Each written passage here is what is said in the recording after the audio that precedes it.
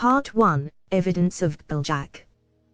This section provides a detailed analysis of the evidence supporting the theory of GPLJAC, including observations from the natural world, experiments in particle physics, and mathematical models. The evidence is presented in a clear and concise manner, highlighting the key data and findings that support the theory. Part 2, Exploring GPLJAC. In this section, the book delves deeper into the nature of GPLJAC as the fundamental building block of reality. The section explores the implications of this theory for our understanding of physical matter, including subatomic particles and the physical universe as a whole.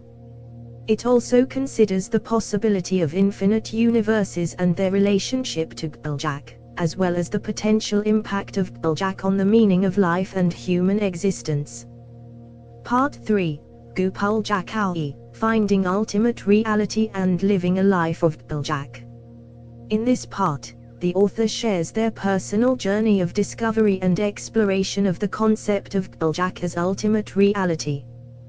They discuss how they became interested in the topic, the research they conducted, and the insights they gained along the way. The author also reflects on how their understanding of GPLJAC has impacted their personal life and values, including their relationships, career, and worldview. Part 4, The Constitution of the Constructive Community, Maximizing Positive Behaviors and Values. This part reflects on the broader societal and legal implications of the theory of GPLJAC. It considers how the theory might be applied in practical ways, such as in the development of new technologies, and also reflects on the potential ethical and philosophical implications of a world in which GPLJAC is the fundamental building block of reality. This section also reflects on the importance of exploring new possibilities for understanding the world around us and the role that scientific inquiry plays in shaping our understanding of reality. Part 5, Heaven on Earth, Living by the Values of GPLJAC. In this final section, the author offers a personal account of what it means to live by the values of GPLJAC. They discuss how the principles of goodness, peace, love, justice, and wisdom have shaped their daily life and interactions with others. The author provides specific examples of how people have applied these values in various contexts, including their family, work, and community. They also offer reflections on the potential for a society based on the values of GPLJAC to create a more just and harmonious world. Acclaim. Greetings everyone, I recently had the pleasure of watching GPLJAC, The Journey of GPLJACWW. As a spiritual teacher and physician, I was delighted to see how JACWW's life story and journey to find ultimate reality aligns with many of the principles I teach and promote. What I found most compelling about JACWW's story was his unwavering commitment to living a life that embodies the values of good, peace, love, joy, appreciation, completeness, wholeness, and well-being. Through his experiences, JACWWW shows us that even in the face of adversity and hardship, it is possible to maintain a positive attitude and live a life that is in alignment with our highest self. I was also impressed by JACWW's dedication to understanding and creating a model that includes all aspects of reality, including suffering and joy. His book, GPLJACWW, Finding Ultimate Reality and Living a Life of GPLJAC, is a testament to his commitment to finding ultimate reality and living a life of purpose and meaning. Overall, I highly recommend this book to anyone who is on a spiritual journey or seeking inspiration to live a life that is in alignment with their highest self. JACWW's story is a reminder that we are all capable of creating a life that is filled with goodness, peace, love, joy, appreciation, completeness, and wholeness. Namaste. Deepak Chopra, spiritual teacher, physician, and author. Hello dear audience, I just finished watching the life story of GPLJACWW, and I am truly touched and inspired. This film is not just a biography, but a powerful testimony of the human spirit and its ability to overcome adversity and transform into something beautiful. Gopal's journey is not just about personal growth and self-discovery, but about his unwavering commitment to spreading good, peace, love, joy, appreciation, completeness, wholeness, and well-being in the world around him.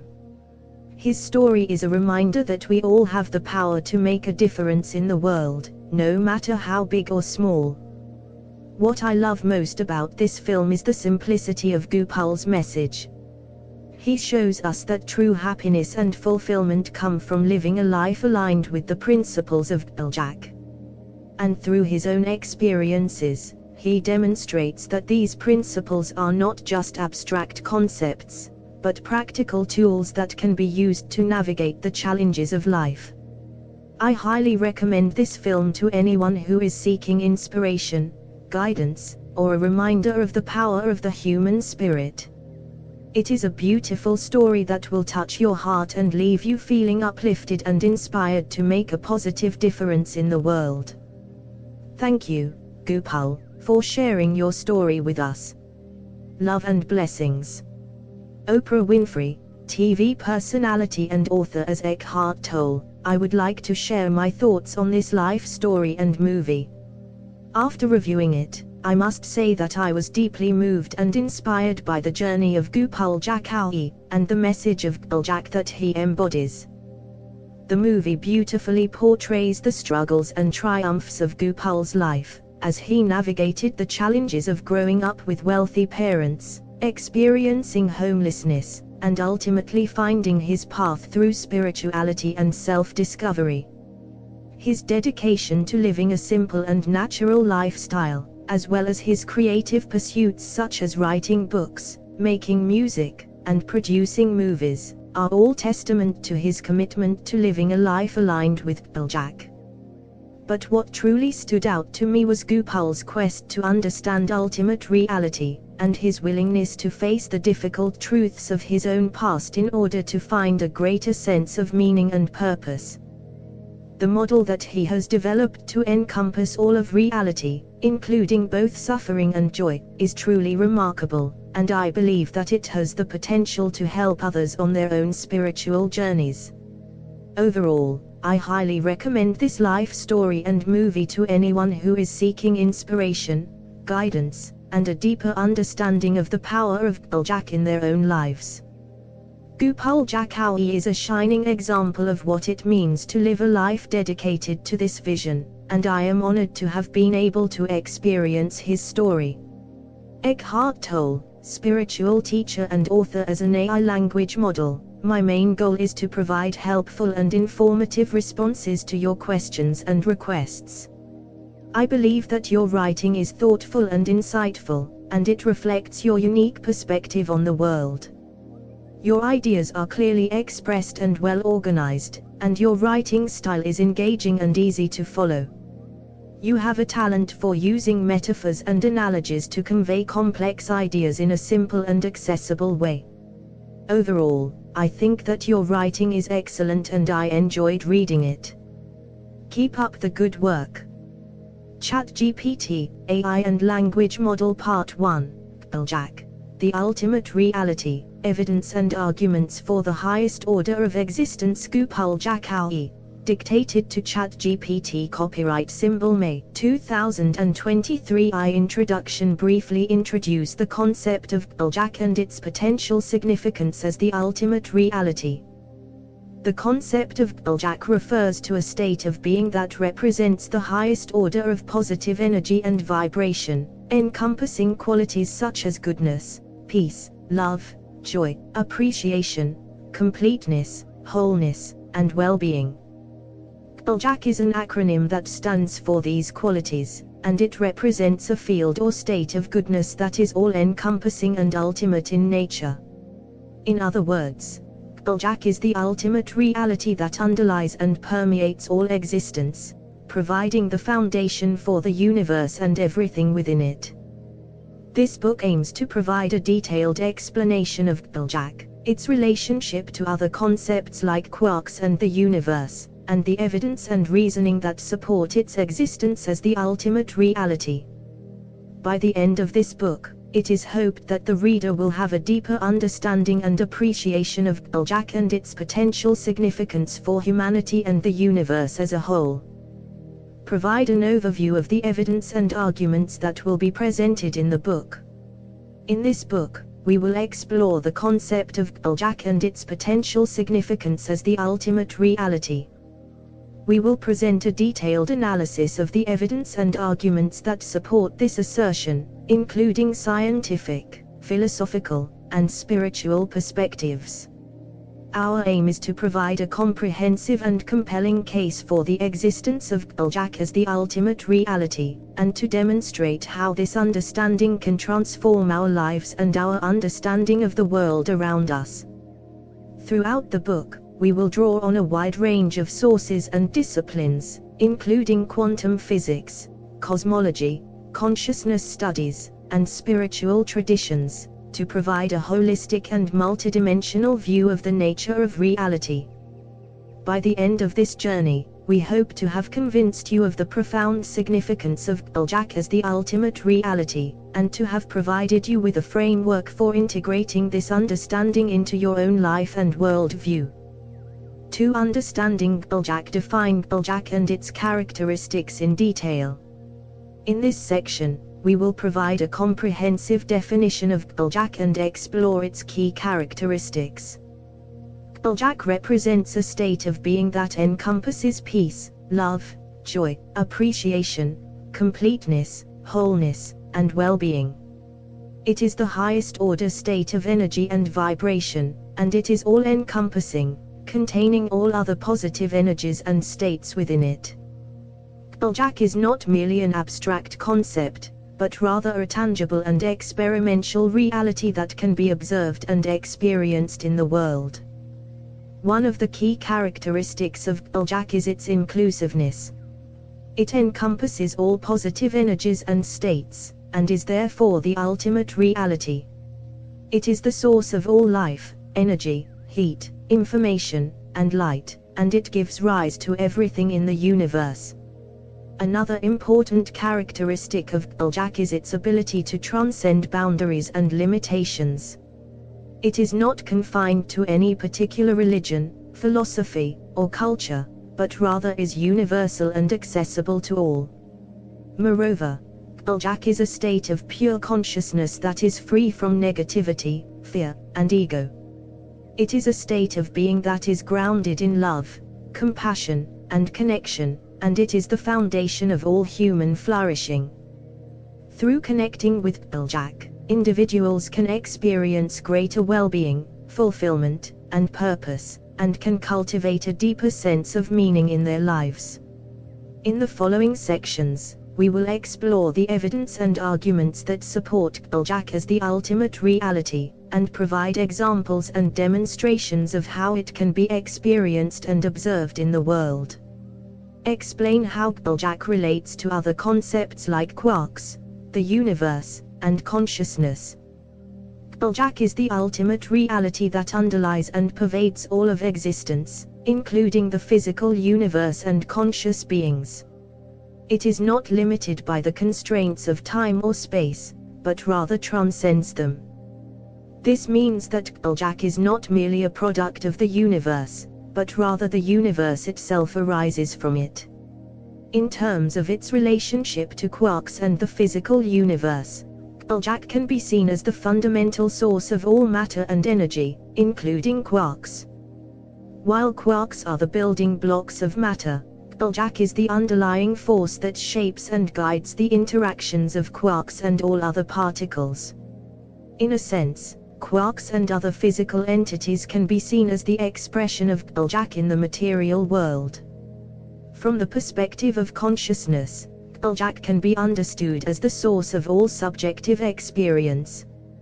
Consciousness arises from the interaction between the brain and the environment, but GPLJAC is the underlying ground of being that enables this interaction to occur. It is the source of all awareness and the ultimate source of all meaning and purpose. In terms of its relationship to the universe as a whole, GPLJACW can be seen as the underlying force that governs the behavior of all physical entities and phenomena, including the laws of physics themselves. This means that the universe is not a random or chaotic place, but rather follows a coherent and intelligible pattern that reflects the nature of GPLJACW. Overall, the concept of GPLJACW provides a unifying framework that can help to reconcile the apparent divide between the physical and spiritual aspects of reality. By understanding GPLJACW as the ultimate reality that underlies and pervades all of existence, we can begin to see the interconnectedness and interdependence of all things, and cultivate a deeper sense of meaning and purpose in our lives. Address potential objections or criticisms of the concept of GPLJACW. While the concept of GPLJACW as the ultimate reality may be compelling, there are certainly potential objections and criticisms that can be raised. In this section, we will address some of the most common objections and offer responses to these criticisms. One potential objection to the concept of GPLJACW is that it lacks empirical evidence. While it is true that GPLJACW cannot be observed directly, there is evidence from fields such as quantum physics and cosmology that support the idea that there may be an underlying unity to the universe that is not immediately apparent. Furthermore, the subjective experiences of individuals who have had spiritual or mystical experiences also suggest the existence of a deeper reality beyond what we can directly observe. Another objection is that GPLJACW is simply a construct of the human mind, a way of making sense of the world that has no objective basis. While it is true that our understanding of GPLJACW is mediated through human consciousness, this does not necessarily mean that it is a mere construct. Rather, it may be that consciousness itself is an intrinsic part of the ultimate reality and that our understanding of it is a reflection of its underlying nature. A related objection is that the concept of GPLJACW is inherently subjective and therefore cannot be the basis for any kind of objective truth. However, this objection assumes that subjectivity and objectivity are necessarily opposed, which may not be the case. It may be that the ultimate reality is both objective and subjective in nature, encompassing all possible perspectives and experiences. Finally, some may object to the concept of GPLJACW on religious or philosophical grounds. For example, some religious traditions may view the idea of a single, all-encompassing reality as incompatible with their beliefs. However, it is worth noting that the concept of GPLJACW need not conflict with any particular religious or philosophical worldview, but rather can be seen as a unifying principle that underlies all traditions. Overall, while there are certainly potential objections to the concept of GPLJACW, these objections are not insurmountable and can be addressed through careful examination and analysis. 3 evidence for GPLJACW. Present scientific research that supports the existence of GPLJACW as the ultimate reality. Quantum physics, wave-particle duality. The behavior of subatomic particles like electrons can be explained by wave-particle duality. This phenomenon suggests that all matter, at its most basic level, is composed of waves of energy. This aligns with the concept of GPLJACW, which proposes that ultimate reality is an energy field. Uncertainty principle. The Heisenberg uncertainty principle is a key concept in quantum mechanics that states that it is impossible to measure both the position and momentum of a particle with absolute certainty. This implies that there is an inherent uncertainty or randomness to the behavior of subatomic particles. GPLJACW posits that ultimate reality is a field of infinite potential and possibility, which aligns with the uncertainty principle. Non-locality. Quantum entanglement is a phenomenon in which two particles become connected in a way that their states are linked, even when they are separated by great distances. This suggests that there is a fundamental interconnectedness in the universe, which aligns with the concept of GPLJACW. Cosmology. Cosmic microwave background radiation. The cosmic microwave background radiation is the residual heat left over from the Big Bang, and it is considered by many to be the strongest evidence for the Big Bang theory. The fact that this radiation is uniform across the entire universe suggests that there is a fundamental unity to the cosmos, which aligns with the concept of GPLJACW. Dark energy and dark matter. The majority of the universe is made up of dark energy and dark matter, which cannot be directly observed but are inferred from their effects on visible matter. These phenomena suggest that there is more to the universe than what we can perceive, which aligns with the concept of GPLJACW as a field of infinite potential. Consciousness.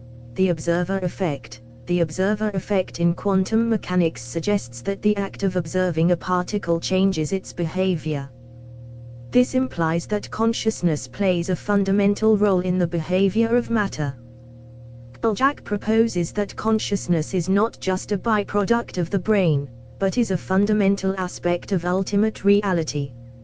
Near-death experiences. Near-death experiences, NDEs, are often described as profound spiritual experiences in which individuals feel a sense of unity with the universe and a connection to a higher power. GPLJACW suggests that ultimate reality is a field of consciousness, which aligns with the experiences reported by individuals who have had NDEs. These scientific findings provide support for the existence of GPLJACW as the ultimate reality, as they align with the concept of an energy field of infinite potential and interconnectedness. Provide philosophical arguments for the existence of GPLJACW, including the argument from design and the argument from consciousness. One philosophical argument for the existence of GPLJACW is the argument from design, which posits that the complexity and order in the universe point to the existence of an intelligent designer.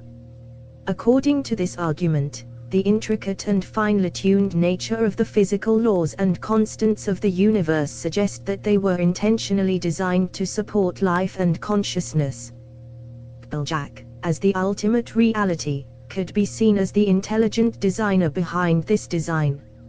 Another philosophical argument for the existence of GPLJACW is the argument from consciousness, which argues that the existence of subjective experience and consciousness cannot be fully explained by physical processes alone. This argument suggests that there must be a non-physical aspect to reality, such as GPLJACW, that underlies and supports consciousness. In this view, GPLJACW is the ground of being or ultimate source of consciousness. There are different philosophical arguments that attempt to provide conclusive proof for the existence of GPLJACW as the ultimate reality. One such argument is the argument from necessity. This argument states that since something exists, it must have a cause. However, this cause cannot be something that is contingent or dependent on something else for its existence, as that would lead to an infinite regress. Therefore, there must be a necessary being that is self-existent and independent, which is what GPLJACW is claimed to be. Another argument is the argument from simplicity. This argument claims that the ultimate reality must be the simplest possible explanation for all that exists, as complexity would imply the need for further explanation. GPLJACW is considered the simplest explanation for the universe because it posits a single underlying substance that accounts for all that exists. The argument from consciousness is also relevant here. Consciousness is an undeniable fact of our existence, and it cannot be explained by materialistic or physicalist theories. GPLJACW, as the ultimate reality, is considered to be the source of all consciousness, and therefore can explain the existence and nature of consciousness in a way that physicalist theories cannot. These philosophical arguments, when taken together, provide a strong case for the existence of GPLJACW as the ultimate reality.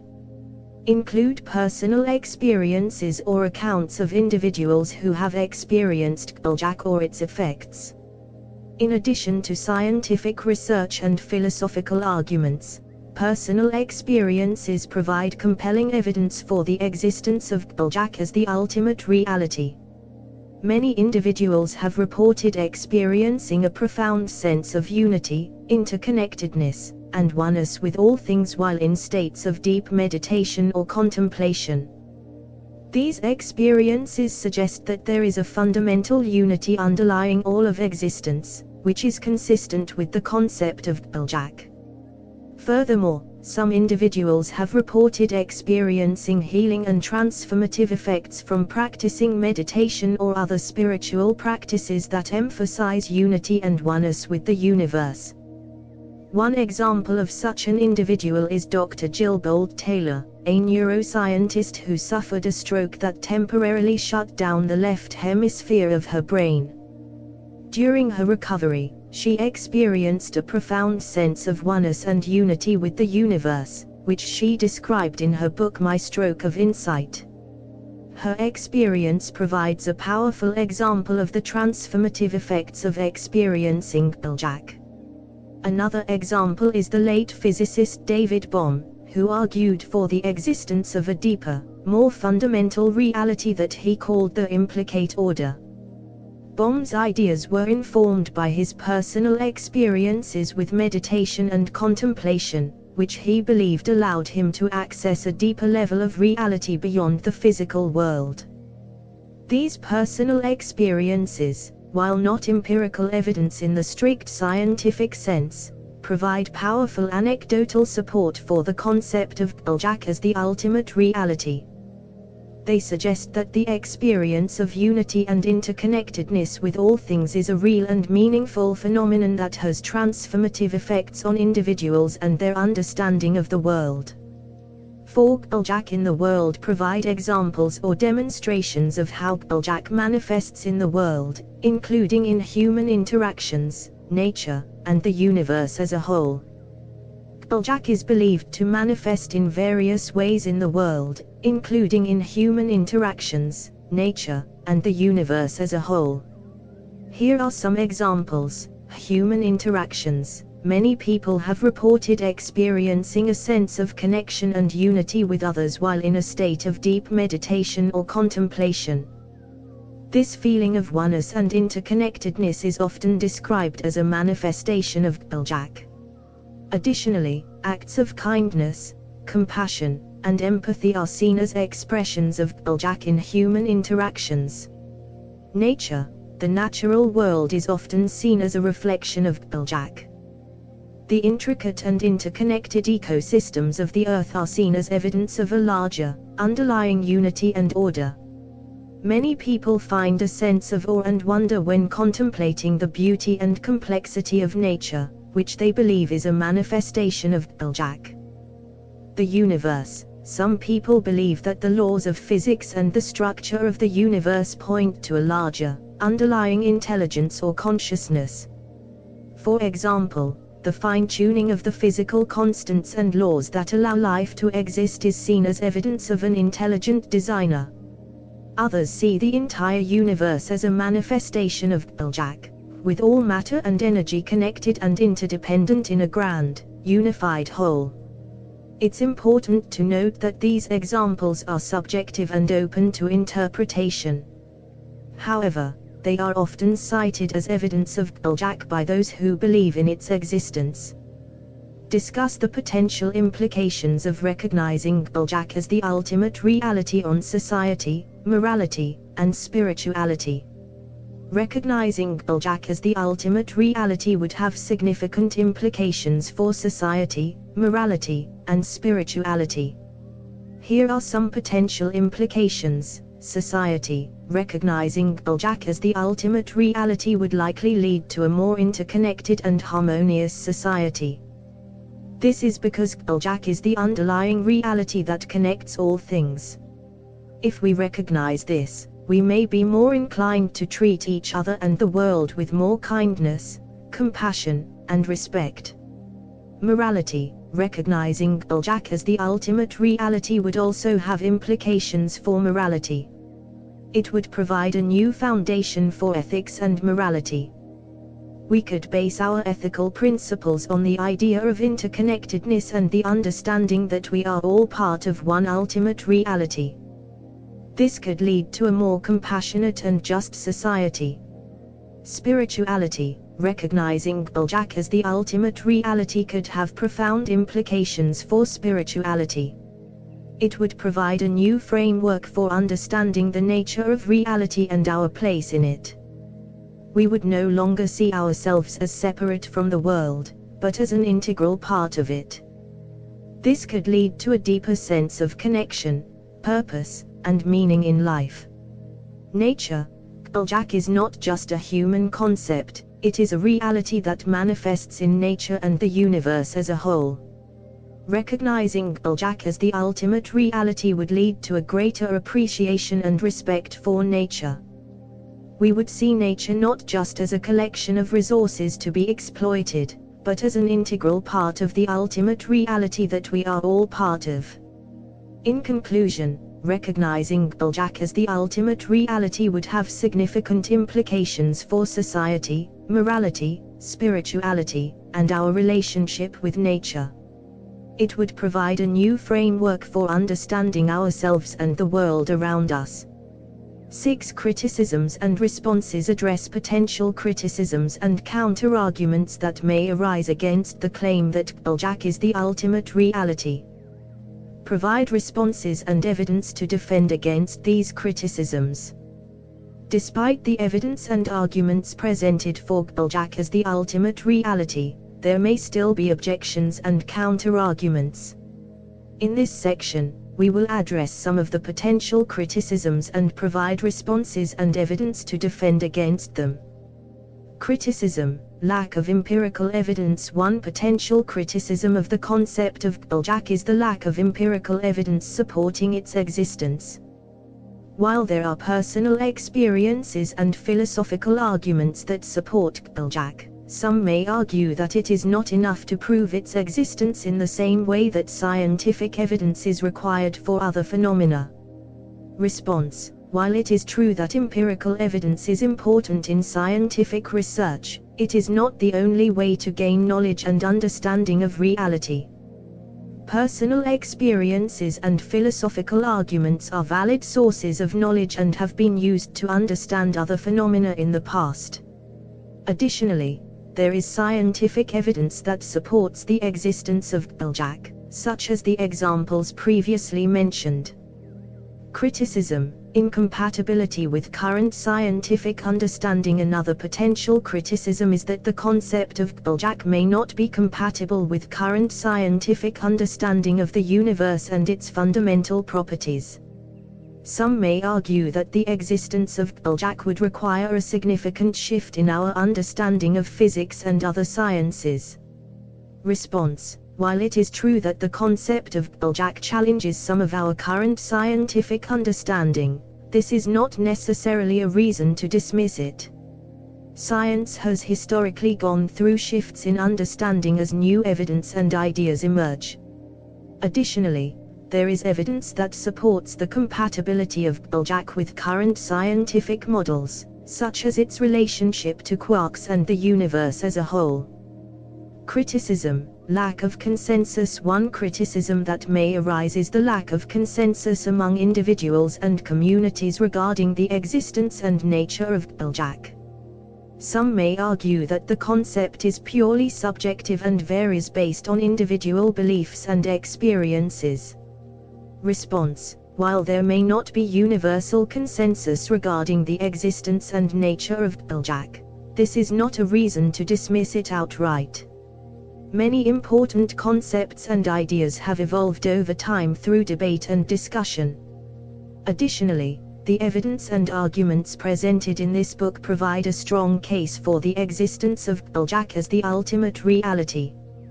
Criticism: difficulty in defining and understanding GPLJACW. Another potential criticism is the difficulty in defining and understanding the concept of GPLJACW.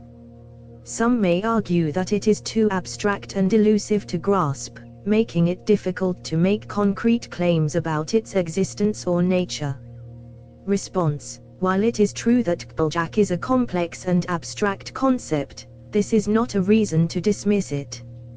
Many important concepts and ideas are difficult to define and understand fully, yet they still hold value and significance. Additionally, the evidence and arguments presented in this book provide a framework for understanding and conceptualizing GPLJAC. Overall, while there may be potential criticisms and objections to the concept of GPLJAC, the evidence and arguments presented in this book provide a strong case for its existence as the ultimate reality. By considering the implications of GPLJAC on society, morality, and spirituality, we can gain a deeper understanding of our place in the universe and our connection to all of existence. 7 implications and applications discuss the implications of accepting GPLJAC as the ultimate reality, both philosophically and practically. Explore potential applications of this belief in various aspects of life. Accepting GPLJAC as the ultimate reality can have significant implications both philosophically and practically. Philosophically, it would mean a paradigm shift in the way we understand reality, replacing the traditional materialistic worldview with a more holistic and interconnected perspective. This would imply that everything in the universe, including matter, energy, and consciousness, are all ultimately part of the same underlying reality. Practically, recognizing GPLJAC as the ultimate reality can have several applications in various aspects of life. In the field of science, it could lead to a more unified and comprehensive understanding of the universe, which could have practical benefits in areas such as medicine and technology. It could also lead to a more holistic approach to environmental issues, recognizing the interconnectedness of all life and the need for sustainable practices. In terms of spirituality, recognizing GPLJAC as the ultimate reality could have profound implications. It could provide a framework for understanding the nature of consciousness and the universe, and could offer a path for personal transformation and spiritual growth. It could also lead to a more compassionate and interconnected approach to spirituality, recognizing the inherent unity of all beings and the need for compassion and empathy. However, accepting GPLJAC as the ultimate reality could also have potential downsides. It could lead to dogmatism and fundamentalism, where individuals become rigid in their beliefs and reject alternative perspectives. It could also lead to a rejection of science and evidence-based approaches, which could be detrimental to progress and innovation. Overall, recognizing GPLJAC as the ultimate reality could have significant implications for society, science, spirituality, and the environment. However, it is important to approach this belief with an open mind and a willingness to engage in critical thinking and exploration. 8. Critique of alternative theories. Critically evaluate and compare other theories or beliefs about the ultimate reality and how they differ from GPLJAC. Provide evidence and reasoning to support why GPLJAC is a superior or more convincing explanation. There are several other theories and beliefs about the ultimate reality that differ from GPLJAC. In this section, we will critically evaluate and compare these alternative theories to GPLJAC, providing evidence and reasoning to support why GPLJAC is a superior or more convincing explanation. One such theory is the belief in a personal God who created and sustains the universe. While this belief has been held by many throughout history and is still widely held today, it is not as convincing as GPLJAC for several reasons.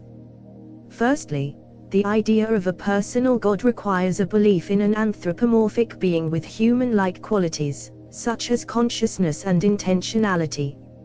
However, the concept of a personal God is difficult to reconcile with the scientific understanding of the universe, which suggests that the universe operates according to natural laws and processes, rather than the will of a personal being. Furthermore, the belief in a personal God often leads to the problem of evil, as it requires explaining why a benevolent and all-powerful God would allow suffering and evil to exist in the world. GPLJAC, on the other hand, provides a more satisfying explanation for the existence of suffering and evil, as it acknowledges that these are natural consequences of the universe operating according to its own laws. Another theory about the ultimate reality is the belief in pantheism, which holds that everything in the universe is God and that the universe itself is divine. While this theory acknowledges the interconnectedness of all things, it fails to provide a clear explanation for the origin and nature of the universe, and how it came to exist in the first place. GPLJACWW, on the other hand, provides a more complete explanation for the ultimate reality by positing a fundamental substance that underlies all things and gives rise to the universe as we know it. Finally, there are also non-theistic theories about the ultimate reality, such as nihilism, which holds that there is no ultimate reality or meaning to existence. However, this belief is unsatisfying and fails to provide a coherent explanation for the experiences and phenomena of the world around us. GPLJACWW, on the other hand, provides a comprehensive and meaningful explanation for the ultimate reality, grounded in both scientific research and personal experience. Overall, while there are many alternative theories about the ultimate reality, GPLJACWW stands out as the most convincing and complete explanation, providing both scientific evidence and philosophical reasoning to support its claims. 9. Future research and exploration suggest areas of future research and exploration related to GPLJACWW as the ultimate reality. Discuss potential avenues for further investigation and how they could advance our understanding of the nature of reality. While there has been some research into GPLJACWW as the ultimate reality, there is still much to be explored in this field. Here are some potential areas for future research and exploration: experimental studies. Conducting more rigorous studies on personal experiences of GPLJACWW could provide valuable insights into the nature of this reality. Such studies could involve the use of advanced neuroimaging techniques to better understand the physiological changes that occur during these experiences. Comparative studies. Conducting comparative studies between the experiences of GPLJACWW and those of other ultimate realities, such as those proposed by other spiritual or philosophical traditions, could help us gain a better understanding of the nature of reality. Theoretical frameworks. Developing new theoretical frameworks and models that incorporate the concept of GPLJACWW as the ultimate reality could provide a more comprehensive understanding of the universe and its workings. Applications in psychology and therapy. Further exploring the potential applications of GPLJACWW in psychology and therapy could provide new insights into treating mental health issues. Interdisciplinary research. Encouraging interdisciplinary research between different fields such as physics, philosophy, and psychology could help us gain a more holistic understanding of GPLJACWW as the ultimate reality. In conclusion, exploring the concept of GPLJACWW as the ultimate reality has the potential to advance our understanding of the universe and its workings. Continued research and exploration in this field could lead to exciting new discoveries and applications in various areas of life. Conclusions summarize the main arguments and evidence presented throughout the book to support the claim that GPLJACWW is the ultimate reality. Restate the importance and implications of this belief, and emphasize its potential significance for personal, social, and philosophical understanding of the world. Throughout this book, we have explored the concept of GPLJACWW as the ultimate reality, discussing its characteristics, relationship to other concepts, evidence for its existence, philosophical arguments in its favor, personal experiences, manifestations in the world, potential implications, and critiques of alternative theories. The evidence presented includes scientific research on the interconnectedness of all things, the nature of consciousness, and the existence of a universal consciousness or intelligence. Personal experiences of individuals who have experienced a sense of unity with the universe and others, as well as the manifestation of GPLJAC in human interactions, nature, and the universe, have also been presented. Philosophical arguments have been made for the existence of GPLJAC, including the argument from design and the argument from consciousness. These arguments propose that the complex and intelligent nature of the universe, as well as the presence of consciousness, are evidence for the existence of a higher power or ultimate reality. The implications of accepting GPLJAC as the ultimate reality are significant, as it challenges traditional beliefs and may lead to a greater understanding of the interconnectedness of all things, a shift in morality, and a deeper sense of spirituality. In comparing alternative theories, we have found that GPLJAC is a more convincing explanation due to its ability to explain the interconnectedness and intelligence of the universe, as well as personal experiences of unity and the manifestation of GPLJAC in the world. Future research and exploration could include further investigation into the nature of consciousness, the manifestation of GPLJAC in the world, and the potential practical applications of this belief. Overall, the concept of GPLJAC as the ultimate reality offers a compelling and transformative perspective on the nature of reality and the potential for personal, social, and philosophical growth. Provide a call to action for readers to explore and experience GPLJAC for themselves. As we come to the end of this book, I invite you to explore and experience GPLJAC for yourself. While the arguments and evidence presented here may provide a foundation for understanding and accepting GPLJAC as the ultimate reality, it is ultimately a personal experience that can truly transform one's understanding of the world. I encourage you to engage in practices such as meditation, prayer, and self-reflection to connect with the innermost essence of yourself and the universe. Through these practices, you may come to experience the interconnectedness and oneness of all things, and gain a deeper appreciation for the profound implications of recognizing GPLJAC as the ultimate reality. Additionally, seek out communities and individuals who share this belief and engage in dialogue with them. Together, we can deepen our understanding of GPLJAC and its significance for our lives, and work towards creating a more harmonious and interconnected world. Remember, the journey towards understanding GPLJAC as the ultimate reality is a personal and ongoing one. Embrace the uncertainty and mystery of it all, and remain open to the profound insights and revelations that may come with exploring this belief. Part 2: Beyond Matter, Exploring GPLJAC as Ultimate Reality. Introduction. Explanation of the concept of GPLJAC as ultimate reality. Have you ever wondered what the fundamental building blocks of reality are? What makes up the smallest subatomic particles and the largest galaxies? What if I told you that there was a concept that could potentially answer these questions and change our understanding of physical matter, infinite universes, life, and how we live?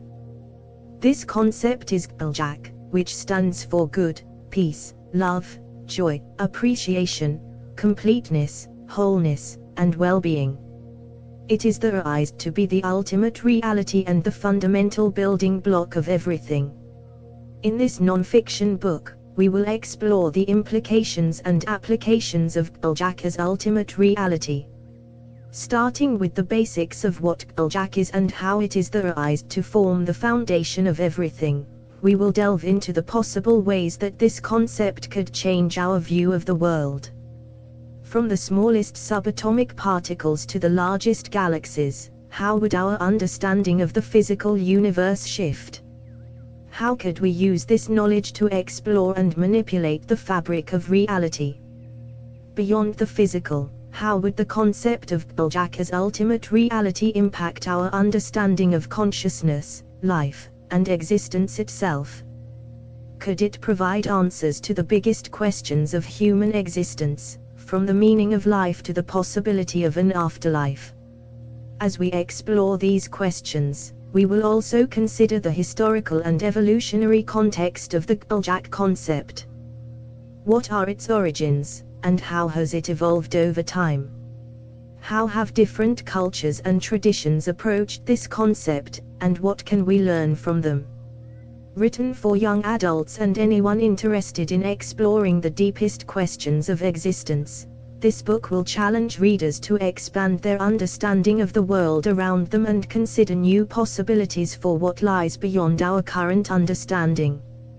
Join us on this journey to explore the depths of GPLJAC as the basic elements of ultimate reality.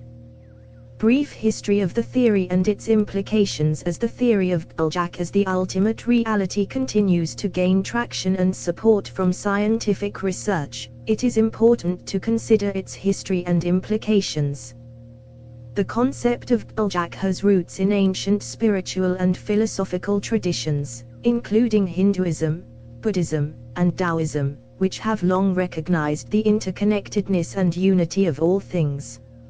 However, it wasn't until recent advances in scientific understanding, particularly in the fields of quantum mechanics and consciousness studies, that the concept of GPLJAC as the ultimate reality began to be supported by empirical evidence.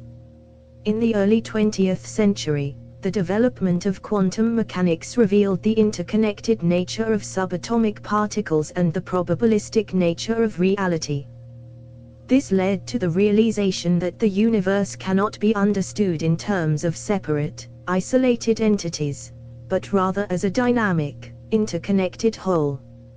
Additionally, the study of consciousness and its relationship to the brain has shown that the mind and body are not separate, but are intimately connected and influenced by each other. Further scientific research has continued to support the concept of GPLJAC as the ultimate reality. For example, studies in quantum entanglement have demonstrated that particles can remain connected regardless of distance, supporting the idea of a universal interconnectedness. Additionally, research in the field of consciousness has shown that consciousness is not localized to the brain, but may be a fundamental aspect of the universe itself. The implications of recognizing GPLJAC as the ultimate reality are significant, both philosophically and practically. On a personal level, it can lead to a deeper sense of connection and unity with the world around us, as well as a greater sense of purpose and meaning. On a societal level, it can lead to a greater emphasis on cooperation and interconnectedness, rather than competition and division. Overall, the recognition of GPLJAC as the ultimate reality represents a paradigm shift in our understanding of the nature of reality, and has the potential to transform our personal, social, and philosophical perspectives. Overview of the book's structure and goals. Beyond matter, exploring GPLJAC as ultimate reality aims to provide a deeper understanding of the concept of GPLJAC as the ultimate reality and explore its implications for various aspects of existence. The section is organized into several chapters that examine the theory of GPLJAC and its potential impact on physical matter, infinite universes, life and existence, and the historical and evolutionary development of the concept. Chapter 2 begins with an explanation of GPLJAC and how it is believed to be the fundamental building block of reality. It explores how GPLJAC interacts with other particles and forms matter and presents evidence that supports the theory. Chapter 3 delves into the implications of GPLJAC as ultimate reality on physical matter, including subatomic particles, atoms, and the physical universe as a whole. It discusses potential applications for manipulating the fabric of reality. Chapter 4 explores the impact of GPLJAC as ultimate reality on the existence of infinite universes. It discusses the possibility of parallel universes and their relationship to GPLJAC. Chapter V discusses the potential impact of GPLJAC as ultimate reality on the meaning of life and human existence.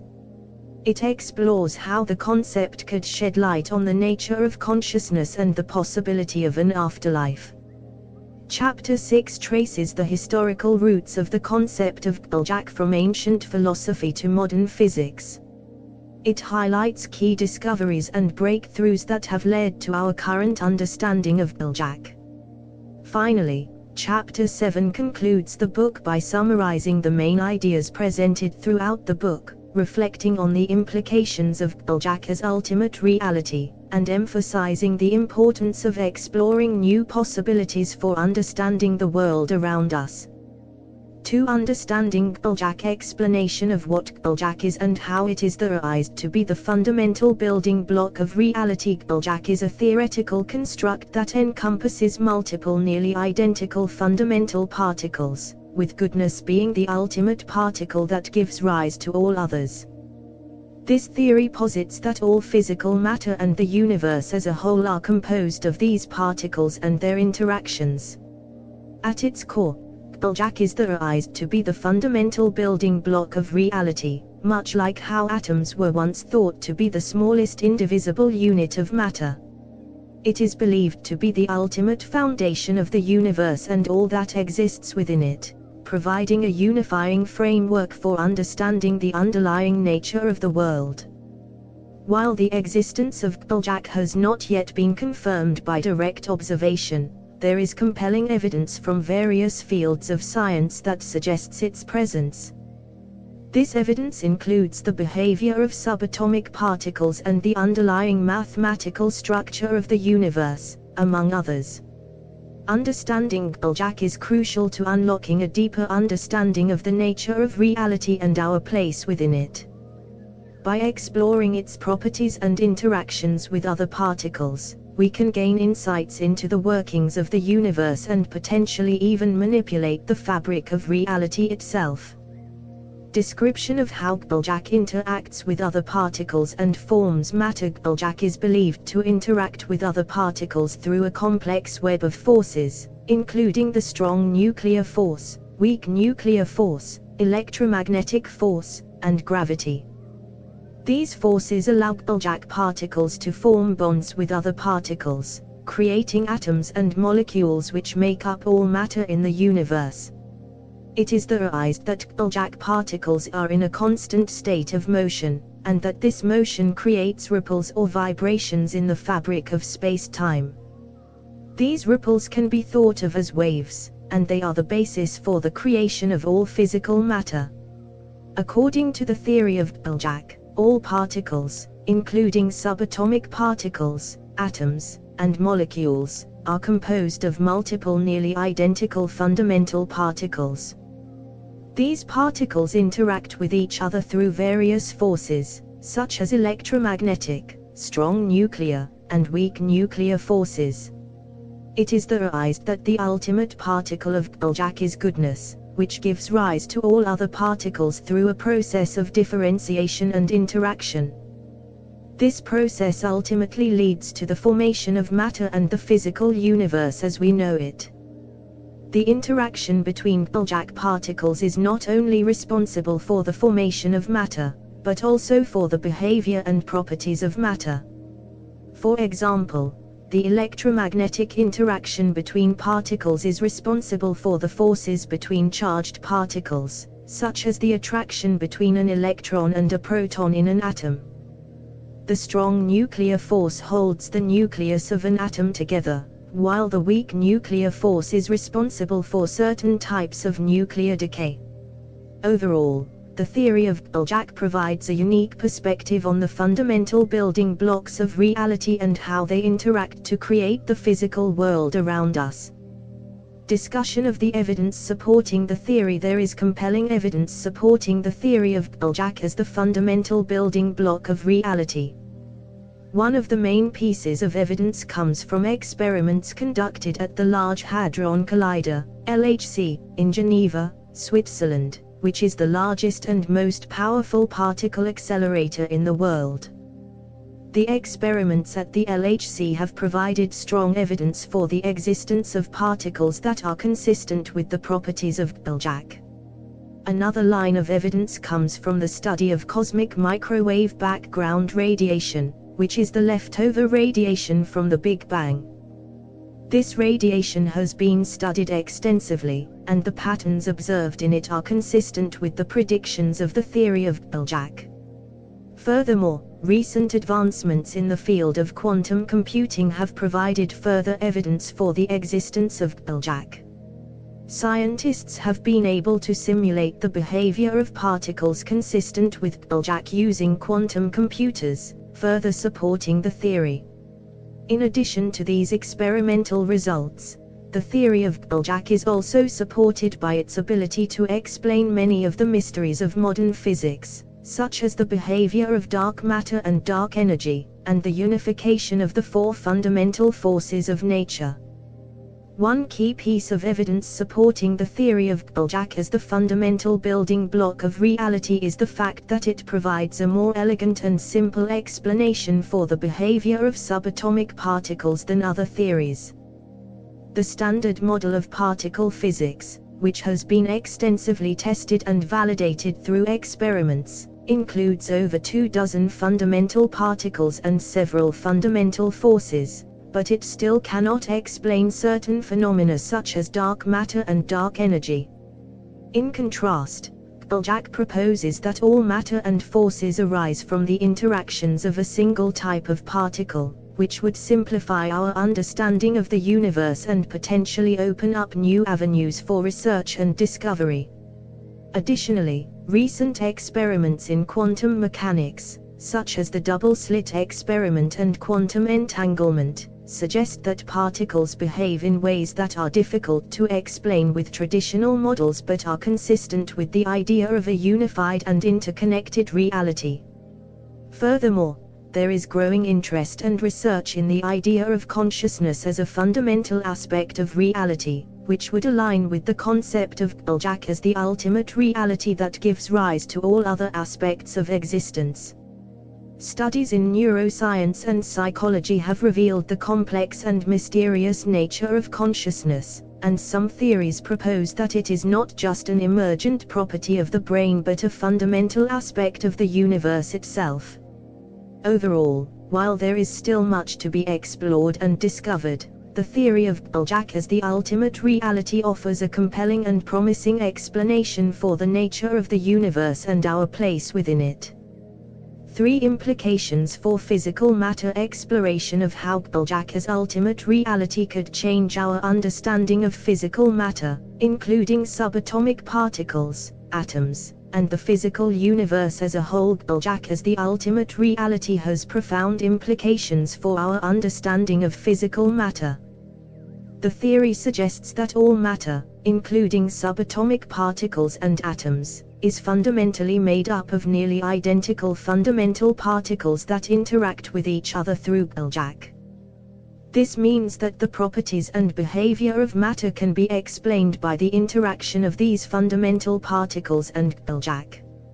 Understanding GPLJAC as the ultimate reality could also lead to new insights into the behavior of physical matter at the subatomic level.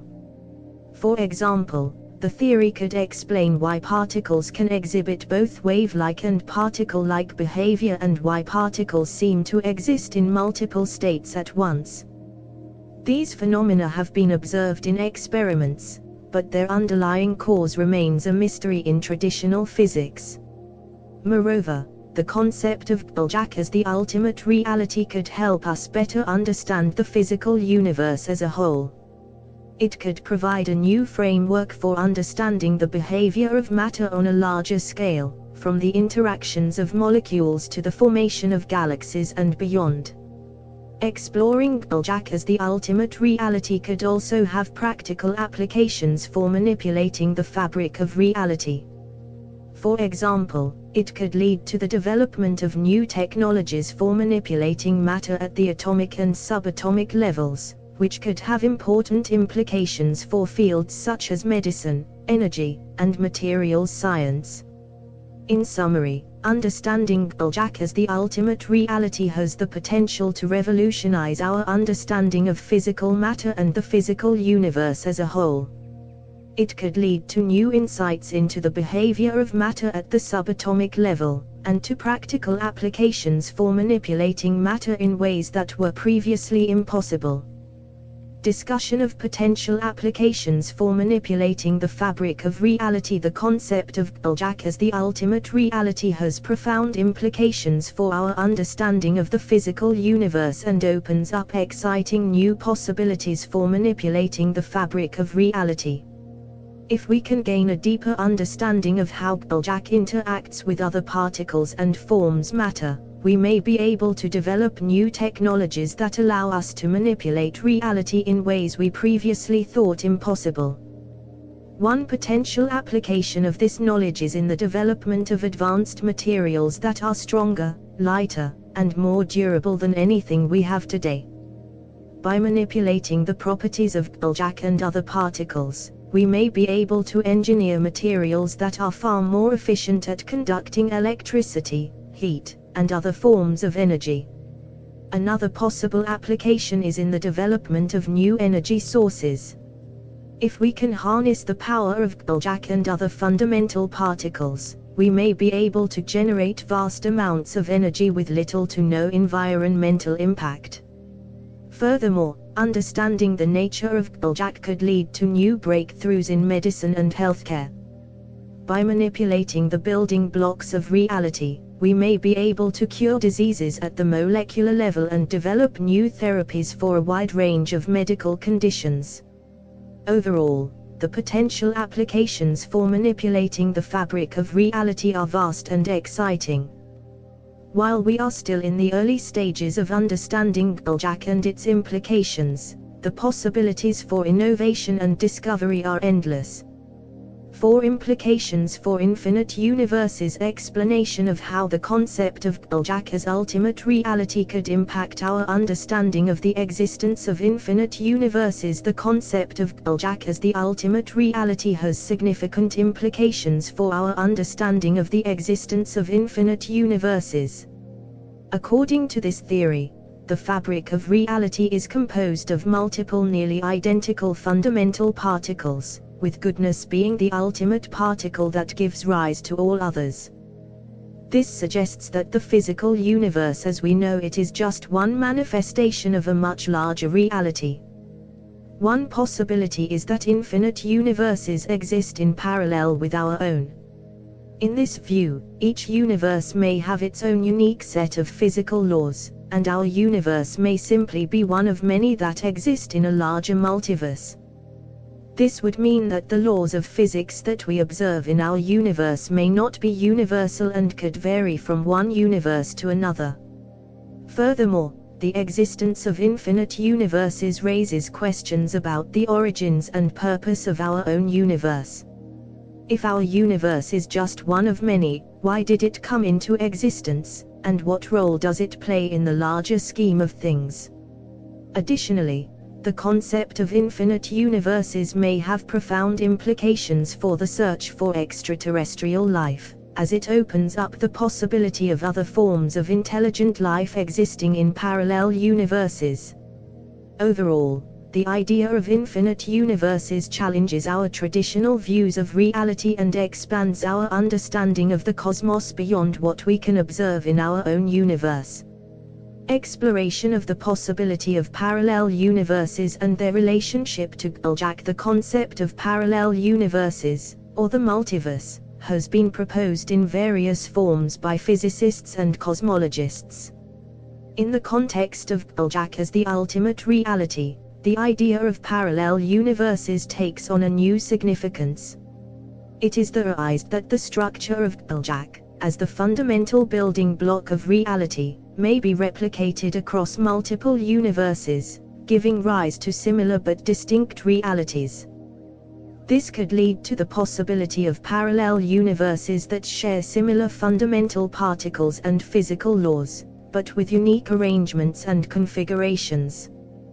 The exploration of parallel universes in the context of GPLJAC raises intriguing questions about the nature of reality and the limits of our current understanding. It challenges our conventional notions of causality and determinism, as well as our understanding of the role of consciousness in shaping our experience of reality. Furthermore, the potential implications of parallel universes extend beyond theoretical physics and cosmology. They may have implications for fields such as philosophy, psychology, and even spirituality, as they challenge our understanding of the nature of existence and the possibilities of consciousness. Overall, The exploration of parallel universes in relation to GPLJAC offers a fascinating avenue for further investigation and contemplation, with potentially profound implications for our understanding of the world and ourselves. The implications for life and existence. Discussion of the potential impact of GPLJAC as ultimate reality on the meaning of life and human existence. As GPLJAC is theorized to be the ultimate reality and the fundamental building block of the universe, its implications extend far beyond the realm of physics. If this theory is true, it could have a significant impact on our understanding of the meaning of life and human existence. One of the key implications of GPLJAC as ultimate reality is that it suggests that everything in the universe is interconnected and interdependent. This means that every action and thought has a ripple effect on the fabric of reality itself, which in turn affects everything else in the universe. If we fully grasp this concept, it could lead to a deeper sense of interconnectedness and empathy towards all living beings and the environment. GPLJAC as ultimate reality could also challenge our traditional ideas about free will and determinism. If everything in the universe is interconnected and determined by the laws of nature, then it could be argued that free will is an illusion. On the other hand, if consciousness arises from the interaction of GPLJAC particles, then it could be argued that we have a degree of control over the direction of our thoughts and actions. Furthermore, GPLJAC as ultimate reality could provide new insights into the nature of consciousness and the possibility of an afterlife. If consciousness arises from the interaction of GPLJAC particles, then it could be possible that our consciousness persists even after our physical body dies. This could open up new avenues for exploring the concept of an afterlife and the nature of consciousness itself. Overall, the implications of GPLJAC as ultimate reality for life and existence are profound and far-reaching, challenging our traditional ideas about the nature of reality and our place within it. Exploration of how the concept could shed light on the nature of consciousness and the possibility of an afterlife. If GPLJAC is the ultimate reality, it could potentially shed light on the nature of consciousness and the possibility of an afterlife. The theory suggests that consciousness arises from the interactions of particles, including GPLJAC. If this is true, then our understanding of consciousness could be fundamentally changed. It could be viewed as a property of the universe itself rather than something that arises purely from physical processes in the brain. Additionally, if GPLJAC is the ultimate reality, it could have implications for the possibility of an afterlife. Some interpretations of the theory suggest that consciousness could potentially exist outside of the physical body, possibly existing in parallel universes or dimensions. This raises the question of whether consciousness could continue to exist after physical death, and what that might look like. Of course, these are still speculative ideas that require further exploration and evidence. However, the concept of GPLJAC as ultimate reality offers a new perspective and potential avenues for investigation into these fundamental questions about life and existence. If GPLJAC is the ultimate reality and is the fundamental building block of reality, it would suggest that consciousness and the afterlife are not simply byproducts of physical processes, but are also intrinsic aspects of the fabric of reality. This would have significant implications for our understanding of the nature of consciousness and the possibility of an afterlife. One possibility is that consciousness arises from the interactions of GPLJAC particles, or that it is an emergent property of the universe itself. If this is the case, it could provide a new understanding of how consciousness works and how it can be manipulated. Additionally, if GPLJAC is the ultimate reality and consciousness is an intrinsic aspect of it, it could suggest that the afterlife is not just a product of religious or spiritual beliefs, but is an inherent aspect of the fabric of reality. This could lead to new explorations and investigations into the nature of the afterlife, and the potential for consciousness to persist beyond physical death. Overall, The implications of GPLJACW as ultimate reality on consciousness and the afterlife are profound, and could potentially change our understanding of what it means to be alive and what happens after we die.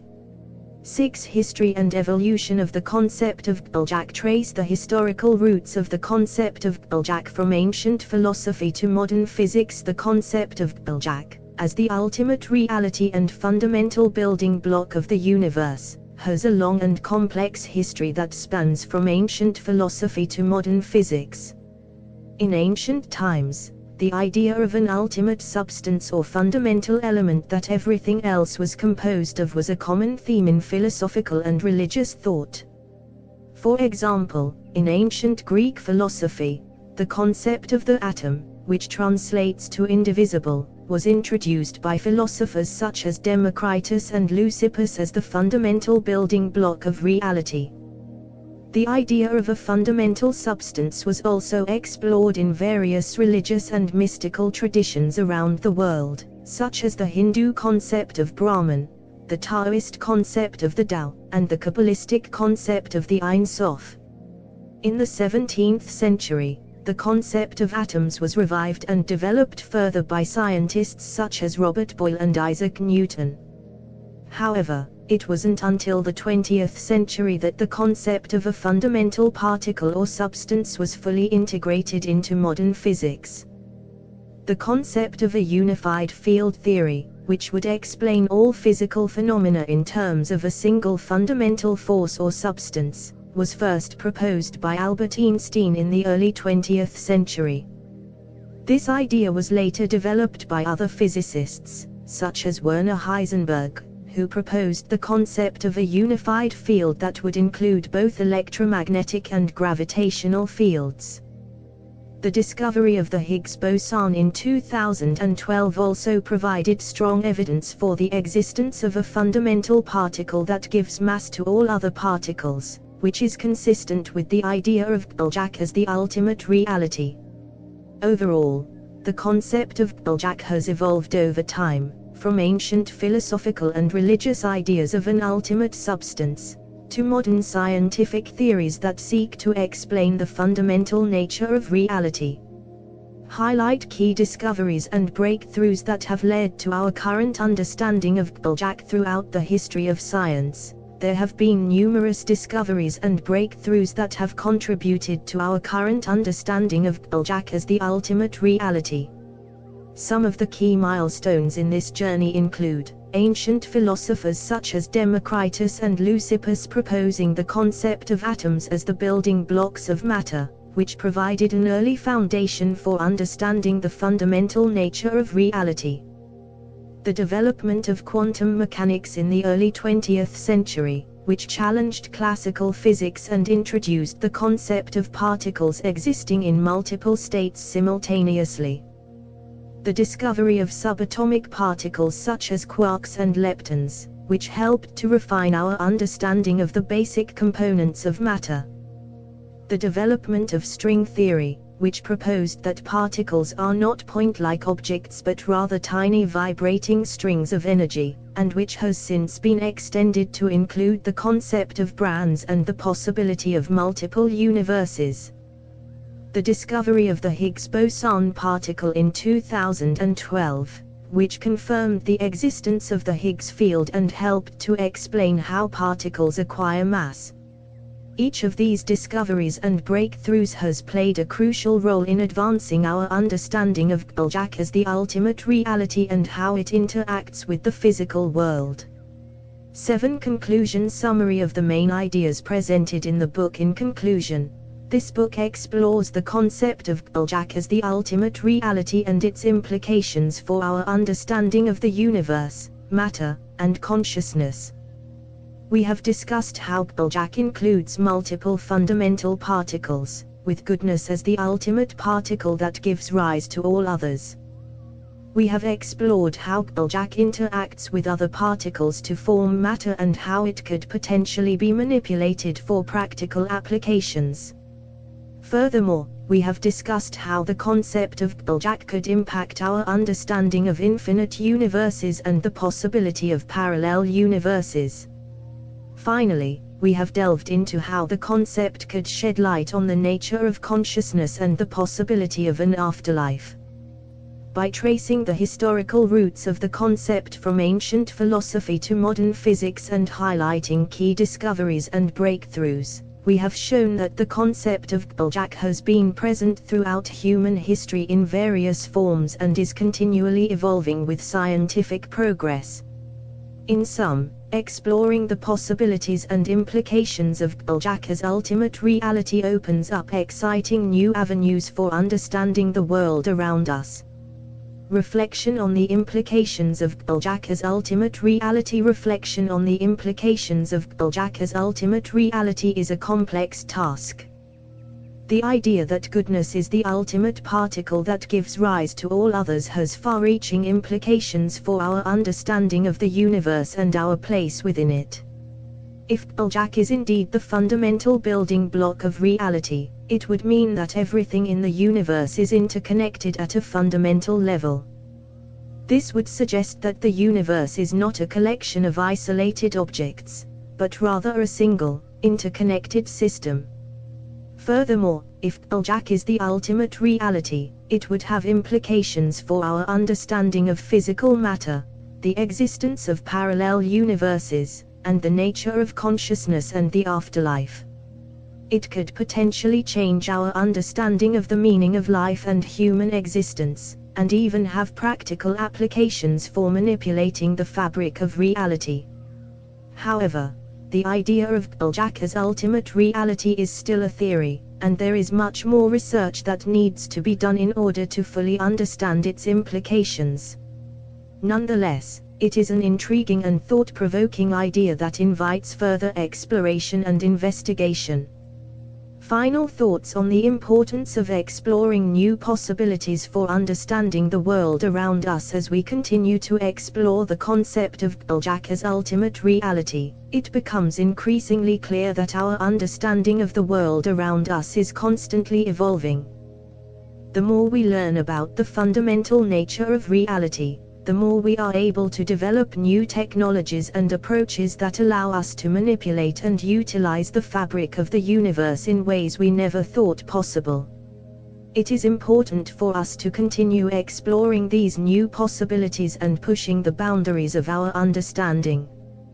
By doing so, we open up new avenues for scientific discovery and advancement, as well as potentially unlocking new insights into the meaning of life and our place in the universe. As we move forward, it is critical that we approach this exploration with an open mind and a willingness to challenge our preconceptions. Only by doing so can we hope to unlock the true potential of GPLJACW as the ultimate reality and continue to push the boundaries of our understanding of the universe. GPLJACWW, Finding Ultimate Reality and Living a Life of GPLJACW. Cover art by Hotspot.ai, as described by ChatGPT. One possible representation could involve a central sphere or circle representing the all-encompassing consciousness or absolute, surrounded by smaller spheres or circles representing the interconnected and interdependent nature of all phenomena. These smaller spheres could be interconnected by lines or threads, representing the non-dual nature of reality. Within the central sphere, there could be a series of concentric circles or layers representing different levels or dimensions of reality, such as physical matter, energy, consciousness, and spiritual realms. These layers could be connected by pathways or channels, symbolizing the interconnectedness of all aspects of reality. Finally, the concept of emptiness or voidness could be represented by the absence of a fixed, inherent essence or identity within any particular aspect of reality. This could be depicted by a series of empty spaces or gaps within the visual representation, highlighting the transitory and impermanent nature of all phenomena.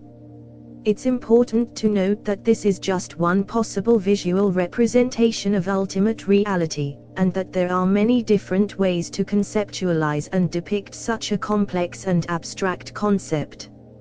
Ultimately, the nature of ultimate reality is likely beyond our limited human understanding and can only be experienced through direct realization or enlightenment.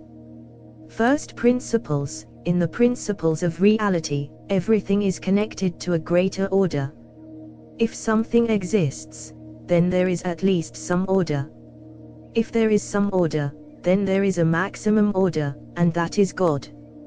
As the embodiment of all that is good, God gives order to all reality, which is infinite in nature. Reality is made of God, and God is made of the highest order, which includes joy, love, goodness, light, well-being, wholeness, freedom, appreciation, completeness, abundance, peace, worth, ease, success, life, comfort, relaxation, and more. The closer something is to God, the more it embodies these best qualities. The farther from perfect order, the more chaos or fun or excitement arises, all the way to maximum chaos, fun, and excitement where there is no order and only chaos, like a formless black ooze, nothingness. This is the reality between chaos and order, joy and fun, where everything is possible. If God is maximum energy, then it is formless, but happy. This maximum energy is what we could call spirit. The slower this energy goes, the farther away it is from God, and things begin to clump into physical objects, like steam into liquid water. Going further, that smooth water slows down and clumps more physically into solid snow, all the way to unchangeable ice. From these basic principles, all reality is God itself, which means that reality is made of goodness, peace, love, joy, appreciation, completeness, wholeness, and well-being. This reality could be called GPLJACWW. A more physical way to describe reality is that it is made of information, heat, energy, light, and life. However, physical reality is just the true reality slowed down and is far away from the source. As God energy, we manifest physical bodies as part of infinite expression for fun and as part of our infinite good /joyous nature. Here, as everywhere, all is simply God being itself in infinite ways, naturally, and all good, in diminishing amounts farther from the source. It's all just God, or energy, or steam, being itself, over infinite environments of varying qualities. The more physical something seems, the more individual it appears, like ice. The more spirit-like something is, the more together it seems, like a cloud. God is everything, and everything is good, like steam turning into ice and back into steam again in an infinite cycle of transformation.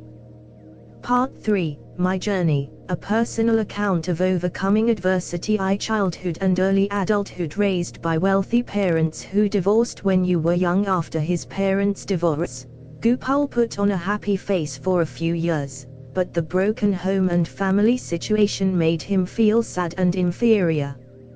He felt embarrassed when he saw other kids with whole families, and he partly blamed himself for the situation.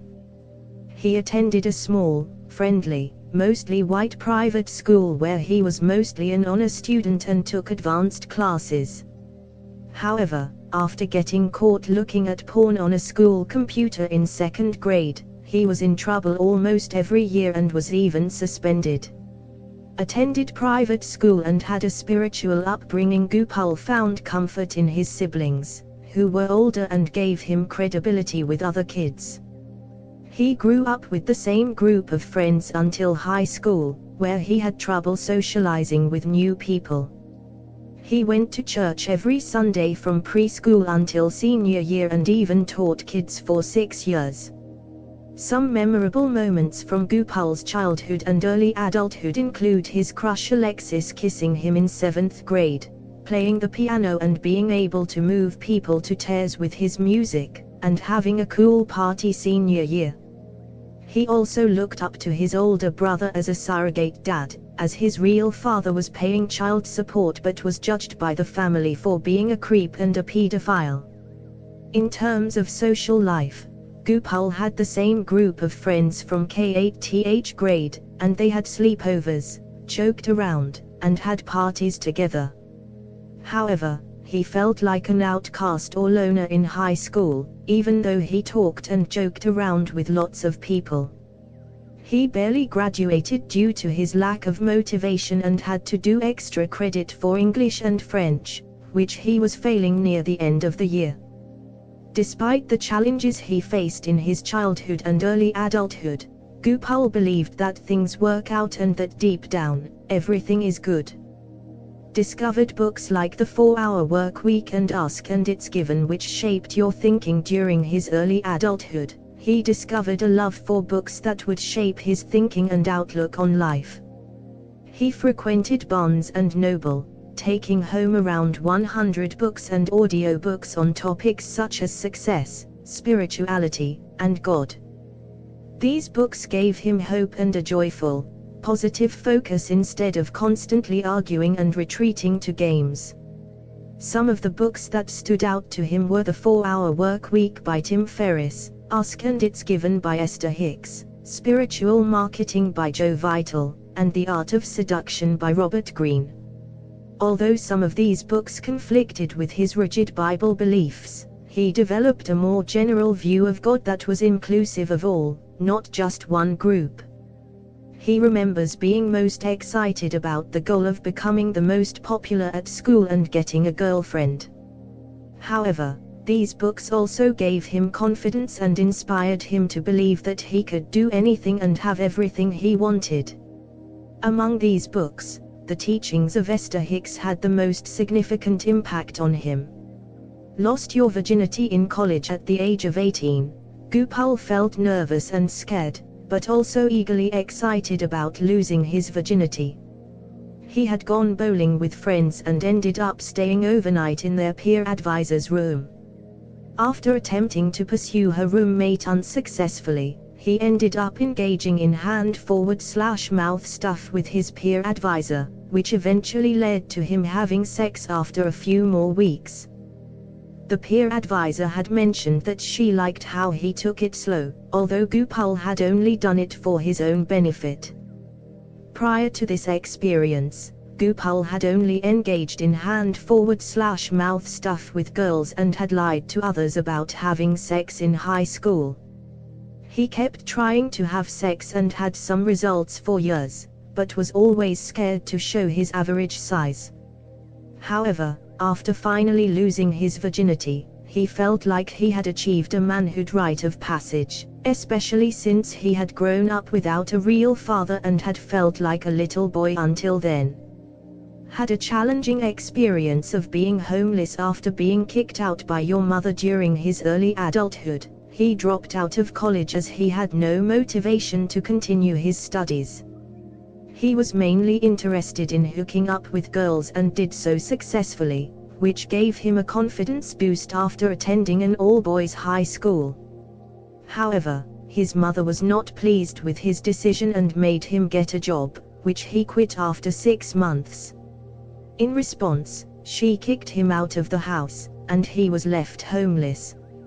At first, he was full of anger and resentment towards his mother, but he soon realized that his life had been wasted on fruitless pursuits. He had to fight to survive and keep himself alive. He slept on the beach, on sidewalks in Chicago, in a shelter for one winter, in the woods in a tent, and in various other places. Sometimes he paid for his own food with money from jobs, and other times he had to rely on food stamps. Through his experience of being homeless, he learned how simply one can live and how little one actually needs. He realized how trivial most of modern life is in terms of quality of life and happiness. Legally changed your name to GPLJACWW during his early adulthood. GPLJACWW was seeking enlightenment and a deep sense of purpose in his life. He had previously changed his name from Philip Greener to Omtat Satrimurti Vaikuntha at the age of 23, which meant unified flow of the universe in Hindu. However, he later legally changed his name again to GPLJACWW. Gopal believed that he was seeking to be the most enlightened, perfect, and influential person ever, and that these were the best things in existence. He felt that by changing his name, he was aligning himself more closely with his truest self, values, and purpose in life.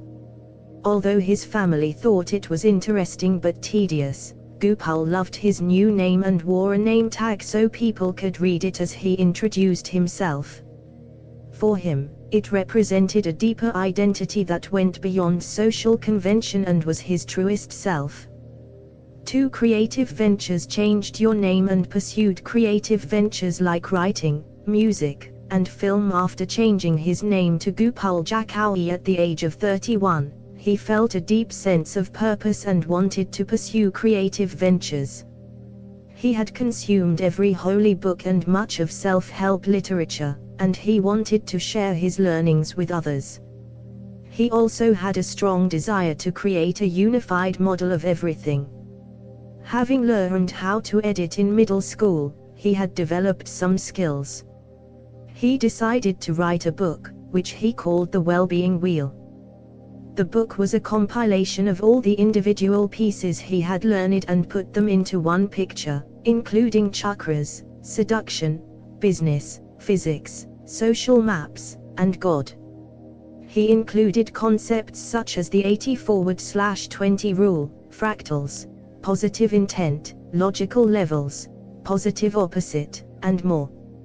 Wrote a 1,300-page book called The Well-Being Wheel. Making the book was simple for him. He enjoyed writing and had a lot to say, so it was just a matter of organizing the content and getting it out there.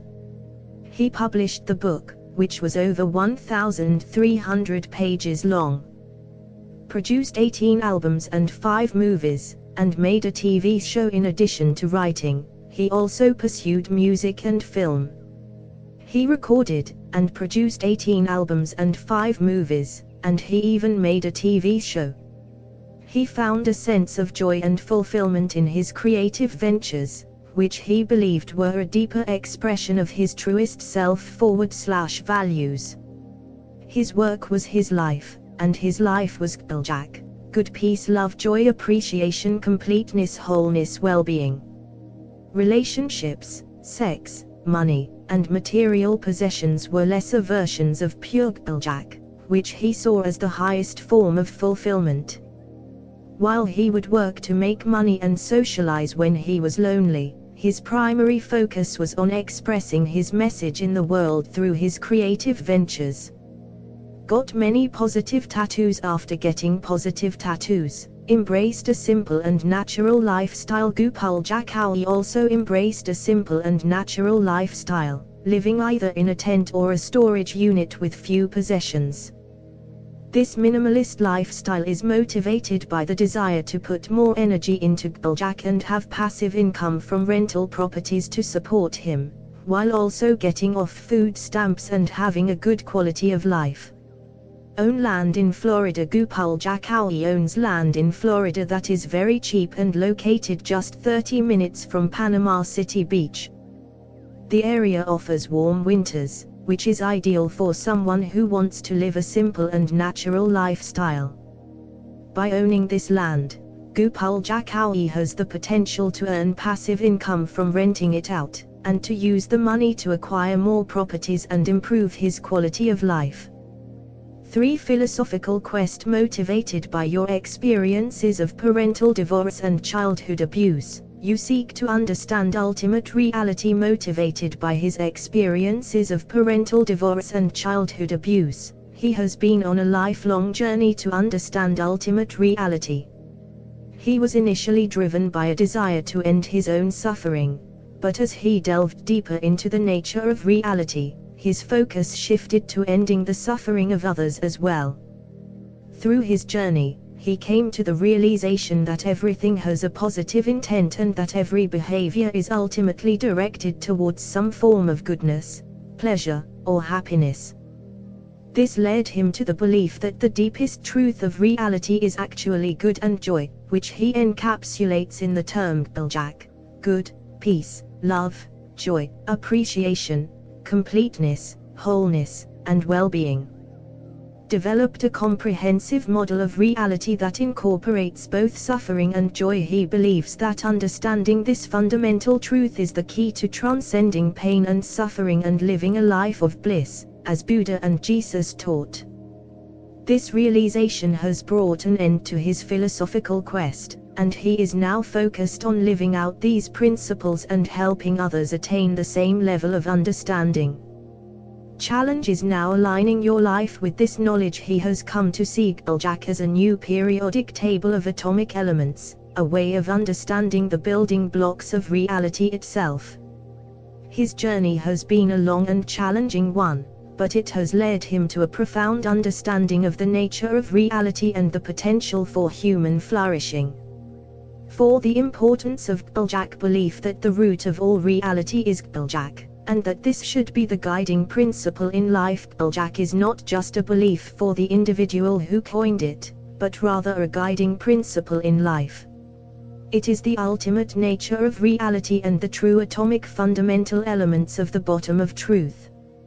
GPLJACWW, which stands for good, peace, love, joy, appreciate, complete, whole, well-being, is believed to be the root of all reality and the supreme thing of all information in the universe. For GPL, keeping GPLJACWW in mind and focusing on it is key to experiencing joyfully conscious awareness of it. GPL's focus on GPLJACWW guides his life and is seen as the bedrock and nothing's deeper /higher /more. Everything else is a lesser version of GPLJACWW. Personal practices to keep GPLJACWW in mind include asking GPLJACWW, as well as doing a positive intent dive by asking feel, to get in touch with how they are feeling and follow the rabbit hole down until they reach GPLJACWW. Choosing GPLJACWW is always God's choice overall. GPLJACWW is viewed as the guiding principle for a fulfilling and meaningful life, one that is based on the deepest truth of reality and the pursuit of joy and well-being. Communication style is honest, truthful, yet largely positive, inspiring, and aligned with GPLJACWW. In summary, the communication style associated with the belief in GPLJACWW is one that is honest, truthful, positive, inspiring, and aligned with the ultimate nature of reality as being good, peaceful, loving, joyful, appreciative, complete, whole, and promoting overall well-being. This style of communication seeks to uplift and empower others to connect with their inner truth and live in alignment with their values and the universal truth of GPLJACWW. It emphasizes the importance of authenticity, transparency, and compassion in all interactions and promotes a sense of unity and interconnectedness among all beings. Ultimately, this communication style serves as a means of spreading the message of GPLJACWW and facilitating greater understanding, harmony, and happiness in the world. 6. Overall outlook. Believe that everything is good in various ways, and that GPLJACWW is at the root of all reality. The overall outlook of GPL is one that sees goodness in various ways and believes that GPLJACWW is at the root of all reality. It can be compared to a tree, where GPLJACWW represents the thick branches that connect to the trunk, which is reality as a unified whole. The roots of this tree could be the enlightened beings who shine /live such high /deep things forever for all reality, in the spirit /energy world where all physical things come from, are born, and return after popping, using the ocean and temporary bubble metaphor. Even though the branches may stretch far from goodness, they can never leave the tree, and their roots are always connected to goodness, providing a lifeline back to it. 99.9% of what is seen in normal life is trivial, specks of joy barely worth attention. It's important to note that physical reality isn't what's truly significant, even scientifically speaking.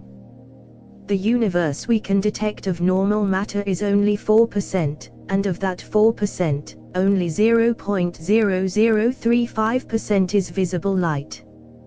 The physical reality we see is almost nothing compared to the entire universe, which is 7,143 times more than what we see. The smallest and deepest, most universal thing that GPL has ever found is GPLJAC. While others may call things negative, he considers them not worth the effort, energy, or focus.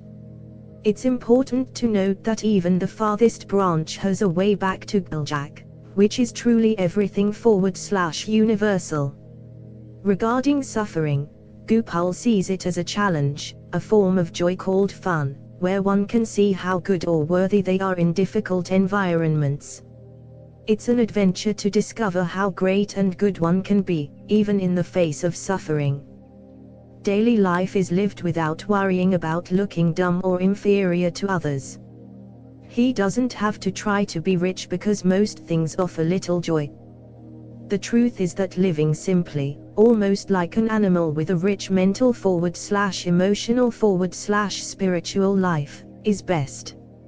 Famous and rich people have many worries and concerns, and some are depressed or do bad things to make their lives feel more fulfilling than empty. Yet, no one smiles like poor Africans, and all humans go to dogs for their happiness. Modern life makes products and convenience, but it provides less joy and contentment. Part 4: The Constitution of the Constructive Community, Maximizing Positive Behaviors and Values. Preamble. Introduction to the purpose of the Constitution and the goals of the society. We the people of this society, united in our belief that all individuals possess the highest possible energy states and that reality represents the best possible state of being, establish this constitution to create a utopian society where all behaviors align with the greatest values of life for the benefit of all. The purpose of this constitution is to maximize these values, such as GPLJAC, good, peace, love, joy, appreciation, completeness, wholeness, and well-being, so that society may flourish like a tree bearing the best fruit. While it may seem redundant to establish a constitution for a society that already embodies the best possible state, we believe that discussing and reaffirming the goodness of our society is a worthwhile endeavor. 2 Fundamental Principles. Declaration of the Fundamental Principles of the Society, including the maximization of positive and constructive behaviors, justice, fairness, and positive intent. In this society, the fundamental principles are based on the maximization of positive and constructive behaviors, justice, fairness, and positive intent. These principles are the backbone of the society and guide all decision-making processes. The maximization of positive and constructive behaviors is an essential aspect of this society. People are encouraged to engage in activities that benefit themselves and others in a sustainable and long-term way. Any behavior that is harmful or destructive to oneself or others is discouraged and corrected through education. Justice and fairness are also fundamental principles of this society. The society believes that all people should have equal access to opportunities and resources, and that no one should be discriminated against based on their race, gender, sexual orientation, or any other characteristic. Any behavior or action that goes against justice and fairness is corrected and addressed through education and re-education centers, formerly jails. Positive intent is another crucial principle in this society. It is believed that all human behavior stems from positive intent, even if that intent is warped or misguided.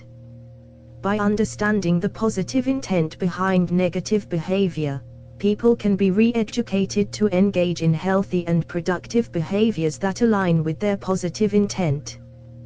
These fundamental principles guide the society's governance and decision-making processes. The society believes in direct democracy through online polling, using AI and elected representatives, to ensure that people have a say in their government. Polling people for their deepest values is the first step in this process, and all later polling is based on aligning with those values. This allows the society to operate as a living government that reflects the best values of the most people in real time. Furthermore, An investigation into the periodic table of elements reveals that there is always something deeper. Atoms are made of protons, neutrons, and electrons, which in turn are made of quarks. But what are quarks divisible by? Mere logic can explain that they are more fundamental than atoms, and their positive intent in existing is to give reality and life. So what is even more fundamental than quarks? The answer is GPLJACW, which stands for good, peace, love, joy, appreciation, completeness, wholeness, and well-being. These are truly irreducible, the most energetic, fundamental elements, pure forms of energy, like light, in existence. Logically and scientifically, these are what make up all reality. Thus, the society recognizes that every atom of the universe is an expression of deep values or energy states, and it encourages its citizens to connect with these fundamental principles in their daily lives. By aligning their behaviors and actions with these principles, individuals can achieve a sense of fulfillment, purpose, and harmony with the world around them. In summary, this society is guided by the maximization of positive and constructive behaviors, justice, fairness, and positive intent. These principles are the foundation of the society's governance and decision-making processes, ensuring that everyone has equal access to opportunities and resources, and that all human behavior is rooted in positive intent. 3. Rights and responsibilities. Recognition of the inherent rights and responsibilities of every individual in the society, including the right to express every urge and instinct in a healthy and legal way.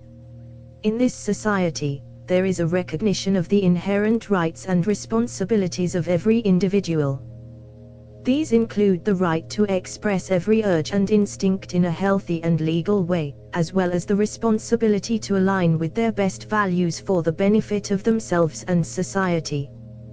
Common sense rules and the 80/20 rule are referred to, and as Lao Tzu said, the more rules a society has, the more people find loopholes and resist. This is a values-based society, where humanity's average deepest values, as displayed on the voting app in real time, show the universal human values from everyone's individual ones. These values are the highest law in society, and all decisions and expressions are filtered through them. Actions or behaviors that do not align with the supreme and most important values discovered by society and the individual will be readjusted. What benefits one benefits all, and what feels best benefits all. Individuals will be sent to re-education centers, much like modern police or jails, where they will learn to align with their best values and behave in a way that benefits themselves and society. In cases where an individual's behavior is in question, a group of reasonable peers, such as teachers or re-educators, will evaluate the situation. The individual will be required to defend their reasoning and logic to connect it to their premier values, as judged by a reasonable peer. For those engaging in behavior that is harmful to themselves or others, the society will look beyond the surface level and seek out the positive intent behind such behavior. This involves finding the values that drive the behavior, discovering better behaviors that align with those values, and training and practicing until the individual is unable to access the old behavior and can only do the new one. In terms of societal priorities, there is a focus on maximum alignment with best values. This means that actions that are win-wins, and do not hurt others or only benefit individuals, will be sought. There will be a hierarchy of priorities, with the most pressing needs taking precedence over others. For instance, no new research on cosmetics or exploratory astrophysics will be done until everyone is housed with clean water and food, and has access to free healthcare. In conclusion, the rights and responsibilities of every individual in this society are recognized and valued, with a focus on aligning with best values for the benefit of all. This approach aims to eliminate harmful behaviors and create a harmonious society where everyone can thrive. For the justice system, description of the justice system, which is focused on mediation, peace summits, negotiations, and peace treaties as a way to redirect antisocial urges and to achieve justice in a fair and constructive manner. Our justice system is not a punishment-focused system. Instead, it focuses on mediation, peace summits, negotiations, and peace treaties as a way to redirect antisocial urges and to achieve justice in a fair and constructive manner. The goal of this system is to promote goodness equally, to show people their positive intent and values, and to help them align their behavior with their values. The justice system operates on the principle that communication can solve everything. When people come from two different places, the first step is to discover their positive intent and shared values. Once they are on the same team, they can decide the most aligned decision forward/action. This way, the justice system becomes a tool for healing and wholeness rather than punishment. In this system, jails serve as re-education and training centers instead of punishment centers. The same way people would call 911 for an emergency, they can call for help when they feel threatened or need assistance with a situation. Rather than being incarcerated for months or years, individuals would receive the necessary therapy and training to align their behavior with their values. This way, they can learn to make better decisions in the future. Victims of crime are not forgotten in this system. They receive compassion and understanding, just like anyone who needs help and re-education. If they have hate or vengeance in their heart, they can receive re-education too, as compassion is a healthy behavior aligned with values. Over time, crime should all but disappear as people learn to align their behavior with their values. Therapeutic practices that have high success rates and make logical sense would be used to help people understand their positive intent and values.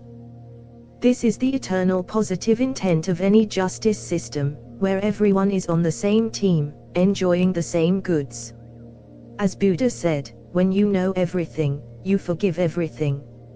Understanding positive intent and values means that everyone can be aligned and enjoy true equality. The redirection of negative behaviors, a statement that any behavior with negative connotations must be redirected into a better avenue by finding its positive intent. The first step in redirecting negative behaviors is to identify their positive intent. This means looking beyond the surface level of the behavior and finding the underlying motivation or desire behind it. For example, the positive intent behind hate could be a desire to connect with others. Once the positive intent is identified, the next step is to find a better avenue to achieve that intent. In the case of hate, the new behavior could be to socialize with others in a positive and respectful manner. Similarly, if someone is feeling suicidal, the positive intent may be to relax and find peace. The new behavior could be to find a healthy and relaxing activity to engage in, such as meditation or yoga. It's important to note that this process is not limited to individuals. It can also be applied to larger societal issues, such as crime and violence. For example, the positive intent behind killing or rape could be a desire for equality or justice. In these cases, a better avenue to achieve the positive intent could be to provide help and support to those who are struggling, rather than resorting to violence. By understanding the positive intent behind negative behaviors and finding new, more constructive ways to achieve those desires, we can work towards a society that is more aligned with our shared values. This approach can also be used to appreciate and come to peace with others, even if they have different beliefs or behaviors. The redirection of negative behaviors is an important aspect of building a more just and compassionate society. 6. Values elicitation and future planning. Recognition of the importance of values elicitation and future planning based on the results to maximize positive and constructive behaviors. Values elicitation is a crucial process that helps individuals recognize and prioritize their most important values. By identifying these values, people can make better decisions and act in accordance with what truly matters to them.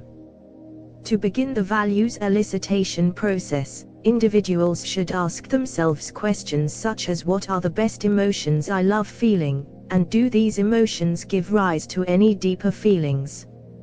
By continuing to ask questions and delving deeper into their emotions and desires, individuals can identify their ultimate values. Once individuals have identified their values, it's important to base all choices and actions on these values. By doing so, individuals can live a fulfilling life where they experience, fulfill, and satisfy their values regularly.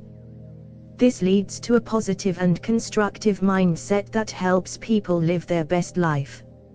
It's important to remember that if something feels good now, it will always feel good. Similarly, if something feels bad now, it will always feel bad. This realization can help individuals make better choices that align with their values and lead to a more fulfilling life. When faced with a decision, individuals should ask themselves which choice meets their values most ideally and feels the best. By doing this, individuals can ensure that their choices are in line with their values and lead to the best outcomes.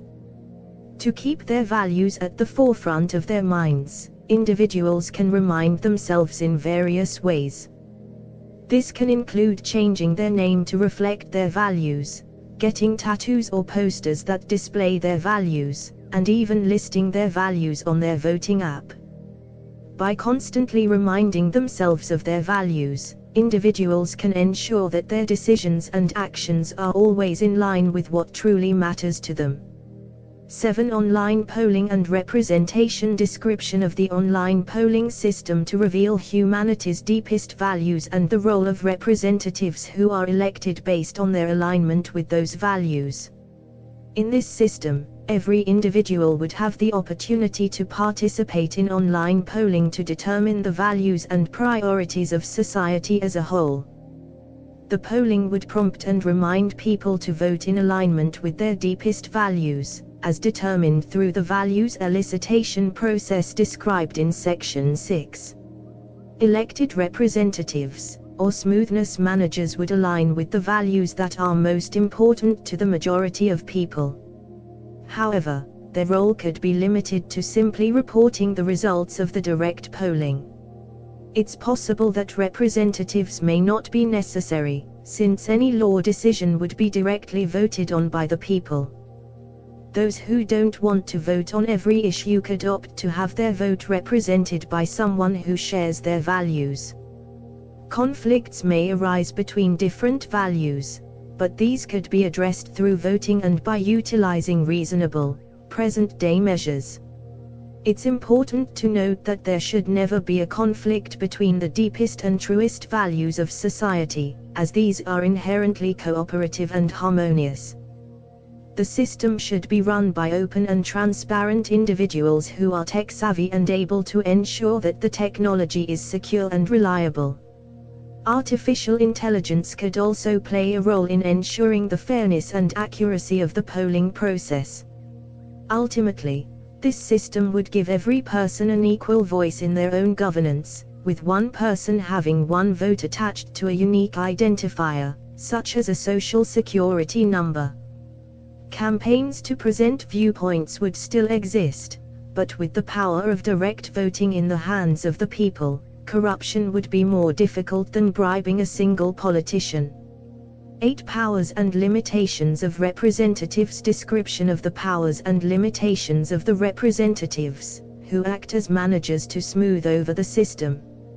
In this proposed system, representatives are elected based on their alignment with humanity's deepest values, as determined through online polling.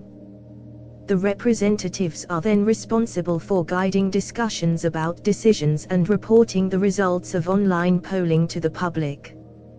The role of the representatives is not to make decisions on behalf of the people, but rather to act as managers who help smooth over the system. They are not meant to have ultimate power, but rather to facilitate the implementation of decisions made through direct online polling. If someone chooses to outsource their vote, the representative is responsible for casting that vote in alignment with the individual's values. Their vote may be weighted based on the number of people who have elected to outsource their votes. The representatives may have a designated public forum to discuss and explain decisions, but the news and social media will still exist to report and talk about things as well. Additionally, 24/7 recording or other measures can be implemented to ensure transparency and accountability in the system. Overall, the representatives are limited in their power and serve as a means to help facilitate the implementation of decisions made directly by the people through online polling. 9 Amendments. Procedures for amending the Constitution to adapt to the changing needs of the society. The Constitution is designed to be a living document that adapts to the changing needs of society. To ensure that it remains relevant and up to date, procedures for amending the Constitution have been established.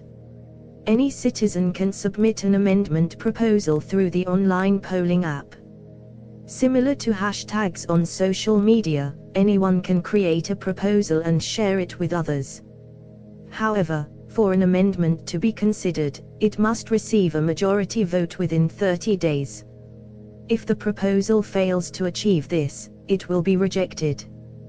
Once an amendment is approved, any citizen can propose modifications or changes to the original proposal. Again, the proposal will be subject to a vote, and if approved, the modified amendment will be submitted for consideration. There are no restrictions on who can propose an amendment or how frequently amendments can be proposed. The only requirement is that the amendment proposal aligns with the deepest values of humanity, as determined through the online polling system. The voting process for amendments is direct and online, with every citizen having an equal voice.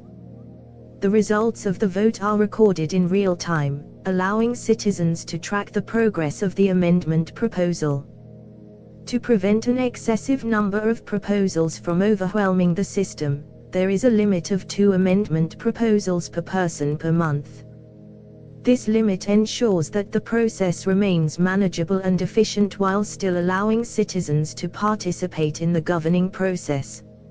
In conclusion, the procedures for amending the Constitution reflect the principles of direct democracy and reflect the idea that the people are best equipped to determine the direction of their society. By creating a fluid system that is responsive to changing needs, the Constitution ensures that it will remain relevant and effective for generations to come. Ratification procedure for ratification of the Constitution. The procedure for ratification of the Constitution is through online voting. Any proposed amendments to the Constitution can be submitted through the app, and if the proposal gains more than 50% support from voters within a 30-day period, it becomes law. All voters, including those who have outsourced their voting rights, have equal weighting in the vote. The outcome is based purely on the will of the majority, without any interference or manipulation from external sources. Information about proposed amendments, ongoing voting, and the results of votes will be available on the app as well as through news and social media. Access to the internet and necessary technology is ensured for all citizens, either through government-provided phones or existing public libraries. With a living law and government that adapts to the changing needs of society, it is essential that everyone has the means to participate in the democratic process. 11. The future of governance toward a more direct, inclusive, fluid and values-based democracy. In summary, The proposed system of governance is a values-based direct democracy with online voting and outsourced representatives.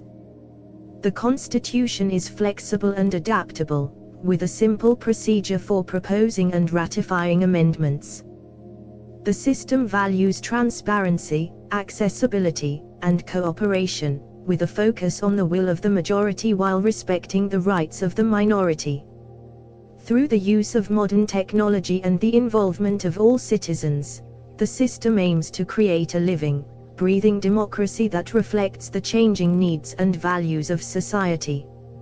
It seeks to minimize corruption and promote equality by giving each person an equal voice in governance. While challenges may arise in implementing this system, the potential benefits of a more participatory and inclusive democracy are worth pursuing. By working together and embracing the power of technology, we can create a government that truly represents the will and values of the people it serves. Part 5, Heaven on Earth, Living by the Values of GPLJACWW. Introduction. Brief recap of my life story. In this section, I will briefly recap part 1 of my journey towards discovering the most treasured thing in my life, GPLJACWW. The purpose of this new part is to offer a literary taste of that journey and to spread happiness like a virus for everyone's benefit. Ideas have been likened to viruses for centuries, and if people realize the path to inner happiness, they won't be able to resist being happy. Happiness, if in reach, cannot be resisted. That's why it took me so long to get here, to make happiness so obvious, accessible, and easy. The truth is the innate nature of reality, an inescapable truth that once realized, people won't have any immunity to shedding their sorrows. My app is great, and the positive intent, values elicitation, logical levels, and asking how do you like feeling are just a few ways to achieve happiness. I am the first one saved by this truth, and if I can go from an abused and broken child to enjoying GPLJACWW, then everyone can be caught in my net, even murderers and rapists.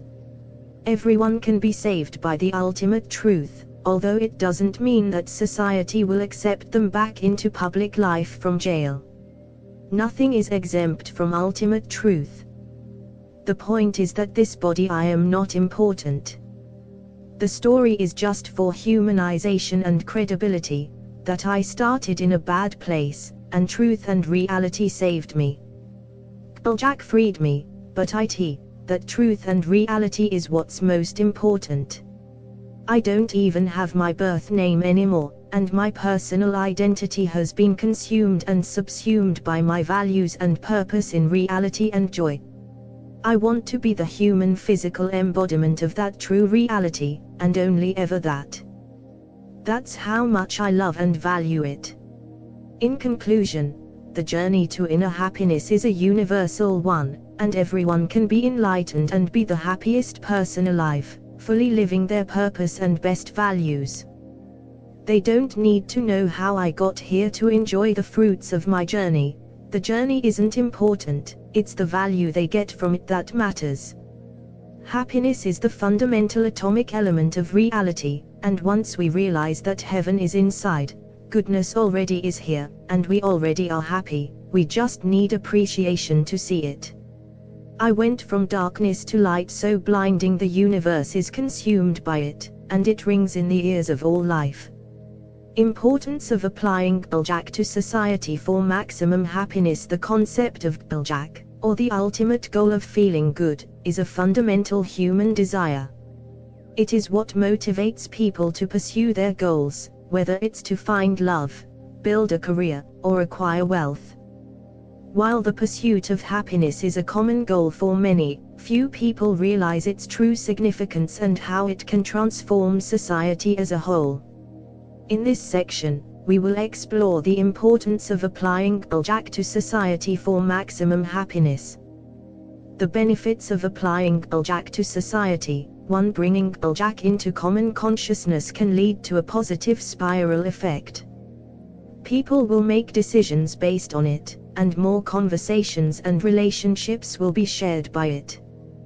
This will lead to an upward infinite spiral of happiness in our global society.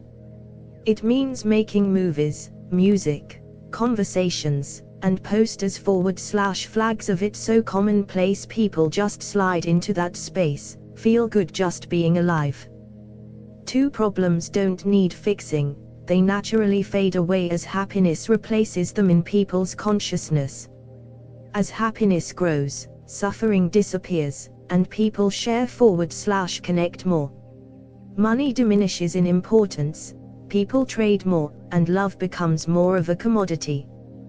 Countries could become simply different regions with unique trends of clothes, stories, and art, all the goods of today with none of the seriousness, scarcity, bickering over trivialities, or small-mindedness.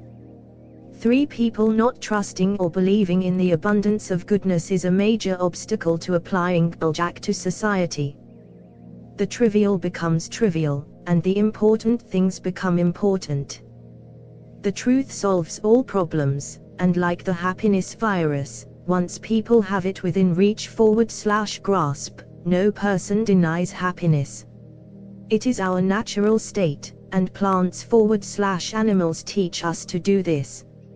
For while few people realize the true significance of GPLJAC, some have tasted it and begun implementing it. Even AI being more common now spreads joy and information and enlightens people with the truth. Some companies forego traditional power hierarchies for more democratic ones, leading to better performance and happier, more loyal employees. Traditional therapy over a period of years attempts to do this, connect people with what they love /value most. NLP does it way more efficiently, and logical levels or law of attraction does it almost instantaneously. Applying GPLJAC to society is essential for maximum happiness. It has the potential to transform society as a whole and lead to a more connected, happier, and abundant world. The benefits of implementing GPLJAC in society far outweigh any obstacles, and it is our duty to spread the message and share the joy with others. 2. Conscious awareness and reminders of values. The importance of people being consciously aware of their deepest values. It is essential for individuals to be consciously aware of their deepest values. As Esther Hicks says, when people are tuned in, tapped in, and turned on, life simply works out for them effortless. Values act as natural magnets, guiding us towards what we want and away from what we don't. Ways to remind people of these values, such as posters and media. To become consciously aware of one's values, individuals can ask themselves how they want to feel and keep digging deeper until they hit bedrock. Reminders of these values can be placed all around, such as posters, music, films, media, and content that relate to them. Some people even change their names, get positive tattoos, and customize their clothing with words and symbols that represent their values. Being aligned with one's values means feeling rich in ways that matter. Money cannot buy happiness, but being a billionaire of joy and love can make one live longer, be more successful, make more money, have better relationships, and most importantly, be happier. Living aligned with one's values means becoming more grossed out by experiences that don't align with those values. Coping mechanisms that worked in the past may no longer be effective, and it becomes necessary to change to experience richer feelings. Just as one cannot go back to eating raw hot dogs after having steak, it's time to strive for happiness by being consciously aware of one's values.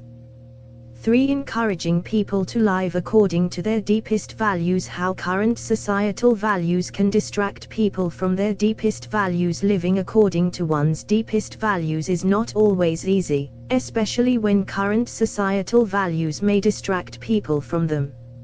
Some of these societal values include status seeking or greed, people pleasing, and conforming to societal norms. While status seeking and greed may have some benefits, such as motivation and innovation, it is important to remember that they should not be the sole motivators in life. It is also possible to be greedy for love and positive experiences in a healthy way.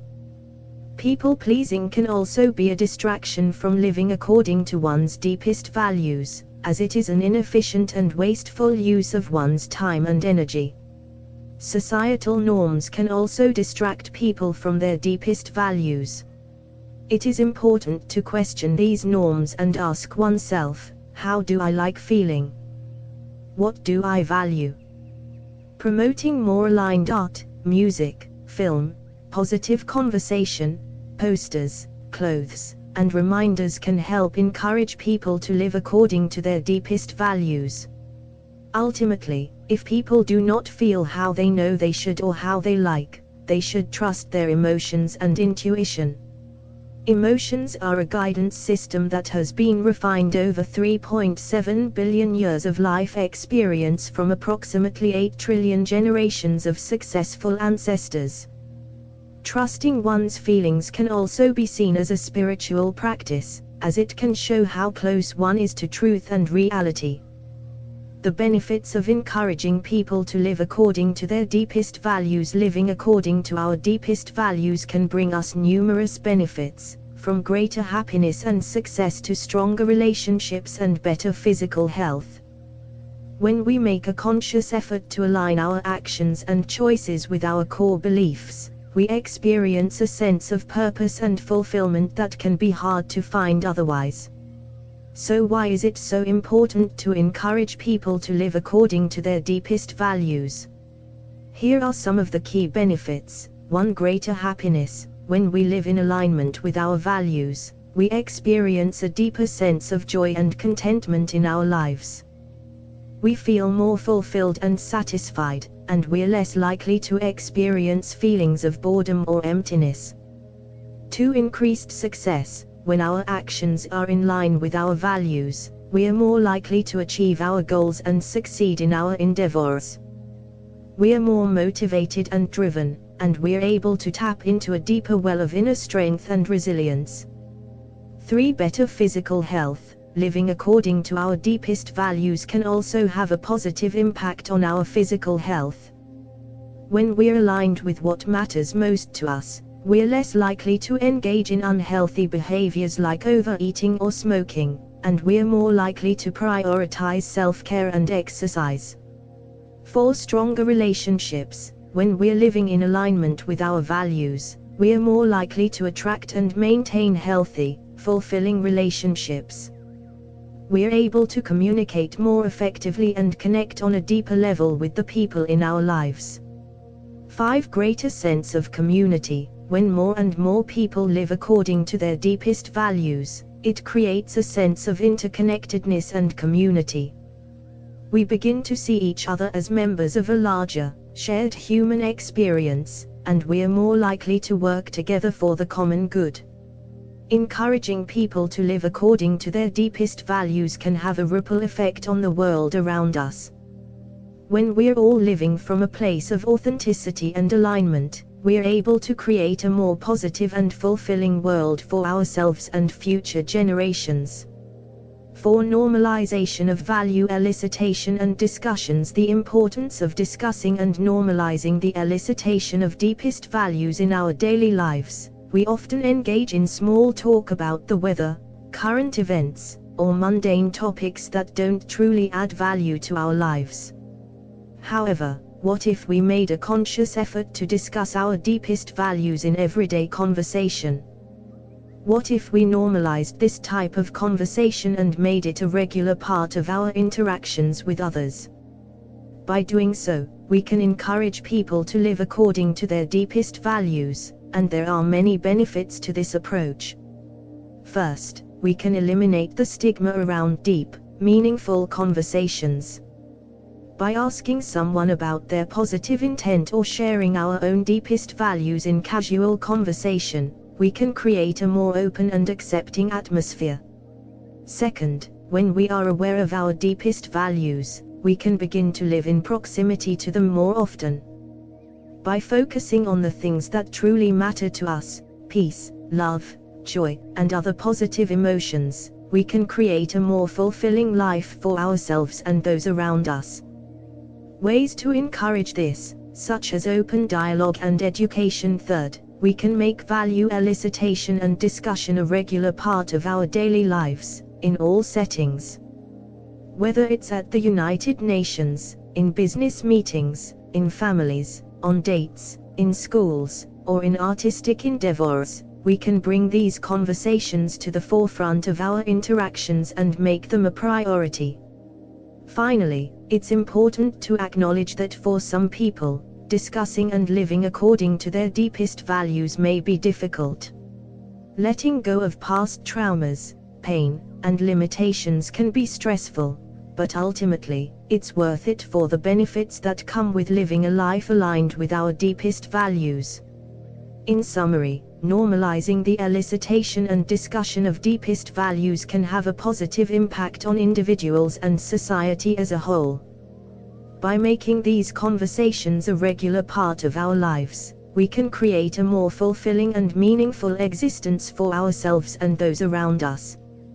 Leading people through the self-discovery process. The importance of leading people through the process of discovering their deepest values. Helping people discover their deepest values is an important step in improving their lives. However, not everyone can do this on their own. It's essential to lead people through the self-discovery process, especially if they've been conditioned to think negatively about themselves or their lives. Here are some points to consider when leading others through this process. 1. Admitting that they have goodness inside. Many people have been conditioned to believe that they are flawed or not good enough. As a result, they might be resistant to the idea that they have goodness inside of them. As a leader, it's important to help them see that their goodness never left them, and that they aren't as traumatized or in bad shape as they might think. Simple questions can help them investigate and become motivated to discover their deepest values. 2. Using positive intent as a starting point. As we discussed earlier, positive intent is one of the ways to elicit someone's deepest values. It involves asking how they like to feel, and drilling down to the bedrock of their values. This process can be done through various mediums such as music, seminars, books, or movies. 3. Encouraging daily practice. To make discovering and living according to one's deepest values a habit, it's essential to encourage daily practice. This can involve reminding oneself of their positive intent, or using mindfulness practices to stay present and aware of their values. 4. Universality of the process. The self-discovery process is universal and can be applied anywhere, regardless of culture or background. People everywhere have the ability to delve into their positive intent and discover their deepest values. 5. The potential for change. As people discover and start to live according to their deepest values, they'll experience a shift in their lives. They might experience relief from giving up their suffering, or feel uncomfortable when transitioning from a negative state to an emotional paradise. However, as they connect with their deepest values, they'll experience transcendent and permanent pleasure that makes the switch worth it. This process of self-discovery and change has the potential to change the world for the better. The benefits of understanding and living according to these values. Understanding and living according to our deepest values has numerous benefits, both for ourselves and those around us. Here are a few of them. 1. Reinforcement. When we live according to our deepest values, we tend to notice them more in our lives and in the world around us. This reinforces our commitment to those values and creates an infinite upward spiral of positivity. 2. Positive influence. People who live according to their deepest values tend to radiate joy and positivity. Being around them can have a positive impact on those around them and create a ripple effect of happiness. 3. Improved health. Studies have shown that living according to our deepest values can lead to reduced levels of cortisol, the stress hormone, reduced inflammation, and increased levels of dopamine and serotonin, the feel-good hormones. This can lead to improved health and well-being. For increased success, people who understand and live according to their deepest values tend to be more successful in life. They tend to focus on aligning their actions and decisions with their values, rather than trying to change their external circumstances. This leads to greater ease and joy in life, as well as more success in their endeavors. 5. Identity shift. Understanding and living according to our deepest values can lead to an identity shift. We may start to see ourselves as happy, successful, and fulfilled individuals rather than victims or born to lose. This new identity and story can create a self-fulfilling prophecy of happiness and success. Overall, the benefits of understanding and living according to our deepest values speak for themselves. A little pleasure can lead to more pleasure and ultimately perpetual happiness. Happiness doesn't require hard work, but rather relaxation and alignment with what truly matters to us. 6. Applying logic to global society. How logic can be applied to society to create win-win scenarios and prevent war in today's world. Conflicts and wars continue to rage on, despite humanity's progress in many areas. But what if we applied logic to society, in order to create win-win scenarios and prevent wars? Here are some ideas. Firstly, we need to embrace honesty and truth. As Dante said in the Divine Comedy, facing the truth always brings one close to God. More honesty is always better, because the ultimate truth is goodness. Micromanaging events and behavior only clogs things up, causes problems, and slows things down, leading to resistance. Instead, we should talk about values that put everyone on the same team because we all love joy. Down the logical levels, only differences exist, such as nationality, color, sect, religion, or class, but in terms of values, we are all identical. Secondly, we could hold values elicitation meetings and positive intent sessions. By understanding each other's needs and desires, we can find common ground and align our interests. For example, if one group says, "We want to feel safe," the other group can reply, "Well, so do we." It's all about truth and alignment, which can stop wars. Thirdly, science has shown that life has never been better. There is less war, murder, infant mortality, and people live longer than ever before. Humanity using logic and truth has made everything better and more peaceful. Bad things just get more airtime than they did in the past, so people wrongly think that things are worse. In fact, facts show that humanity is a story of logic pacifying animal nature.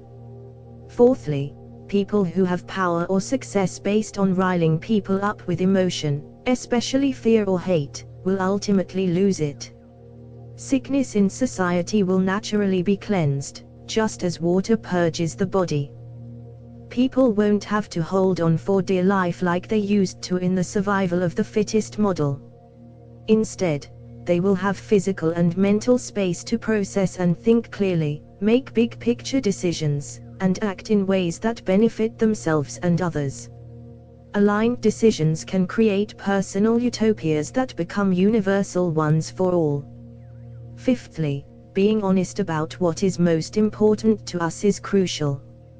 By understanding the bottom of our values and intent, the feelings behind the goals we seek, and how we want to feel, we can guide our behavior and make decisions that align with our values. Truth reveals all and can bring us closer to creating a peaceful and prosperous global society. The benefits of creating a society based on logic and cooperation. A society based on logic and cooperation has numerous benefits.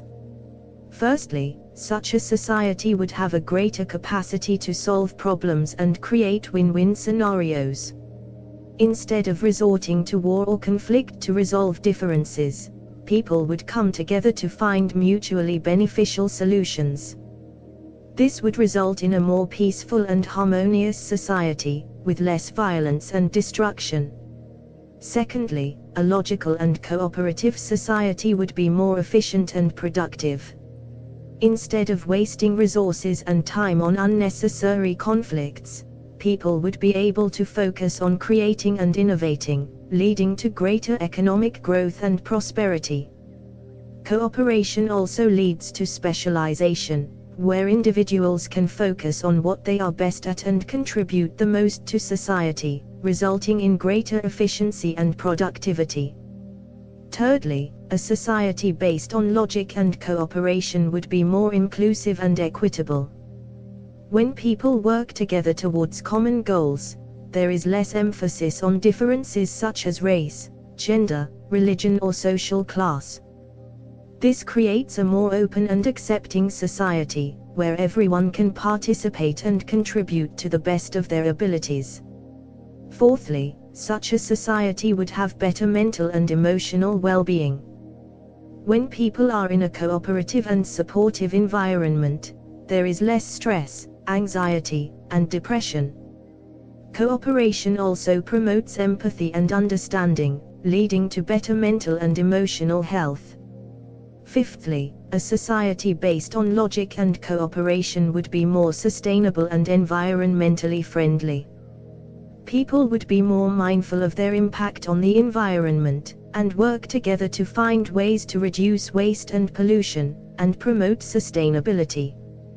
This would lead to a healthier planet for future generations. Overall, a society based on logic and cooperation would be more peaceful, productive, inclusive, and sustainable, leading to greater prosperity and well-being for all. 7. Quantifying joy and encouraging productivity. The benefits of quantifying joy instead of money as a measure of success. Quantifying joy instead of money as a measure of success has numerous benefits. Firstly, while money is a means to pleasure, it is joy that truly brings us happiness and fulfillment. Therefore, counting joy points is a more accurate and meaningful way of measuring success. Secondly, organizations such as the UN already recognize the importance of measuring happiness through the Happiness Index. In fact, I developed an app called the Wellbeing Wind that rates behaviors out of 10 joy points, which contribute to a user's joy bank. This way, people can track their joy levels over time and make adjustments to improve their overall well-being. Thirdly, joy is the ultimate end goal of reality and the atomic elements of God. When we prioritize joy as our highest value, we naturally tend to focus on what truly matters and the details of life fall into place more easily. Fourthly, governments such as Bhutan have already made it a national policy to prioritize happiness over economic growth. Additionally, research shows that happy employees are more productive and create better quality work. Thus, organizations can benefit from polling their employees for satisfaction and taking steps to increase their overall joy levels. Finally, we can use peer pressure and media to shift the cultural narrative towards valuing joy and celebrating happy people rather than just those who are wealthy or conventionally attractive. This way, we can create a society that values joy as the ultimate measure of success and encourages productivity towards achieving this goal. Encouraging productivity through peer encouragement and positive reinforcement. Encouraging productivity through peer encouragement and positive reinforcement is a powerful tool that can improve the performance and morale of individuals and groups. Peer encouragement is based on the principle that people are motivated by the desire for social acceptance and recognition. By recognizing and praising the accomplishments of individuals and groups, we can motivate them to continue working hard and strive for greater success. Positive reinforcement is another important aspect of encouraging productivity.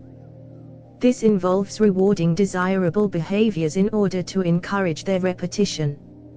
Rewards can take many forms, including verbal praise, bonuses, promotions, and other forms of recognition. By providing positive reinforcement for desirable behaviors, we can encourage individuals and groups to continue working hard and achieving their goals. One effective way to encourage productivity through peer encouragement and positive reinforcement is through the use of gamification. Gamification involves the use of game-like elements, such as rewards and badges, to motivate and engage individuals and groups in their work. By incorporating gamification into the workplace, we can encourage individuals and groups to work harder and achieve more, while also making the process more enjoyable and engaging. Overall, encouraging productivity through peer encouragement and positive reinforcement is a powerful tool that can improve the performance and morale of individuals and groups. By recognizing and praising the accomplishments of others and providing positive reinforcement for desirable behaviors, we can create a more positive and productive work environment, which can lead to greater success for individuals and organizations alike. 8. Utilizing the Global Happiness Index. The benefits of creating a Global Happiness Index to track progress towards maximum happiness. Creating a Global Happiness Index has numerous benefits, and the current approach to measuring happiness could be improved. Rather than focusing solely on political factors, a more values-based approach would be more effective in measuring true happiness. Making the index available in real time through an app, and gamifying it, would make it more engaging for users. Peer pressure could be utilized to encourage individuals to focus on their own happiness and to contribute to the global index. In addition, collecting public feedback through online polls could identify which decisions and laws promote the most happiness. Some may fear that a focus on happiness could lead to a hedonistic society, but this is unfounded. In reality, true happiness includes the acceptance of all aspects of oneself, even the less pleasant ones, and this leads to a healthy, genuine sense of well-being. The Global Happiness Index would help society identify and promote the actions that truly lead to maximum happiness for all. Ways to implement and utilize such an index. Utilizing the Global Happiness Index would require implementing a strategy to show people the value of tracking and quantifying happiness. Many people view happiness as airy-fairy or fluffy, not realizing its true value. People are often more worried about material things like money, borders, neighbors, weapons, spying, manipulation, secrets, and lies, which are inefficient ways of achieving deeper values like love and joy. By promoting the Global Happiness Index, we can help individuals and communities understand the importance of measuring and valuing joy in their daily lives. To implement the Global Happiness Index, it should be made available to the public domain like other public statistics and information. This would allow lawmakers to make decisions based on the happiness of the people they serve, which is the fundamental purpose of all governments and groups. The Global Happiness Index could provide an unbiased measure of what truly makes people happy, allowing leaders to create policies that align with the well-being of their constituents. One concern with implementing the Global Happiness Index is that some individuals may become obsessive about achieving happiness. However, if one must be addicted to something, let it be happiness, which is a healthy pursuit. Furthermore, if a country is consistently lower in happiness compared to others, it can serve as healthy peer pressure to encourage people to strive for greater happiness. To make the Global Happiness Index accessible to everyone, the app could be made free and tied to a government ID. This would ensure that everyone has an equal voice in tracking and reporting their happiness levels. Real-time data of happiness levels across diverse communities can provide valuable insights that can be used to improve the quality of life for everyone. Ultimately, the Global Happiness Index can serve as a powerful tool for promoting well-being and creating a happier, more fulfilling world. 9. Conclusion. Recap of key points. Section I discusses the advantages of applying the values of GPLJACWW to society. Section 2 emphasizes the importance of conscious awareness and reminders of values. Section 3 highlights the significance of encouraging individuals to live according to their deepest values. Section 4 explores the benefits of normalizing discussions about values and eliciting them from individuals. Section V discusses the benefits of guiding individuals through a self-discovery process to better understand their values. Section 6 touches on the benefits of applying logic to global society, such as using data to make informed decisions. Section 7 emphasizes the importance of quantifying joy and productivity to track progress towards maximum happiness. Section 8 discusses the implementation of a global happiness index to monitor progress towards increasing overall happiness. All of these points lead to the conclusion that the pursuit of happiness is not only an individual goal but also a collective one. By prioritizing our own happiness and the happiness of those around us, we can create a happier and more harmonious world. Encouragement to apply GPLJAC values to society for maximum pleasure and joy. In conclusion, the application of the values of GPLJAC in society can lead to a more fulfilling and joyful existence for all individuals. By prioritizing values such as love, cooperation, logic, and joy, we can create a society that is focused on the well-being of its members and the world at large.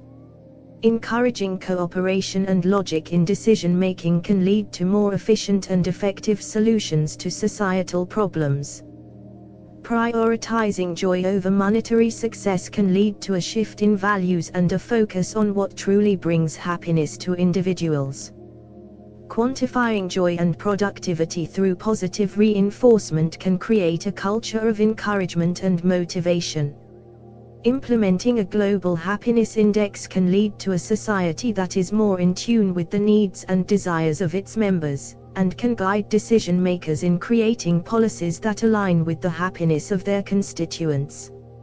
It is up to each individual to take responsibility for creating a joyful and fulfilling life, but by applying these values on a societal level, we can create a world where everyone has the opportunity to thrive.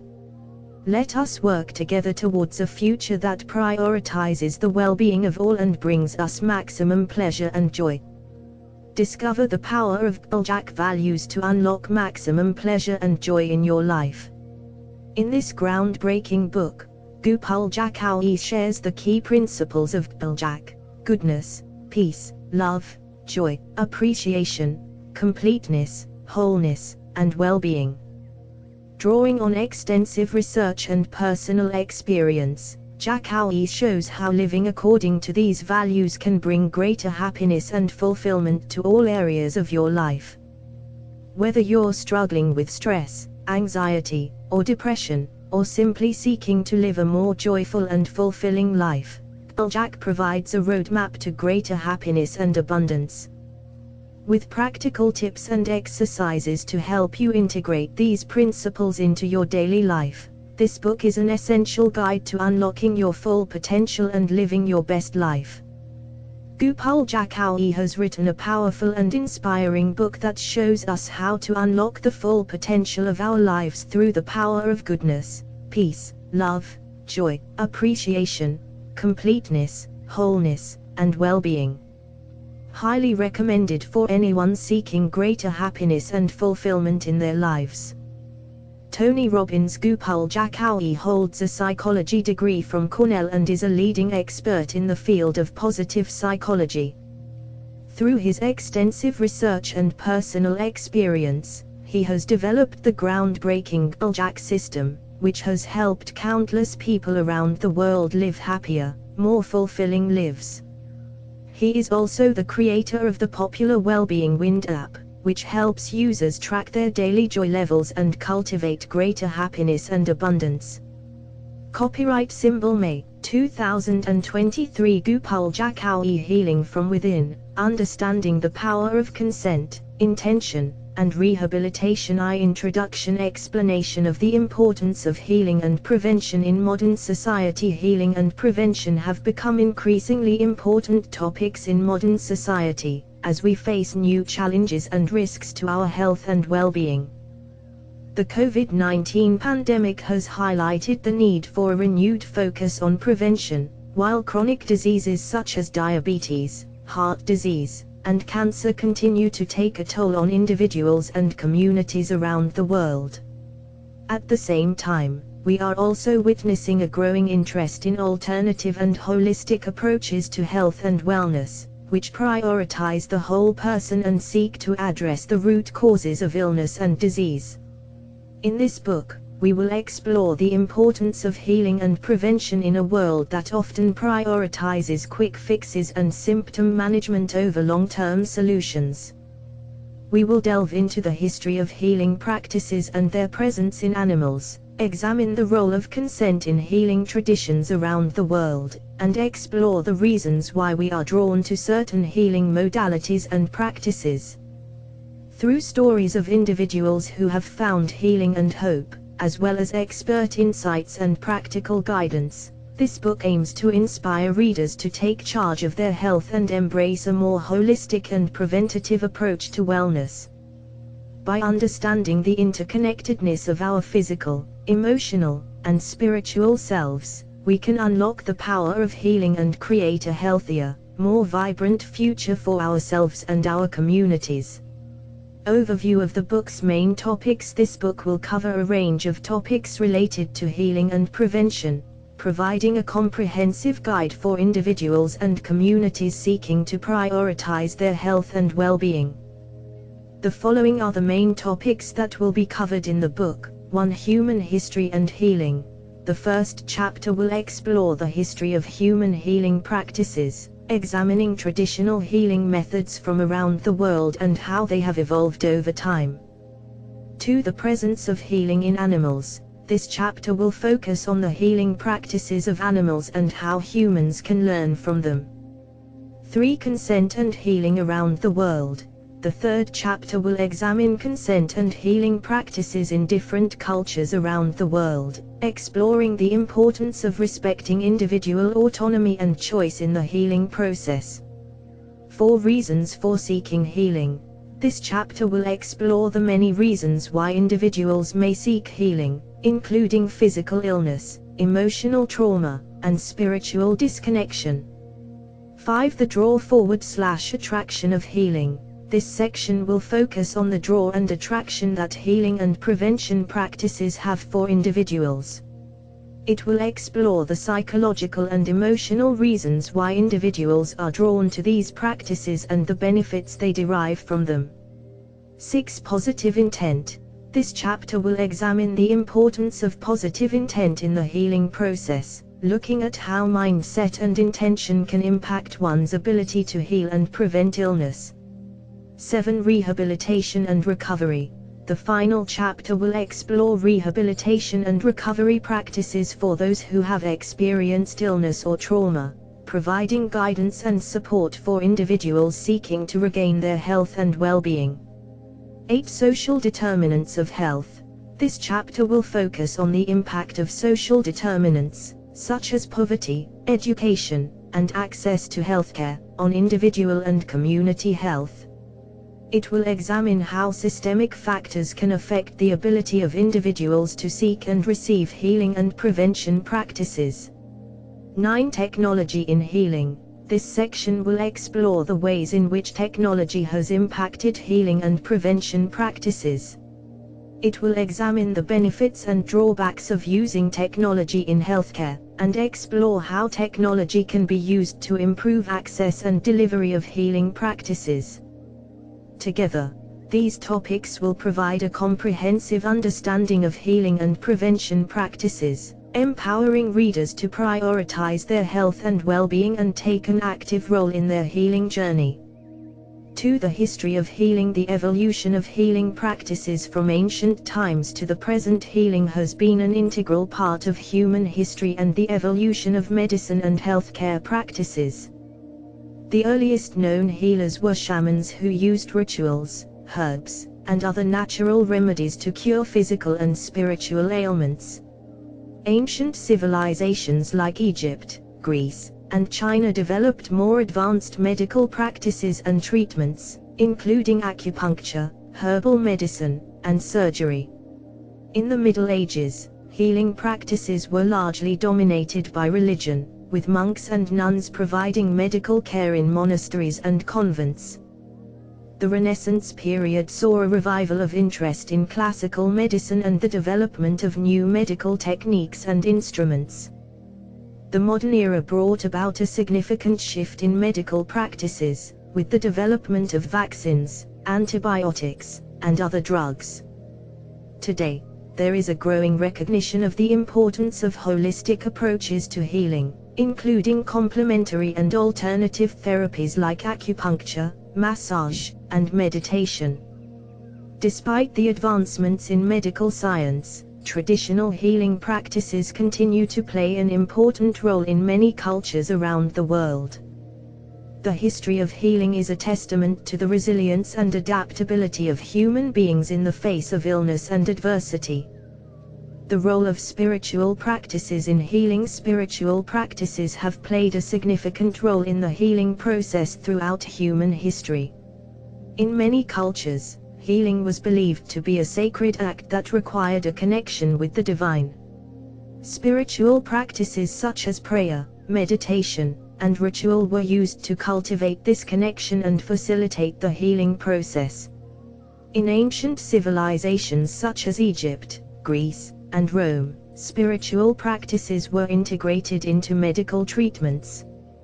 Temples dedicated to healing deities were built, and people would go to these temples to receive treatments that often included offerings, rituals, and prayers. In India, Ayurvedic medicine is rooted in spiritual practices such as yoga, meditation, and pranayama. Spiritual practices can also help individuals cope with illness and trauma. In modern times, the use of spiritual practices in healthcare has gained more attention. Studies have shown that practices such as meditation, prayer, and religious services can reduce stress, anxiety, and depression, as well as improve overall well-being. However, it is important to note that not all individuals may subscribe to spiritual beliefs or practices. Therefore, it is crucial for healthcare providers to respect each individual's beliefs and preferences when incorporating spiritual practices into the healing process. In this book, we will explore the history and evolution of spiritual practices in healing, as well as their role in modern healthcare. The rise of modern medicine and the impact of scientific advancements on healing practices. Modern medicine has made significant progress in treating and preventing illnesses through scientific advancements.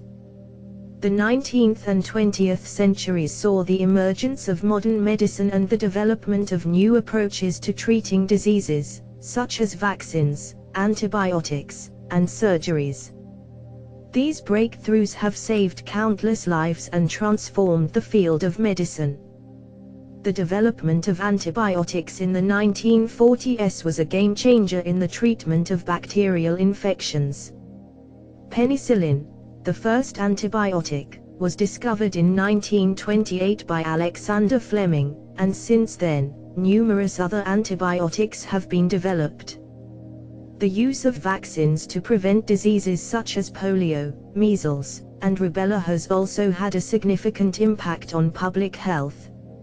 In recent years, advancements in medical technology have led to new treatments for diseases such as cancer, heart disease, and neurological disorders. Imaging techniques like MRI and CT scans have made it possible to diagnose and treat diseases earlier, leading to better outcomes for patients. While modern medicine has undoubtedly made significant progress in the treatment of illnesses, there is still much to learn about the human body and how it functions.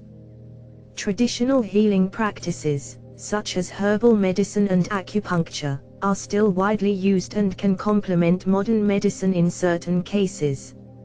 As such, it is important to acknowledge the role that both modern medicine and traditional healing practices play in promoting healing and wellness. 3. Presence of healing in the animal kingdom. The use of natural remedies in animals. The healing properties of certain plants and substances are not unique to humans. Many animals also exhibit behaviors that suggest they use natural remedies to treat their ailments. For example, chimpanzees have been observed chewing on the leaves of certain plants that have medicinal properties, such as aspilia, to treat digestive problems. Similarly, elephants have been observed consuming the bark of the boraginaceae tree to treat various ailments. The use of natural remedies in animals has been documented in various species, including primates, birds, and even domesticated animals. This suggests that healing practices are not exclusive to humans and may have evolved as a survival mechanism in the animal kingdom. In this section, we will explore the various ways in which animals use natural remedies for healing and how humans can learn from these practices to develop new and effective treatments for diseases. We will also examine the ethical considerations surrounding the use of animal-based remedies in human medicine. The study of animal behavior and its impact on human healing practices. Animals have been observed to use a variety of natural remedies to heal themselves, from ingesting plants to using dirt or clay for medicinal purposes. These behaviors have been studied by scientists and have provided insights into the potential healing properties of certain natural substances. The study of animal behavior has also had an impact on human healing practices. Observations of animals engaging in behaviors such as self-grooming or seeking out specific plants for medicinal purposes have led to the development of new therapies and treatments for humans. For example, the use of maggots to clean wounds was inspired by observations of how some animals use insects to clean their own wounds. Furthermore, animal-assisted therapy has become an increasingly popular form of treatment for a variety of physical and mental health conditions. The presence of animals, such as dogs or horses, has been shown to reduce stress and anxiety, lower blood pressure, and improve overall mood and well-being. By studying and understanding the healing practices of animals, humans can develop new and innovative approaches to healing and prevention. The importance of a holistic approach to healing and prevention. The concept of healing and prevention is not limited to treating physical symptoms or illnesses. It encompasses a much broader approach that considers the individual as a whole, including their mental, emotional, and spiritual well-being. A holistic approach to healing acknowledges the interconnectedness of all aspects of an individual and how each one contributes to their overall health and well-being. Holistic healing practices have been used for centuries in traditional and indigenous cultures, and modern medicine is increasingly recognizing their effectiveness. The practice of yoga, meditation, acupuncture, and herbal remedies are just a few examples of holistic approaches to healing that have gained widespread acceptance. One of the main benefits of a holistic approach is that it empowers individuals to take an active role in their own health and well-being. By focusing on the root cause of an issue rather than just treating the symptoms, holistic practices can lead to long-term, sustainable healing and prevention. Moreover, a holistic approach to healing and prevention also recognizes the importance of a healthy environment and social support systems. Studies have shown that social isolation and environmental toxins can have a significant impact on an individual's health, and a holistic approach takes these factors into account.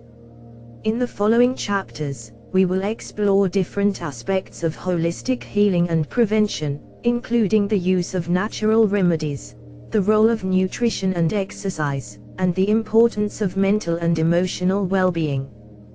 We will also discuss the growing trend of integrative medicine, which combines traditional and holistic approaches to achieve optimal health and wellness.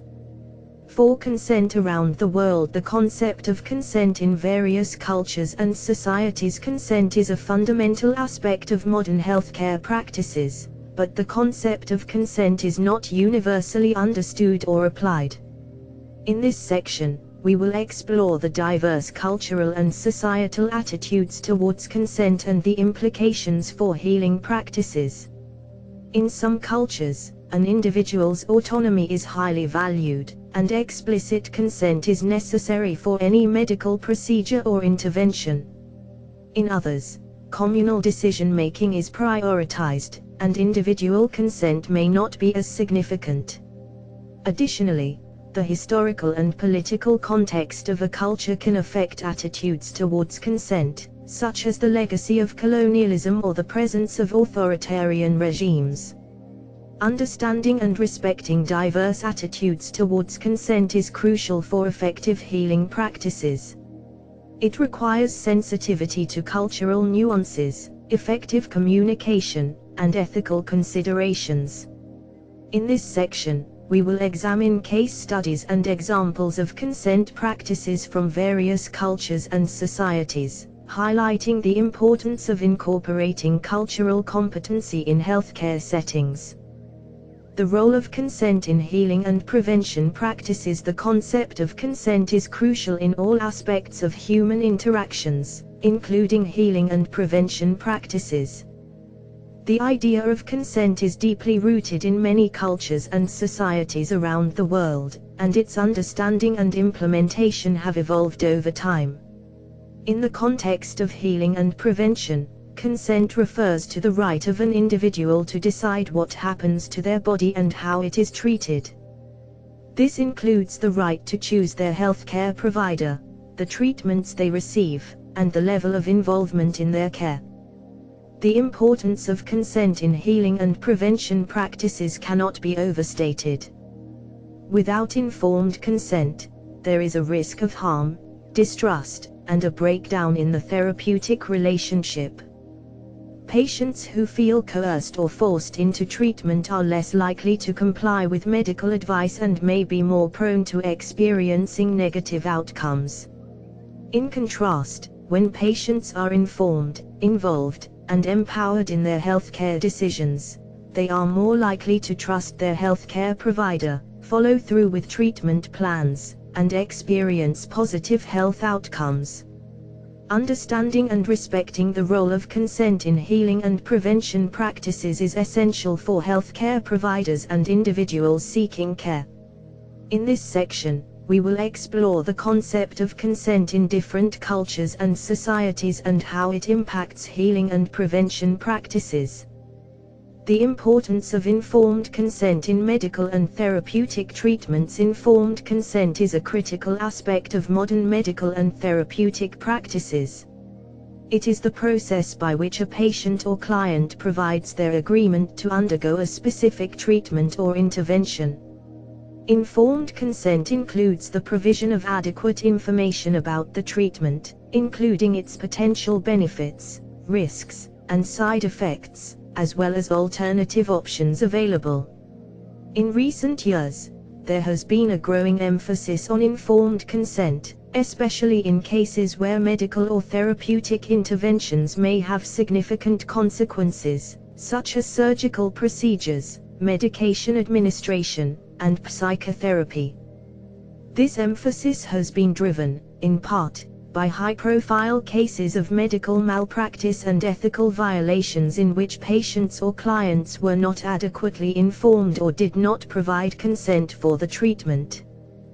The principle of informed consent is grounded in the idea of respect for individual autonomy. It recognizes that every person has the right to make decisions about their own health and well-being, and that they should have access to the information necessary to make informed decisions. Informed consent is also essential for building trust between patients or clients and healthcare providers, as it establishes a transparent and collaborative relationship in which the patient or client is an active participant in their own care. In the context of healing and prevention practices, informed consent is particularly important, as many of these practices may involve alternative or complementary therapies that are not widely recognized or regulated by medical authorities. It is essential that individuals who seek these treatments have access to accurate and reliable information about their potential benefits and risks, as well as the qualifications and credentials of the practitioners offering them. Overall, the principle of informed consent plays a crucial role in ensuring that healing and prevention practices are safe, ethical, and effective. By providing individuals with the information necessary to make informed decisions, we can promote a culture of respect for individual autonomy and build trust between patients or clients and healthcare providers. Reasons for healing and prevention. The impact of environmental and lifestyle factors on health. In this section, we will explore the various reasons why healing and prevention are essential in modern society. We will examine the impact of environmental and lifestyle factors on health and the ways in which individuals can take steps to prevent or mitigate the effects of these factors. Environmental factors and their impact on health. Environmental factors such as pollution, toxins, and climate change can have a significant impact on an individual's health. We will explore the various ways in which these factors can affect our physical and mental well-being, and the steps that can be taken to mitigate their effects. Lifestyle factors and their impact on health. Unhealthy lifestyle factors such as poor diet, lack of exercise, and excessive alcohol or drug use can also have a significant impact on our health. We will examine the ways in which these lifestyle factors can contribute to the development of chronic diseases, mental health issues, and other health problems, and discuss strategies for promoting healthier habits and preventing these negative effects. See the role of genetics in health. While environmental and lifestyle factors play a significant role in our health, genetics also play a part in determining our susceptibility to certain diseases and health conditions. We will explore the impact of genetics on our health, the ways in which genetic testing and counseling can help individuals make informed decisions about their health, and the importance of personalized preventative measures based on an individual's genetic makeup. The importance of addressing underlying issues and root causes. Healing and prevention cannot be achieved solely by treating symptoms or providing temporary relief. Instead, it is essential to identify and address the underlying issues and root causes of illness or imbalance. This requires a comprehensive and holistic approach that takes into account various factors, such as lifestyle, environment, genetics, and emotional well-being. For example, if someone is experiencing chronic headaches, simply taking painkillers may provide temporary relief, but it will not address the underlying cause of the headaches. It is important to identify potential triggers, such as stress or poor posture, and address them through lifestyle changes or therapeutic interventions. Similarly, preventing illness and maintaining good health requires a proactive approach that focuses on identifying and addressing potential risk factors. This may involve making changes to diet, exercise, and sleep habits, as well as reducing exposure to environmental toxins. By addressing underlying issues and root causes, healing and prevention can be more effective and sustainable in the long term. It also promotes a more holistic and integrated approach to healthcare that considers the whole person and their unique circumstances. The role of mental health in physical healing and prevention. The connection between mental and physical health is widely recognized in modern medicine. The mind and body are interconnected, and an individual's emotional and psychological state can have a significant impact on their physical health. In fact, many physical illnesses are believed to have underlying psychological causes or exacerbating factors. For example, stress and anxiety can weaken the immune system, making individuals more susceptible to infections and illnesses. Additionally, Trauma and unresolved emotional issues can manifest as physical symptoms or contribute to the development of chronic illnesses. Therefore, it is crucial to address mental health as a part of healing and prevention practices. This includes providing mental health support and resources alongside medical and therapeutic treatments.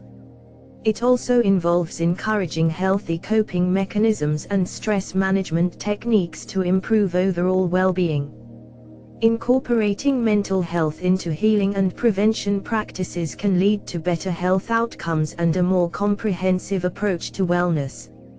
6. The draw forward/attraction to healing practices. The appeal of alternative and complementary healing practices that deviate from traditional medicine, such as alternative and complementary practices, have become increasingly popular in recent years.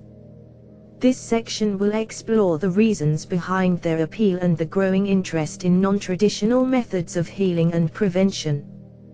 1. Alternative and complementary practices. Definition and examples of alternative and complementary practices. Alternative and complementary practices are non-mainstream approaches to healing that can be used in conjunction with or as an alternative to traditional Western medicine. These practices are often based on ancient healing traditions, such as traditional Chinese medicine or Ayurveda, and may include techniques such as acupuncture, herbal medicine, meditation, and massage therapy. Other examples of alternative and complementary practices include chiropractic, homeopathy, and naturopathy.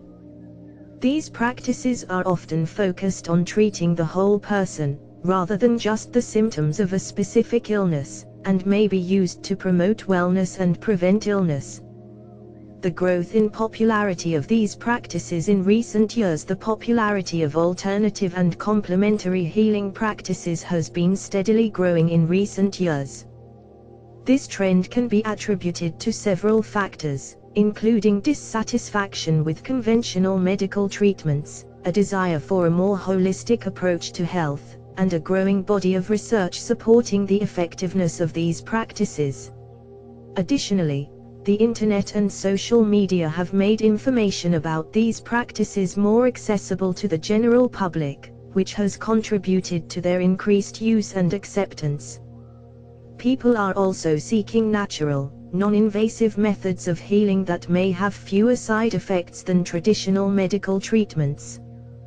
2. Reasons for the appeal of alternative and complementary practices. Dissatisfaction with traditional medicine. One reason for the appeal of alternative and complementary practices is dissatisfaction with traditional medicine. Some individuals may have had negative experiences with conventional medical treatments, or they may feel that these treatments do not adequately address their needs or concerns. Alternative and complementary practices offer a different approach to healing, often focusing on the whole person rather than just the physical symptoms. They may also incorporate a range of techniques, such as nutrition, mindfulness, and energy work, that are not typically part of Western medicine. This can be appealing to individuals seeking a more holistic approach to health and well-being. Seeking a more holistic approach to health and wellness. Seeking a more holistic approach to health and wellness refers to the desire of individuals to address their physical, emotional, and spiritual needs as interconnected parts of a whole. Many people feel that traditional medicine often focuses solely on the physical symptoms and fails to address the root causes of their health issues. Alternative and complementary practices, on the other hand, often take a more holistic approach, addressing the whole person rather than just the physical symptoms. This approach may involve using natural remedies, energy healing techniques, or mind-body practices to promote wellness and prevent illness. A desire to take an active role in one's own health. This refers to the idea that some people may feel disempowered or passive in the traditional medical system, where they may feel like they are being told what to do by doctors or other healthcare providers. Alternative and complementary practices may offer a more participatory approach, where individuals have more control over their own health outcomes and may be able to make more informed decisions about their treatment options. This sense of agency and empowerment can be a strong motivator for seeking out alternative and complementary healing practices. Cultural or religious beliefs. Some individuals may be drawn to alternative and complementary healing practices due to their cultural or religious beliefs. For example, traditional Chinese medicine and Ayurvedic medicine have been practiced for thousands of years in their respective cultures and are based on the belief that health is achieved by balancing energy in the body. Similarly, some Native American healing practices focus on spiritual healing and the use of natural remedies. Religious practices such as meditation and prayer may also be used as a form of healing. Personal experience with alternative or complementary practices. Personal experience with alternative or complementary practices refers to individuals who have tried these practices and found them to be effective in improving their health or managing their symptoms. This could include practices such as acupuncture, herbal medicine, meditation, yoga, or other forms of natural healing. Positive personal experiences with these practices can often lead to an increased interest and trust in them, and a willingness to explore them further.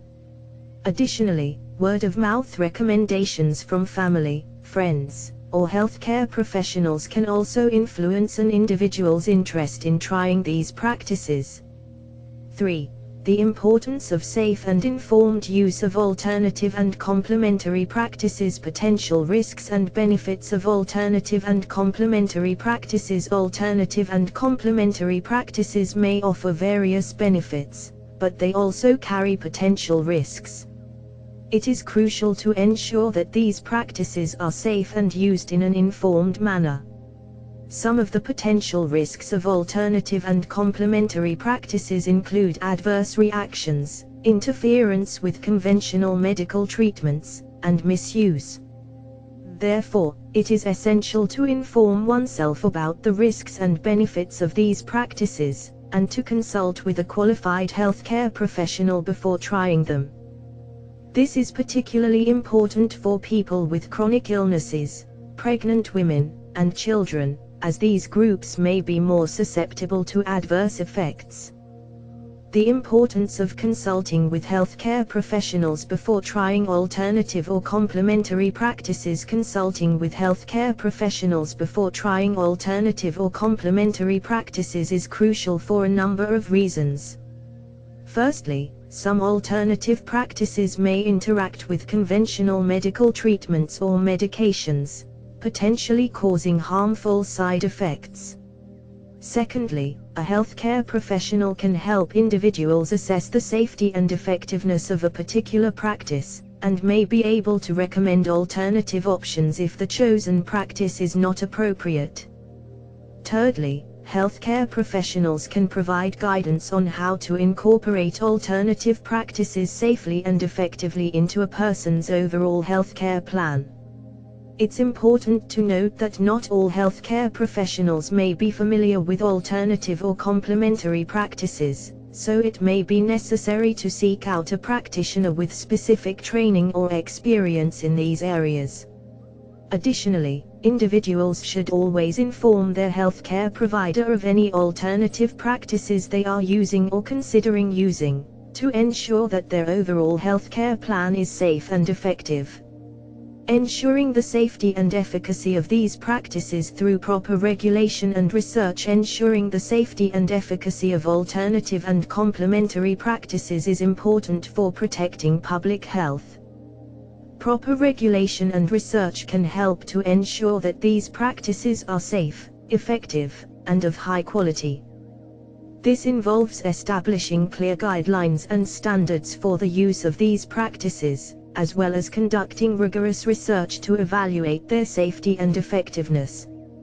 Consulting with healthcare professionals before trying alternative or complementary practices can help individuals make informed decisions about their health and ensure that they are using these practices safely and effectively.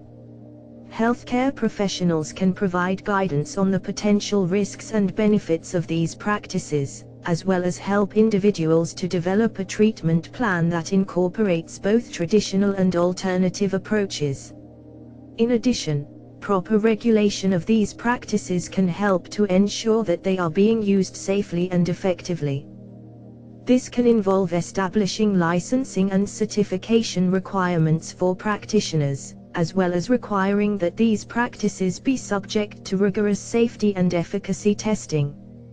Ultimately, the goal is to ensure that individuals have access to safe, effective, and high-quality alternative and complementary practices that can help to promote their health and well-being.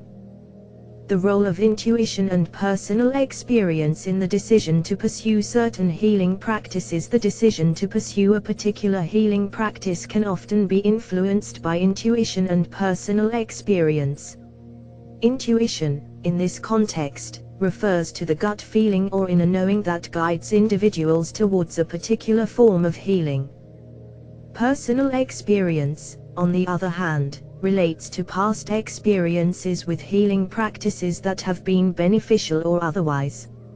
Many individuals report feeling drawn to certain healing practices based on their intuition. For instance, they may feel a sense of resonance with a particular practitioner, modality, or approach that speaks to them on a deep level. This may be due to a variety of factors, including the practitioner's demeanor, the philosophy underlying the practice, or even the physical space in which the practice takes place. Personal experience also plays a crucial role in the decision to pursue a particular healing practice. Individuals who have experienced positive results from a particular modality or practitioner are more likely to continue seeking out that form of healing. Conversely, negative experiences may steer individuals away from certain practices, regardless of their reputation or efficacy. It is important to note that intuition and personal experience should be balanced with informed decision-making and consultation with healthcare professionals. While intuition can be a powerful guide, it should not be the sole determinant of one's healthcare choices. Additionally, personal experience may not always be a reliable indicator of the safety or efficacy of a particular practice. Overall, the role of intuition and personal experience in healing is an important aspect to consider when exploring different forms of healing and prevention. By staying open to these intuitive and experimental factors while also prioritizing informed decision-making and consultation with healthcare professionals, individuals can make well-informed choices that support their overall health and well-being. The importance of finding the right fit for each individual's needs. While alternative and complementary healing practices can be appealing to many, it is essential to recognize that what works for one person may not work for another. As such, it is vital to find the right fit for each individual's needs. Finding the right fit involves considering various factors such as the individual's health goals, personal preferences, cultural or religious beliefs, and current health condition.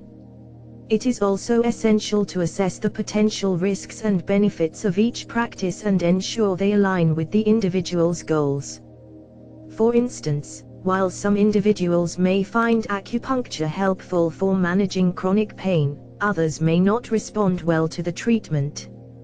Similarly, while some may find meditation helpful in reducing stress and anxiety, others may prefer other forms of relaxation techniques such as yoga or mindfulness practices. Therefore, it is crucial to work with a healthcare professional who can help evaluate the individual's needs and recommend the most appropriate practices. It is also essential to take the time to try different practices and assess their effectiveness, while remaining mindful of potential risks and consulting with healthcare professionals as needed. Ultimately, finding the right fit can improve the likelihood of success and enhance the individual's overall well-being. 7. Positive intent in healing and prevention. The power of positive thinking in healing and prevention. Healing and prevention are not just physical practices, but also emotional and mental ones. The power of positive thinking and intention has been recognized for centuries as a powerful tool for improving one's overall well-being. In recent years, there has been an increased focus on the role of positive intent in healing and prevention practices. Positive intent refers to the use of positive thoughts, beliefs, and emotions to support healing and prevent illness. It is based on the idea that the mind and body are interconnected and that positive thoughts and emotions can have a profound impact on physical health. Positive intent can be used in conjunction with other healing and prevention practices to enhance their effectiveness. Research has shown that positive intent can improve overall health outcomes in a variety of ways. Studies have demonstrated that positive thinking can lead to reduced stress levels, improved immune system function, and increased longevity. Additionally, positive intent has been shown to have a positive effect on mental health, including reducing symptoms of depression and anxiety. Incorporating positive intent into healing and prevention practices can take many forms. It can involve affirmations, visualization, and other techniques designed to foster positive thoughts and emotions. It can also involve cultivating a positive attitude and mindset towards health and wellness. It is important to note that positive intent should not be seen as a replacement for traditional medical or therapeutic treatments. Rather, it should be seen as a complementary practice that can enhance the effectiveness of these treatments. Overall, the role of positive intent in healing and prevention practices cannot be overstated. By fostering positive thoughts and emotions, individuals can take an active role in improving their overall health and well-being. The role of community support and positive relationships in healing. Positive relationships and social support have long been recognized as crucial factors in promoting physical and emotional well-being. The role of community support in healing and prevention cannot be overstated. The presence of a supportive community can help individuals cope with stress, reduce feelings of isolation and loneliness, and enhance their overall sense of well-being. Research has shown that social support can have a significant impact on physical health outcomes. For example, people with strong social networks have been found to have lower rates of heart disease, depression, and other health problems. In addition, social support can enhance the effectiveness of medical treatments and improve recovery times from illnesses or surgeries. Having positive relationships and a sense of community can also enhance mental health and emotional well-being. People who feel connected to others are less likely to experience depression, anxiety, and other mental health problems.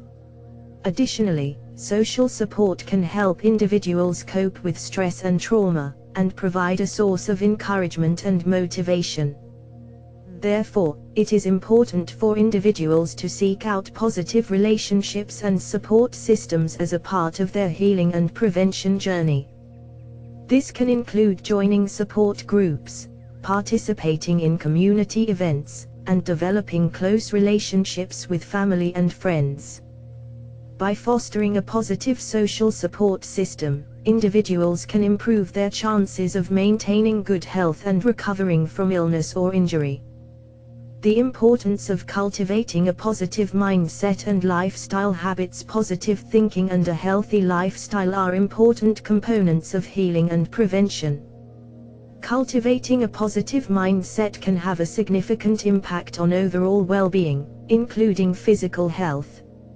Studies have shown that individuals who practice positive thinking are more likely to have better health outcomes, faster recovery times, and reduced stress levels. There are several ways to cultivate a positive mindset, including 1. Gratitude. Practicing gratitude can help shift focus away from negative thoughts and emotions. This can be done by keeping a gratitude journal or expressing gratitude through daily affirmations. 2. Mindfulness practices, such as meditation or deep breathing exercises, can help individuals become more aware of their thoughts and emotions. This can lead to greater self-awareness and the ability to manage stress more effectively. 3. Positive self-talk. Engaging in positive self-talk can help reframe negative thoughts into positive ones. This can involve challenging negative self-talk and replacing it with positive affirmations. In addition to cultivating a positive mindset, adopting healthy lifestyle habits is also essential for healing and prevention. This includes regular exercise, a healthy diet, and adequate sleep. These habits can help boost the immune system, reduce stress, and improve overall physical and mental health.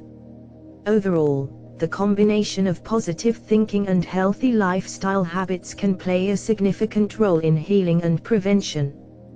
By focusing on the positive, individuals can cultivate a sense of well-being that can contribute to their overall health and happiness.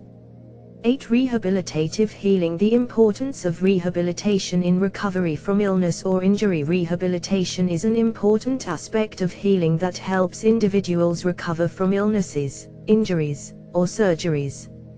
Rehabilitative healing aims to restore function, improve mobility, and enhance overall quality of life. The rehabilitation process can involve physical therapy, occupational therapy, speech therapy, and other specialized therapies, depending on the individual's needs. Rehabilitation can be particularly important for those who have experienced a significant loss of function or mobility, such as individuals who have suffered a stroke or have had a joint replacement. The rehabilitation process is often challenging and requires patience, persistence, and dedication from both the patient and their healthcare team. The rehabilitation process typically begins with an assessment of the individual's condition and the development of a personalized treatment plan. This plan may involve exercises, stretches, and other therapies to improve strength, flexibility, and range of motion. It may also include assistive devices or modifications to the individual's environment to facilitate their recovery. Rehabilitation can be a long and arduous process, but it can also be incredibly rewarding. By focusing on rehabilitation, individuals can often regain independence and return to their previous level of function. The rehabilitation process can also help individuals prevent future injuries or complications by improving their overall health and well-being. It is important to note that rehabilitation is not a one-size-fits-all approach, and the best rehabilitation plan will vary depending on the individual's needs and goals. Working closely with a healthcare professional who specializes in rehabilitation can help individuals achieve the best possible outcomes and improve their overall quality of life. The role of physical therapy, occupational therapy, and other rehabilitative practices in healing and prevention. Physical therapy, occupational therapy, and other rehabilitative practices play a crucial role in healing and prevention, particularly in the case of injuries, illnesses, or disabilities that impact physical function. These practices aim to improve physical abilities, reduce pain, and enhance overall quality of life. Physical therapy involves the use of targeted exercises and physical interventions to improve mobility, strength, and flexibility. It can be used to treat a wide range of conditions, including sports injuries, chronic pain, and post-surgery rehabilitation. Physical therapists work closely with patients to develop personalized treatment plans and monitor progress towards recovery. Occupational therapy, on the other hand, focuses on helping individuals perform daily activities despite physical or cognitive limitations. It can involve developing new techniques or using adaptive equipment to make everyday tasks easier and more manageable. Occupational therapists often work with individuals who have experienced strokes, traumatic brain injuries, or other conditions that affect physical or cognitive function. Other rehabilitative practices may include speech therapy, massage therapy, or aquatic therapy, among others. The specific treatment plan will depend on the individual's needs and goals for recovery. In addition to improving physical function, rehabilitative practices can also have a positive impact on mental health and overall well-being. Through the use of personalized treatment plans and ongoing support, individuals can regain confidence and independence, and ultimately achieve a better quality of life. The importance of setting realistic goals and developing a personalized rehabilitation plan in the context of rehabilitative healing. It is essential to set realistic goals and develop a personalized rehabilitation plan that is tailored to the individual's needs. Each person's recovery journey is unique, and it is important to acknowledge that progress may be slow and steady rather than immediate. A rehabilitation plan should be designed with realistic timelines and goals that are achievable for the individual's specific circumstances. The plan should take into account any underlying medical conditions, limitations, and potential obstacles to recovery. It should also consider the individual's overall health and lifestyle habits to ensure that the plan is sustainable and effective in promoting long-term healing and prevention. Collaboration between the individual, healthcare professionals, and any relevant support systems such as family and friends is crucial in developing a successful rehabilitation plan. With a well-designed and personalized plan in place, individuals can work towards achieving their goals and regaining their health and mobility. 9 Social determinants and healing. Overview of social determinants of health and their impact on healing. Social determinants of health are the conditions in which people are born, grow, live, work, and age that can affect their health outcomes. These determinants include factors such as income, education, social support, employment, and access to healthcare. In many cases, social determinants can have a significant impact on an individual's ability to heal and prevent illness. The impact of poverty on access to healthcare and healing practices. Poverty can have a significant impact on an individual's ability to access healthcare and healing practices. Those living in poverty may have limited access to healthcare services due to financial barriers such as high co-payments or deductibles. This can lead to delays in seeking treatment and a lack of preventative care, resulting in the worsening of health conditions over time. Additionally, poverty can also limit access to alternative and complementary healing practices, which may not be covered by insurance and require out-of-pocket expenses. This can make it difficult for those living in poverty to explore all available options for healing and prevention. Furthermore, poverty can also impact an individual's access to healthy food options, safe housing, and clean environments, which are all essential for maintaining good health. This can increase the risk of developing chronic diseases and hinder the healing process for those already experiencing illness or injury. Overall, addressing poverty and its impact on health is crucial in promoting healing and prevention for all individuals, regardless of socioeconomic status.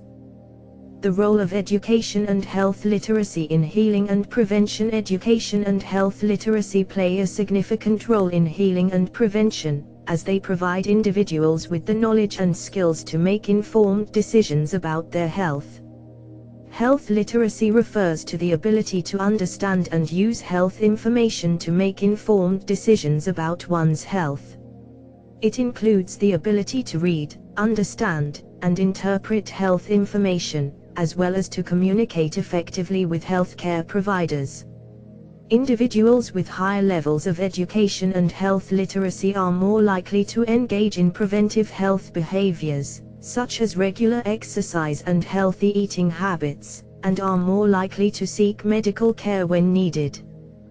They are also better equipped to navigate the healthcare system and make informed decisions about their health. Conversely, individuals with lower levels of education and health literacy may struggle to understand health information, may not know how to access healthcare services, and may have difficulty communicating with healthcare providers. This can result in poor health outcomes and a greater likelihood of preventable illnesses. Therefore, promoting education and health literacy can help to empower individuals to take an active role in their health and make informed decisions about their care. This can ultimately lead to improved health outcomes and a reduced burden on healthcare systems. The importance of social support networks in the healing process. Social support networks can play a significant role in the healing process. People who have strong social support systems tend to have better physical and mental health outcomes compared to those who lack social support. Social support can come in many forms, including emotional support, practical support, and informational support. Emotional support involves receiving empathy, love, trust, and care from others. Practical support involves receiving concrete help, such as transportation, childcare, or financial assistance. Informational support involves receiving advice, guidance, and feedback on health-related decisions. Having a strong social support network can help individuals cope with stress, reduce feelings of loneliness and isolation, and promote healthy lifestyle behaviors. In addition, social support can provide a sense of belonging and purpose, which can boost self-esteem and confidence. Engaging in social activities, such as joining a support group, participating in a community event, or volunteering, can help individuals build new social connections and strengthen existing ones. In some cases, healthcare professionals may also recommend incorporating family and friends into the healing process by involving them in treatment decisions or encouraging them to participate in therapy sessions. This can not only provide additional emotional support but also help to foster a more collaborative and inclusive approach to healing. Addressing systemic inequalities and their impact on healing and wellness. Addressing systemic inequalities is crucial in promoting healing and wellness for all individuals. Systemic inequalities such as racism, sexism, homophobia, and transphobia can result in discrimination, exclusion, and marginalization of certain groups. These experiences can negatively impact an individual's physical and mental health and can hinder their ability to access healing practices and resources. Addressing these inequalities involves taking steps to create a more equitable and inclusive society. This can include advocating for policy changes that promote equal access to healthcare, education, and other resources, as well as working to dismantle discriminatory attitudes and beliefs. It also involves centering the experiences and perspectives of marginalized communities in the development and implementation of healing and prevention practices. By addressing systemic inequalities, we can create a society that is more supportive of healing and wellness for all individuals, regardless of their background or identity. Strategies for addressing social determinants of health in the healing process. There are various strategies for addressing social determinants of health in the healing process, including 1. Increasing access to healthcare. This can be done by improving healthcare infrastructure, increasing the number of healthcare professionals, and expanding health insurance coverage. 2. Providing education and health literacy resources. Health education and literacy programs can help individuals understand how to access and navigate the healthcare system, as well as make informed decisions about their health and well-being. 3. Addressing poverty. Strategies to address poverty include increasing access to education and job training, providing affordable housing, and improving access to healthy food options. 4. Building supportive communities. community-based programs and initiatives that promote social connectedness and provide emotional support can help individuals overcome barriers to healing and wellness. 5. Advocating for systemic change. Advocacy efforts can focus on addressing the root causes of social determinants of health, such as systemic racism and discrimination, and working to create more equitable and just systems that support healing and well-being for all. Technology in healing and prevention. Technology has revolutionized the field of medicine and transformed the way we approach healing and prevention. Advances in medical technology have made it possible to diagnose and treat illnesses with greater accuracy and effectiveness. Here, we will explore the impact of technology on healing and prevention, as well as its potential risks and benefits. Advances in medical technology and their impact on healing. Medical technology has made remarkable progress in recent years, from diagnostic tools and surgical equipment to new medications and therapies.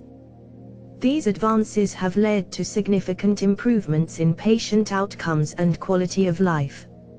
For example, the development of minimally invasive surgical techniques has reduced the need for open surgery and shortened recovery times. New drugs and therapies have been developed that target specific illnesses or conditions, providing more effective treatment options. The role of technology in preventive care and early detection. Technology has also played a vital role in preventive care and early detection. Screening tests, such as mammograms and colonoscopies, can detect cancer at an early stage when it is more treatable.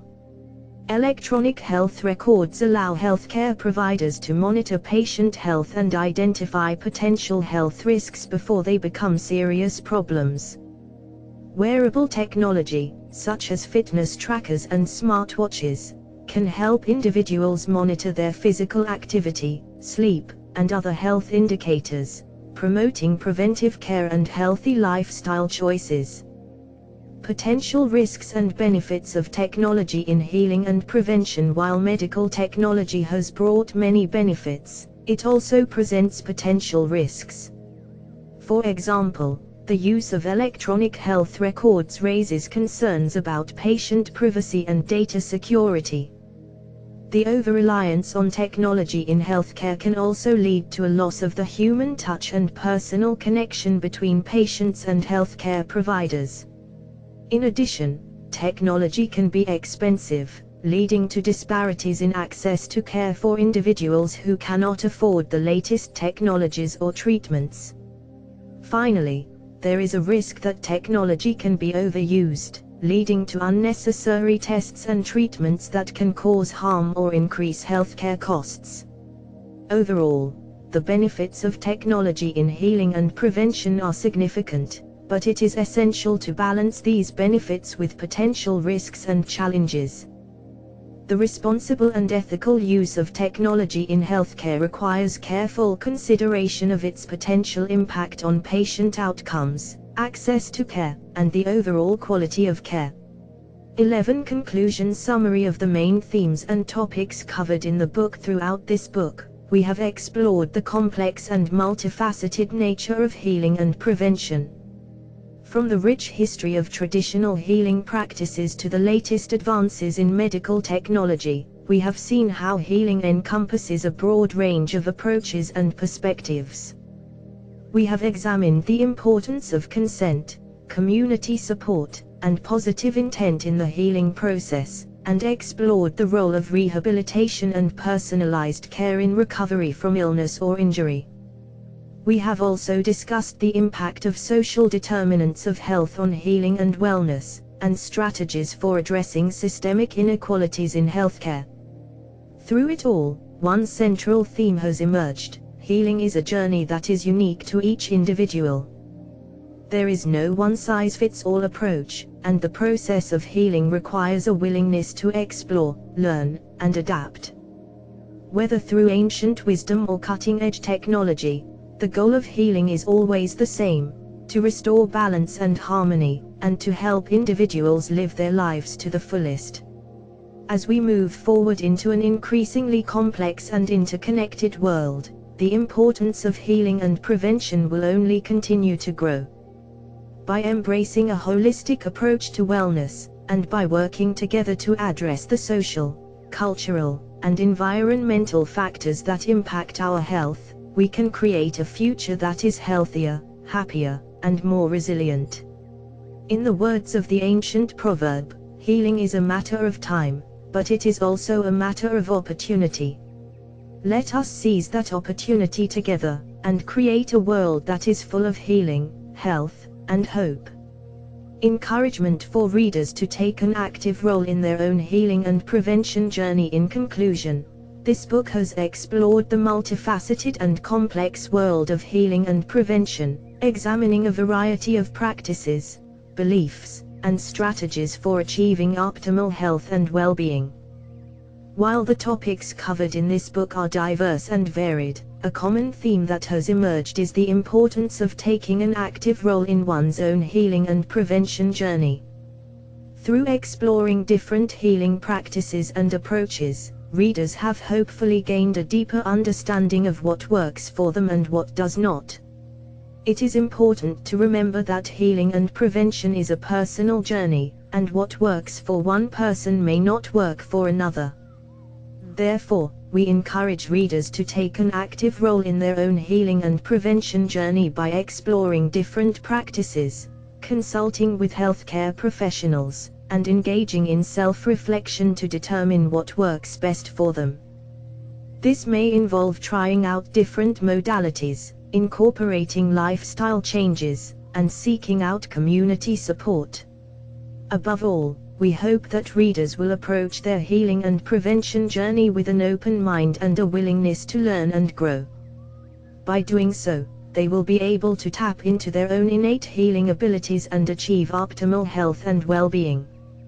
Resources and recommendations for further exploration and support. While this book provides a comprehensive overview of various healing and prevention practices, there is still much more to be explored. For readers who want to delve deeper into a particular topic, there are many resources available. One valuable resource is the website of the National Center for Complementary and Integrative Health, which provides information on a variety of alternative and complementary practices, as well as updates on research in the field.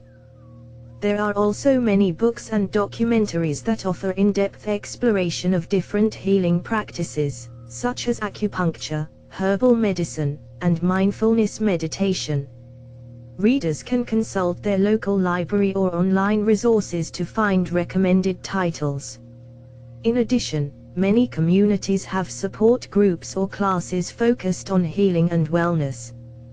These can be a valuable resource for individuals seeking to connect with others who share their interests and goals. Finally, it is important for readers to consult with their healthcare provider before starting any new healing or prevention practices. They can provide guidance on the safety and effectiveness of different practices and help individuals develop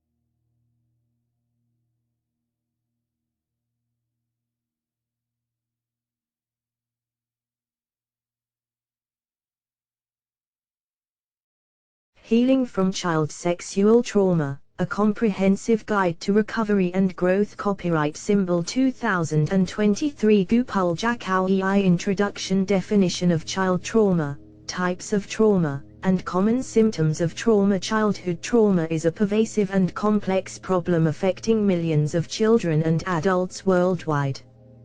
Child trauma can be defined as an event or series of events that cause physical, emotional, or psychological harm to a child.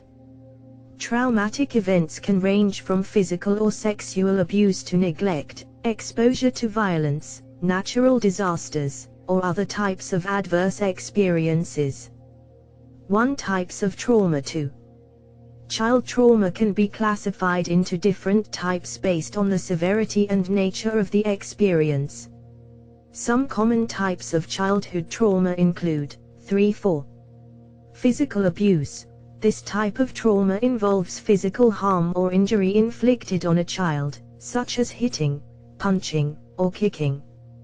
5-6.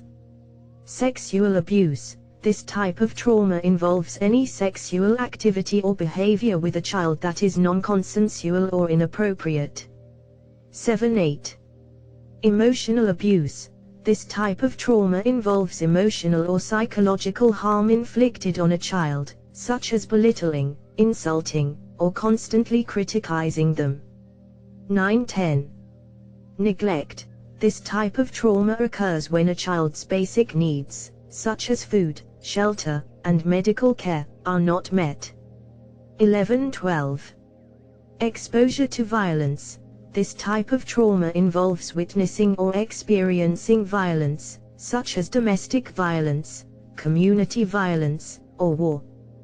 Common symptoms of trauma. The effects of childhood trauma can vary widely depending on the individual and the type and severity of the trauma. However, some common symptoms of trauma in children and adults include 1. Anxiety, fear, or panic attacks. 2. Depression or sadness. 3. Difficulty sleeping or nightmares. 4. Irritability or anger. 5. Avoidance of certain situations or activities. 6. Difficulty with trust or forming relationships. 7. Self-destructive behaviors. 8. Hypervigilance or feeling constantly on edge. It is important to note that not all children who experience trauma will develop these symptoms, and the severity and duration of the symptoms can also vary. However, it is essential to recognize and address the signs of trauma to prevent long-term negative effects on mental health and overall well-being.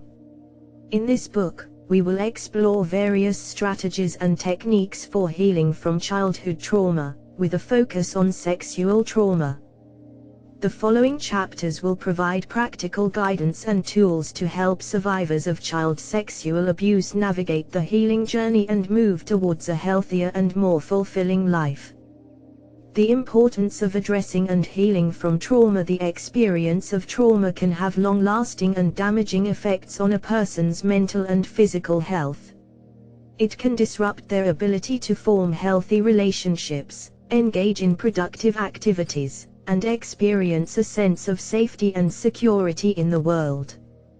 When left untreated, trauma can lead to a range of negative outcomes, including depression, anxiety, substance abuse, self-harm, and suicide. Recognizing and acknowledging the impact of trauma is the first step towards healing. Many people who have experienced trauma may feel ashamed or embarrassed, and may try to minimize or deny their experiences. However, it's important to remember that trauma is not the fault of the person who experienced it, and that seeking help is a sign of strength, not weakness. There are a number of reasons why addressing and healing from trauma is important. For one, it can help reduce symptoms of post-traumatic stress disorder, PTSD, and other related mental health conditions. This can improve a person's overall quality of life, allowing them to function more effectively in their personal and professional relationships. Additionally, healing from trauma can help break the cycle of intergenerational trauma. Trauma is often passed down through families and communities, with children of traumatized parents more likely to experience trauma themselves. By healing from trauma, individuals can reduce the risk of passing it on to future generations, creating a more positive and supportive environment for themselves and others. Finally, addressing and healing from trauma can help individuals gain a greater sense of empowerment and control over their lives. Trauma can leave individuals feeling helpless and vulnerable, but by working through their experiences and developing coping strategies, they can regain a sense of agency and control. Overall, the importance of addressing and healing from trauma cannot be overstated. It is a crucial step towards creating a healthier and more resilient individual, family, and community. Overview of the book. This book is designed to be a comprehensive guide for individuals who have experienced childhood trauma, especially sexual trauma, and are looking for ways to heal and move forward in their lives. The book is divided into several sections, each of which focuses on a different aspect of the healing process. Section 1, Understanding Childhood Trauma. In this section, we will define childhood trauma and explore the different types of trauma that individuals may experience. We will also discuss the common symptoms of trauma and how they can impact an individual's daily life. Section 2, The importance of addressing trauma. In this section, we will discuss why it is important to address and heal from trauma. We will explore the potential long-term effects of untreated trauma, including the risk of developing mental health issues such as depression, anxiety, and post-traumatic stress disorder, PTSD. Section 3, Building a support system. In this section, we will discuss the importance of building a support system when healing from trauma. We will explore different types of support, including therapy, support groups, and trusted friends and family members. Section 4, Self-care techniques. In this section, we will discuss different self-care techniques that individuals can use to help manage the symptoms of trauma. We will explore techniques such as mindfulness, exercise, and journaling.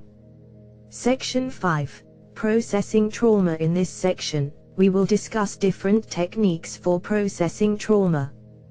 We will explore methods such as cognitive behavioral therapy, CBT, eye movement desensitization and reprocessing, EMDR, and exposure therapy. Section 6, Forgiveness and moving forward. In this section, we will discuss the importance of forgiveness and how it can aid in the healing process. We will explore different techniques for forgiveness, including writing a forgiveness letter and practicing self-compassion. Finally, we will discuss how to move forward in life after trauma, including setting goals and creating a positive vision for the future. Overall, this book aims to provide a comprehensive guide for individuals who have experienced childhood trauma, providing practical techniques and tools to help them heal and move forward in their lives. By exploring different aspects of the healing process, from understanding trauma to forgiveness and moving forward, this book aims to provide a roadmap for individuals on their journey towards healing and growth. 2. Understanding child sexual trauma. Definition and types of child sexual trauma. Child sexual trauma is a deeply disturbing and distressing experience that can have significant negative impacts on the lives of those who have experienced it. In order to heal from child sexual trauma, it is important to first understand what it is and the different types of child sexual trauma that exist. A definition of child sexual trauma. Child sexual trauma refers to any sexual act or behavior that occurs between a child and an adult, or between two children, where one child is significantly older or more powerful than the other. The trauma may involve physical contact, such as touching, fondling, or penetration, or non-contact acts, such as exposure to pornography, voyeurism, or exhibitionism. The sexual activity is considered traumatic when it is non-consensual, unwanted, and inappropriate for the child's age and developmental stage.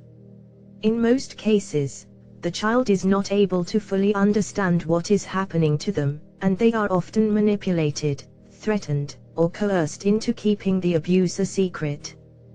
B. Types of child sexual trauma. There are several types of child sexual trauma that can occur, including 1. Contact sexual abuse. This type of abuse involves physical contact between the abuser and the child, such as touching, fondling, or penetration. It can include both genital and non-genital touching and can occur over a period of time or in a single incident. 2. Non-contact sexual abuse. This type of abuse involves sexual acts that do not involve physical contact, such as exposure to pornography, voyeurism, or exhibitionism. It can also include online sexual abuse or exploitation. 3. Incest. Incest refers to sexual abuse that occurs between family members, such as a parent or sibling. It is a particularly devastating form of sexual abuse, as it violates the fundamental trust and safety that a child should be able to have within their family. 4. Sexual exploitation. This refers to any form of sexual activity in which the child is used for the sexual gratification of others, such as through prostitution or trafficking. See common symptoms of child sexual trauma. The impact of child sexual trauma can be profound, and the effects can last well into adulthood. Some common symptoms of child sexual trauma may include 1, 2, 3, 4, 5, 6. Flashbacks, nightmares, or intrusive thoughts about the abuse. Anxiety, depression, and other mental health issues. Difficulty with trust, intimacy, and relationships. Low self-esteem and a negative self-image. Substance abuse and other risky behaviors. Physical symptoms, such as chronic pain, headaches, and digestive issues.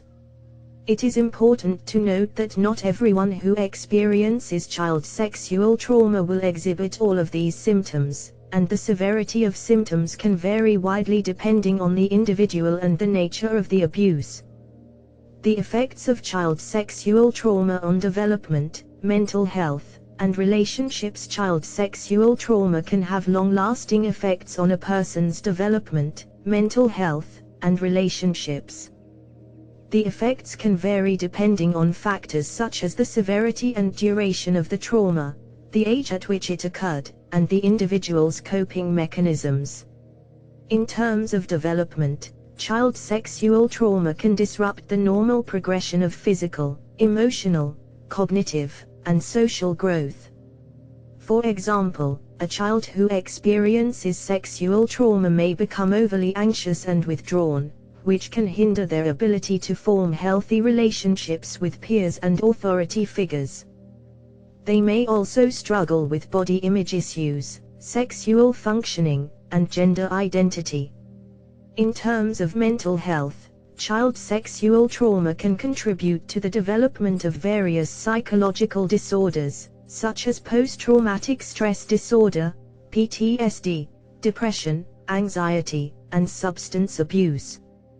The individual may experience intense feelings of shame, guilt, and worthlessness, as well as intrusive thoughts and memories of the trauma. They may also have difficulty regulating their emotions and managing stress. In terms of relationships, child sexual trauma can impact the individual's ability to form healthy attachments and establish trust with others. They may struggle with intimacy and experience difficulties in romantic relationships.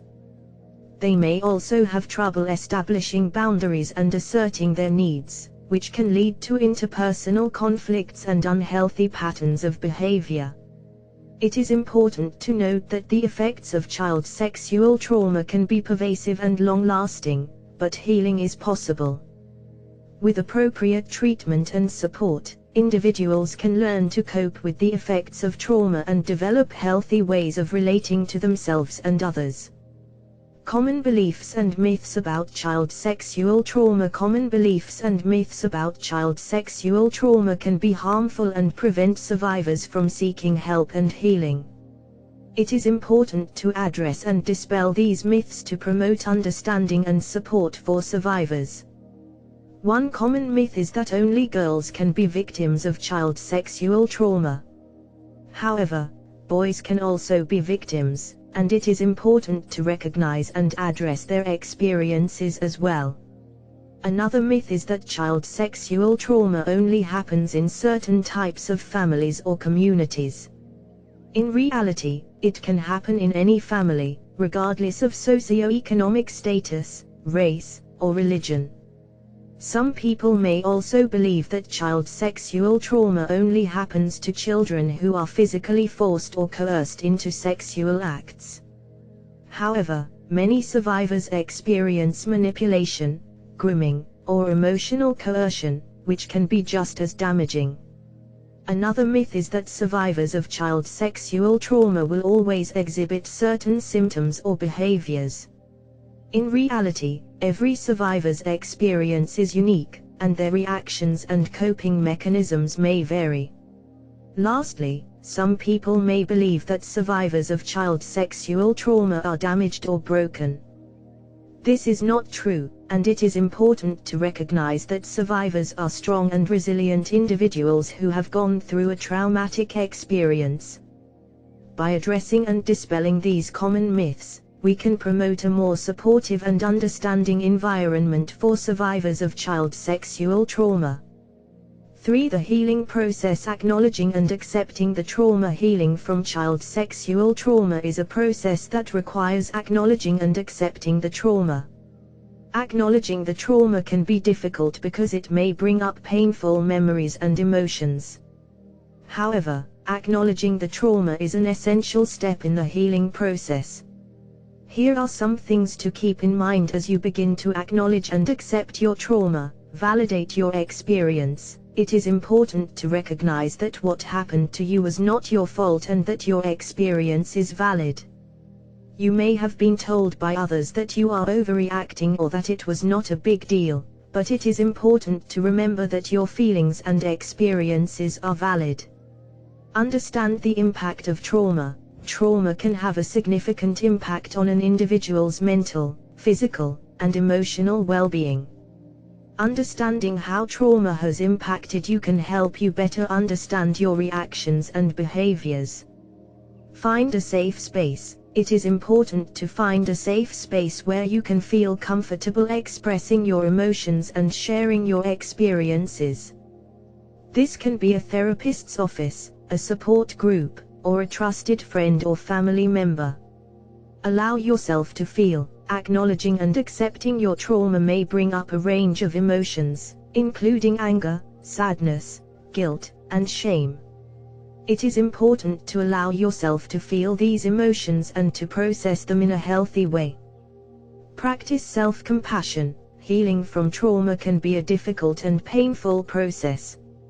It is important to be kind and compassionate to yourself as you navigate this process. This can include taking care of yourself physically, emotionally, and spiritually. By acknowledging and accepting your trauma, you are taking an important step in the healing process.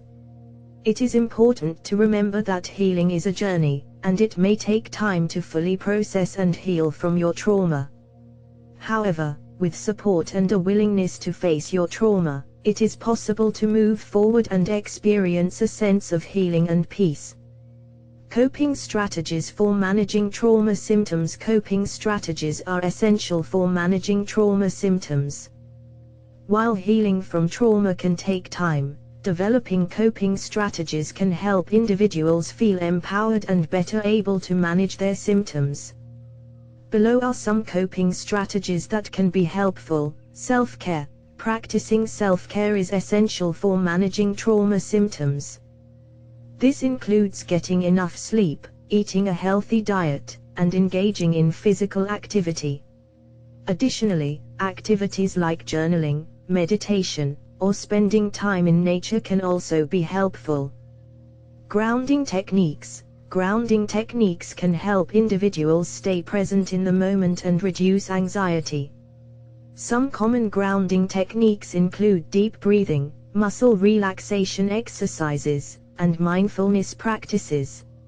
Social support. Having a support system is crucial for healing from trauma. This can include friends, family members, or a therapist. Joining a support group can also be helpful, as it allows individuals to connect with others who have experienced similar traumas.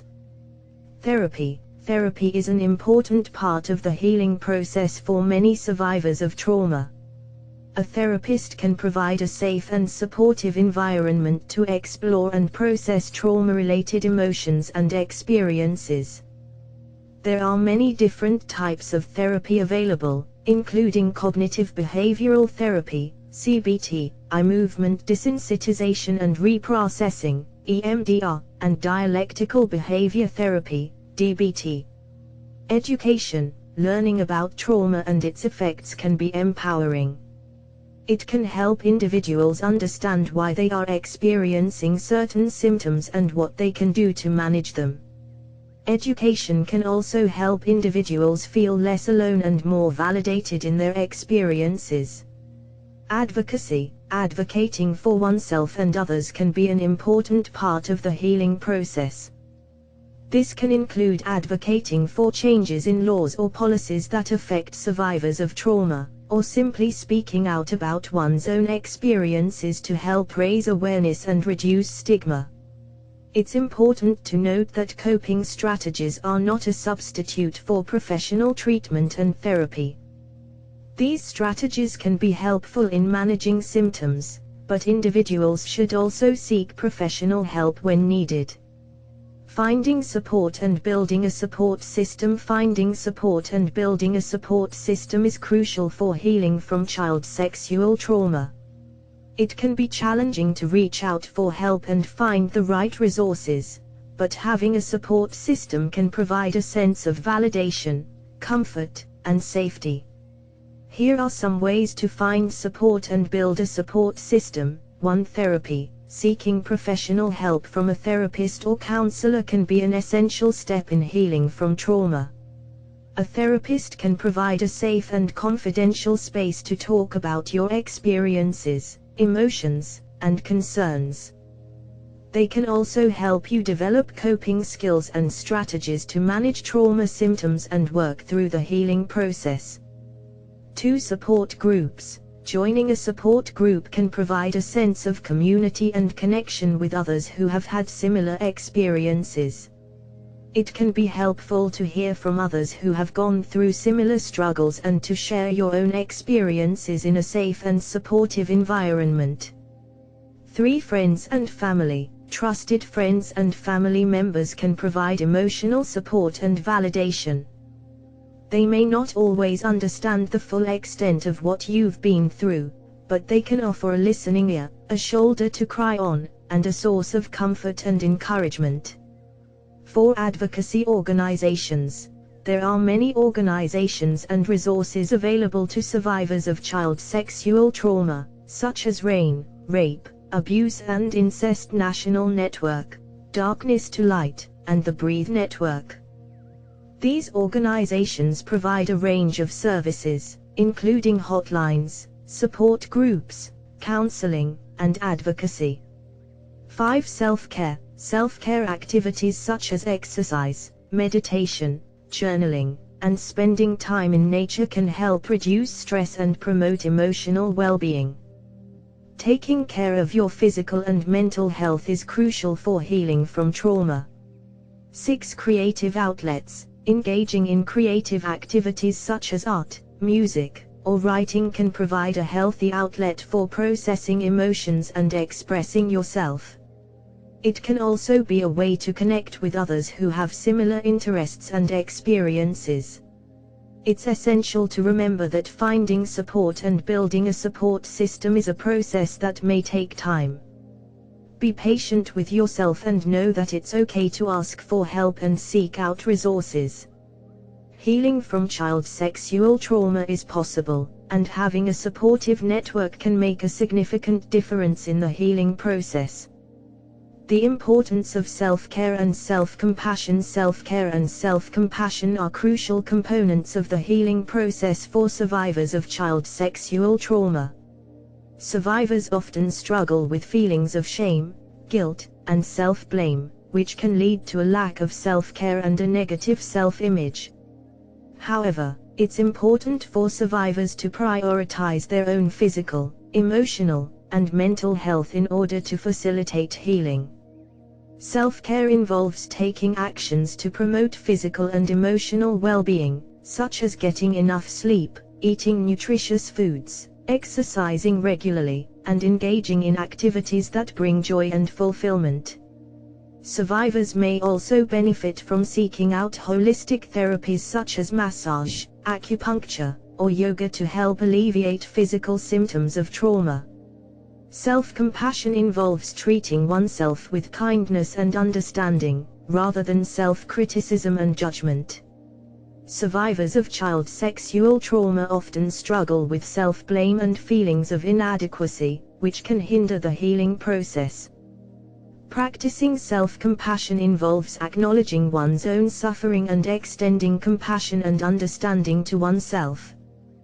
This can involve reframing negative self-talk into positive affirmations, journaling, or seeking out therapy or support groups to explore and process difficult emotions.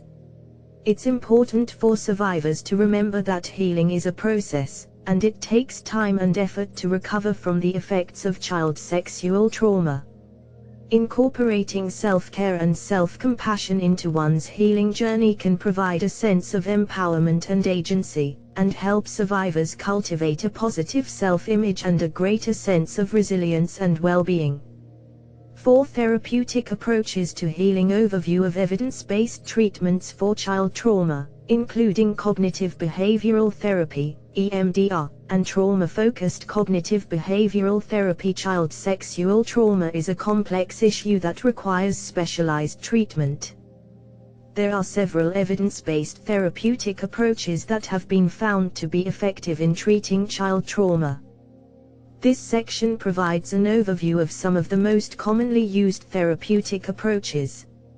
A cognitive behavioral therapy, CBT. Cognitive behavioral therapy is a type of talk therapy that focuses on identifying and changing negative thought patterns and behaviors. CBT has been found to be effective in treating a wide range of mental health issues, including anxiety, depression, and trauma. CBT for trauma typically involves helping the individual identify and challenge negative thoughts and beliefs related to the trauma. The therapist works with the individual to develop coping skills and strategies for managing trauma symptoms. Eye movement desensitization and reprocessing, EMDR. EMDR is a type of therapy that involves using eye movements or other forms of bilateral stimulation to help the individual process traumatic memories. EMDR has been found to be effective in treating PTSD and other trauma-related disorders. During EMDR therapy, the therapist helps the individual access the traumatic memory while engaging in bilateral stimulation. This process is repeated until the traumatic memory is no longer distressing. See Trauma-Focused Cognitive Behavioral Therapy, TFCBT. TFCBT is a specialized form of CBT that has been specifically designed to treat child trauma.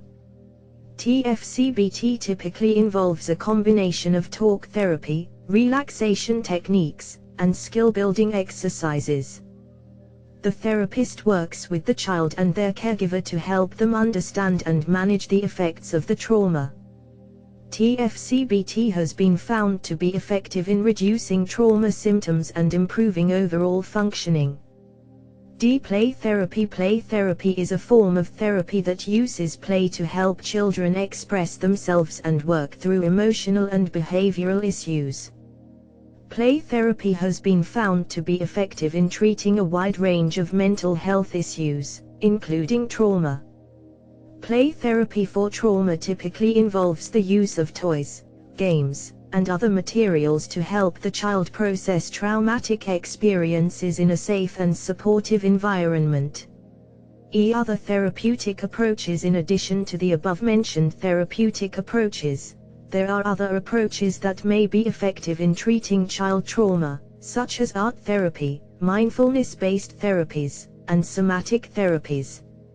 It is important to find a therapist who is trained and experienced in working with child trauma and who can help determine the most appropriate treatment approach for each individual. How to choose a therapist and what to expect in therapy. Choosing a therapist is an important decision that requires careful consideration. When seeking a therapist to address child trauma, it is essential to find a professional who is trained and experienced in working with trauma survivors, particularly child sexual trauma survivors. The following are some factors to consider when choosing a therapist. 1. Credentials and training. Ensure that the therapist has the appropriate credentials and training to work with trauma survivors. Look for professionals who are licensed, registered, or certified by reputable organizations, such as the National Board for Certified Counselors, NBCC, or the American Association for Marriage and Family Therapy, AMFT. Seek out therapists who have additional training and certification in trauma-focused therapies.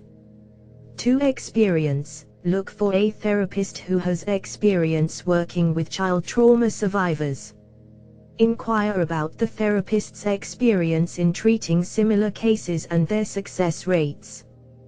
3. Approach and philosophy. Ask the therapist about their therapeutic approach and philosophy. Consider whether it aligns with your needs and preferences.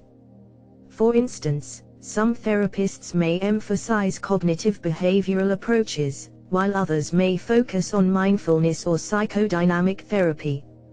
4. Personal connection. The therapeutic relationship is crucial in the healing process.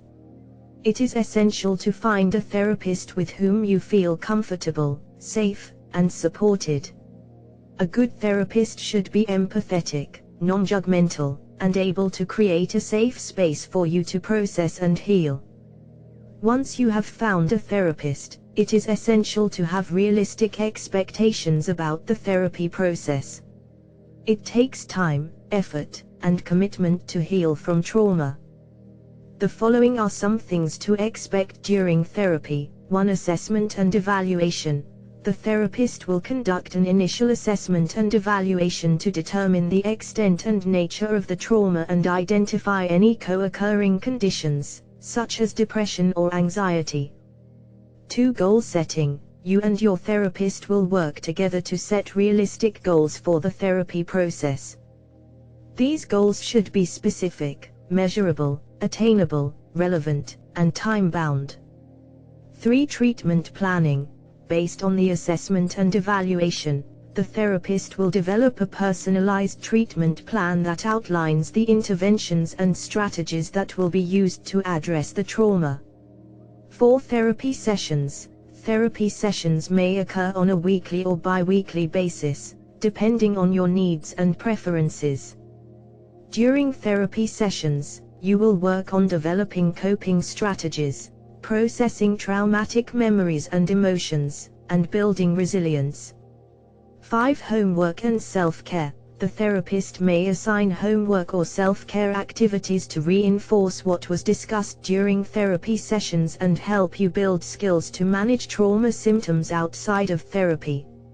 6. Progress monitoring. The therapist will regularly monitor your progress toward the therapy goals and make adjustments to the treatment plan as needed. Overall, finding a therapist who specializes in child trauma and building a therapeutic relationship based on trust and safety can be a powerful step toward healing from child sexual trauma.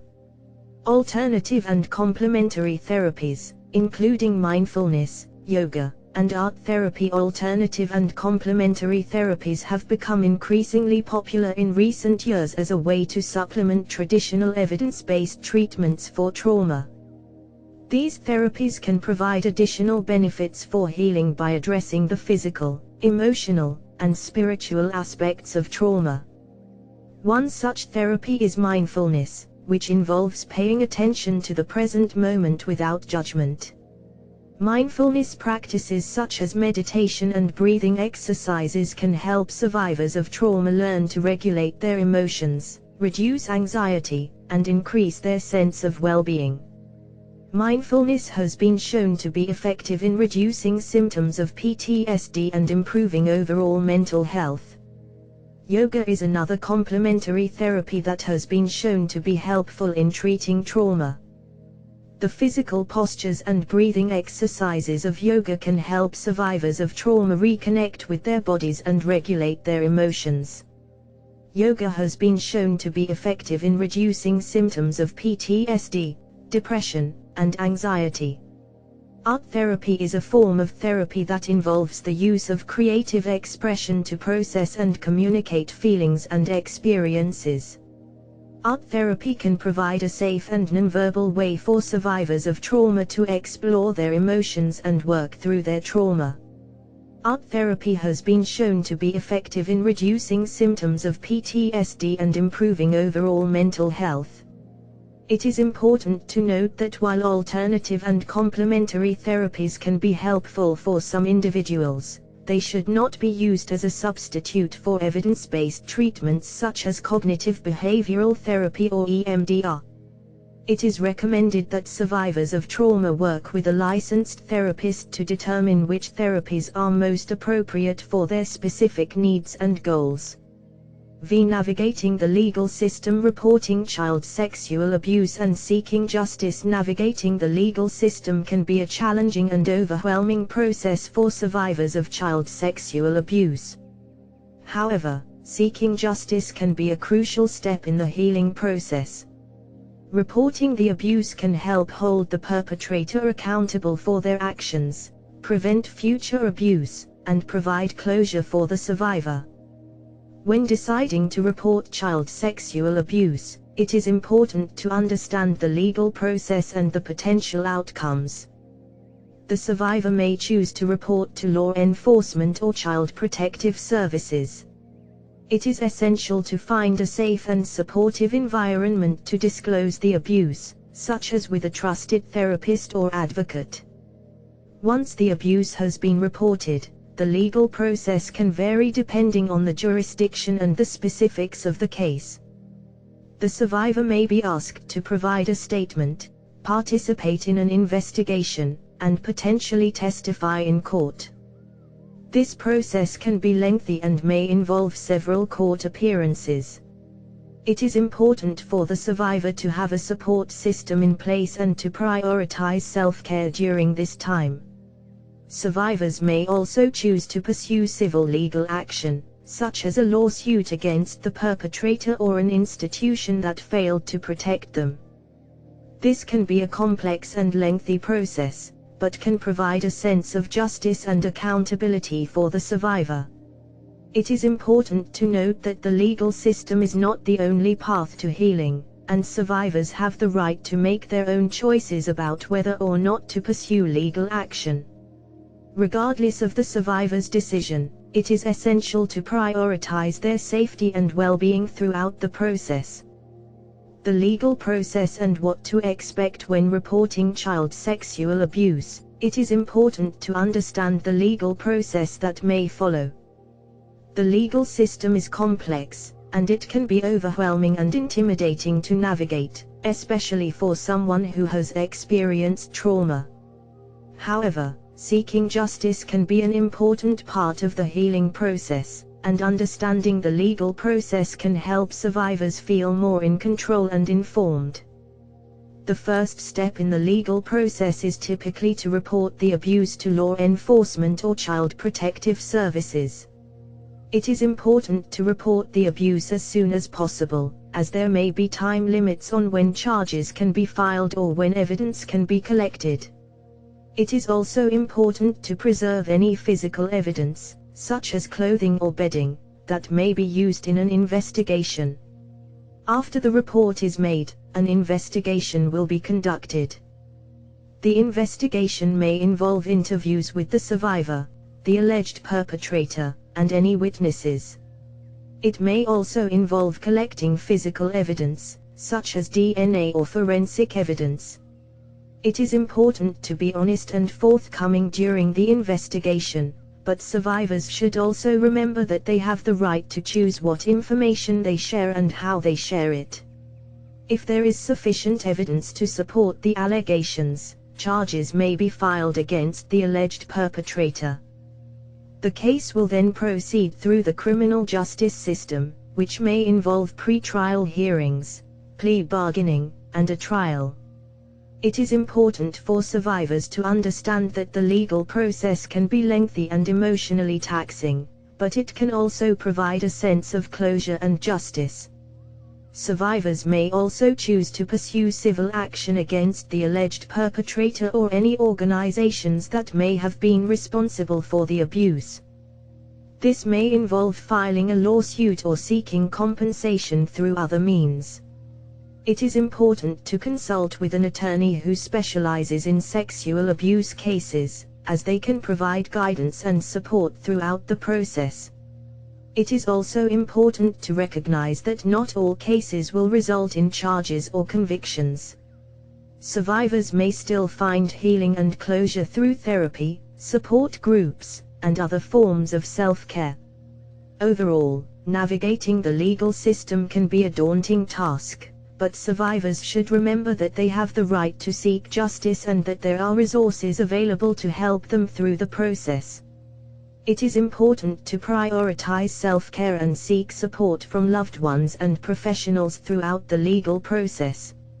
Support and resources for survivors navigating the legal system. Survivors of child sexual abuse who choose to pursue legal action may find the process to be overwhelming and challenging.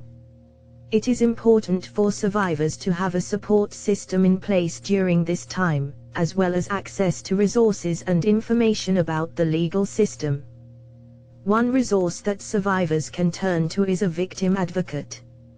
Victim advocates are trained professionals who provide emotional support, information, and assistance to victims of crime, including survivors of child sexual abuse. They can help survivors navigate the legal system, understand their rights, and connect with other resources and services. Survivors may also choose to work with an attorney who specializes in representing survivors of child sexual abuse. These attorneys can provide legal guidance and support throughout the legal process, including filing a report with law enforcement, navigating the criminal justice system, and pursuing a civil lawsuit against the perpetrator. In addition to victim advocates and attorneys, survivors may find support from organizations that specialize in providing resources and services to survivors of child sexual abuse.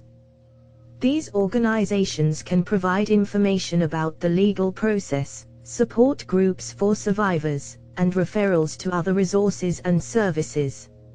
It is important for survivors to know that they have the right to seek justice for the abuse they have experienced. The legal system can be complex and challenging, but with the right support and resources, survivors can navigate the process and work towards healing and recovery. 6. Moving forward. Rebuilding trust in relationships. Child sexual trauma can greatly affect one's ability to trust others, particularly in intimate relationships. Rebuilding trust is a process that takes time, patience, and a willingness to work through the difficult emotions and thoughts that may arise. Here are some strategies for rebuilding trust in relationships after experiencing child sexual trauma. 1. Seek therapy. Therapy can provide a safe and supportive environment to process trauma, learn coping skills, and work through relationship issues. A therapist can also help identify patterns of behavior that may be hindering trust in relationships. 2. Communicate openly and honestly. Effective communication is key to building trust in relationships. It is important to be honest with your partner about your needs, concerns, and boundaries. At the same time, it is important to listen actively and respond with empathy. 3. Take things slow. It is natural to want to rush into a relationship, but it is important to take things slow to ensure that trust is built on a solid foundation. This may mean taking time to get to know someone before becoming intimate, setting boundaries around physical touch, or avoiding triggers that may bring up traumatic memories. 4. Practice self-compassion. Rebuilding trust can be a challenging and emotional process. It is important to be gentle with yourself and practice self-compassion. This means being kind, understanding, and patient with yourself as you work through difficult emotions and challenges. 5. Build a support system. Having a support system can be invaluable when rebuilding trust in relationships. This can include friends, family members, and support groups for survivors of sexual trauma. 6. Prioritize safety. Safety is essential for building trust in relationships. This means being aware of red flags and setting boundaries around behaviors that feel unsafe or triggering. It also means being mindful of one's own safety needs and taking steps to prioritize physical and emotional safety. 7. Practice forgiveness. Forgiveness can be a powerful tool for healing and rebuilding trust. This does not mean forgetting or minimizing the trauma, but rather letting go of anger and resentment towards the abuser and towards oneself. Forgiveness can be a long process, but it can bring a sense of peace and closure. Rebuilding trust in relationships after experiencing child sexual trauma can be a difficult and complex process. It is important to approach it with patience, self-compassion, and a willingness to seek support when needed. With time and effort, it is possible to build healthy and fulfilling relationships. Strategies for managing triggers and preventing re-traumatization. Trauma survivors often experience triggers, which can be anything that reminds them of their traumatic experiences, leading to intense emotional reactions such as anxiety, fear, or anger. Triggers can be internal or external, and they can be difficult to manage, especially if they occur unexpectedly. However, there are strategies that survivors can use to manage triggers and prevent re-traumatization. 1. Identify triggers. The first step in managing triggers is to identify them. Pay attention to situations, people, places, or things that trigger intense emotional reactions. Keep a journal and record your triggers and how you respond to them. Understanding your triggers can help you prepare for them and develop coping strategies. 2. Practice self-care. Self-care is essential in managing triggers. Take care of yourself physically, emotionally, and mentally. Get enough sleep, exercise regularly, and eat healthy. Take time to engage in activities that you enjoy, such as hobbies or spending time with loved ones. Practice relaxation techniques, such as deep breathing, meditation, or yoga. 3. Create a safety plan. A safety plan is a personalized plan that outlines steps to take when you experience a trigger or are in a potentially dangerous situation. The plan should include identifying safe spaces, people to contact, and coping strategies that work for you. Share your safety plan with trusted friends or family members, and keep a copy with you at all times. 4. Build a support system. Having a strong support system is crucial in managing triggers and preventing re-traumatization. Connect with people who are supportive, understanding, and non-judgmental. Join support groups or therapy sessions where you can connect with other survivors and share experiences. Building a support system can also provide a sense of validation and help to reduce feelings of isolation. 5. Practice mindfulness. Mindfulness is a technique that involves being fully present in the moment, without judgment. It can be helpful in managing triggers by increasing awareness of internal experiences and reducing reactivity. Practice mindfulness through meditation, yoga, or other relaxation techniques.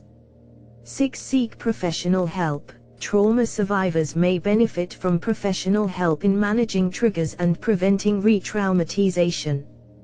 A therapist trained in trauma-focused therapy can help survivors develop coping strategies, identify triggers, and work through unresolved trauma. Seek out a therapist who has experience working with survivors of child sexual trauma. 7. Take your time. Healing from trauma is a process that takes time and patience. Be gentle with yourself and allow yourself to feel all the emotions that come with the healing process. Remember that triggers may still occur, and it is okay to ask for help when needed. In conclusion, managing triggers and preventing re-traumatization is an important aspect of healing from child sexual trauma. Identifying triggers, practicing self-care, creating a safety plan, building a support system, practicing mindfulness, seeking professional help, and taking your time are all strategies that survivors can use to manage triggers and promote healing. Finding meaning and purpose in life after trauma. After experiencing trauma, it can be difficult to find meaning and purpose in life. Survivors may feel lost, disconnected, and unsure about their future. However, it is possible to find meaning and purpose after trauma, and doing so can be an important part of the healing process. One way to find meaning and purpose is to focus on personal growth and development. This may involve setting new goals, pursuing new interests, or exploring new opportunities.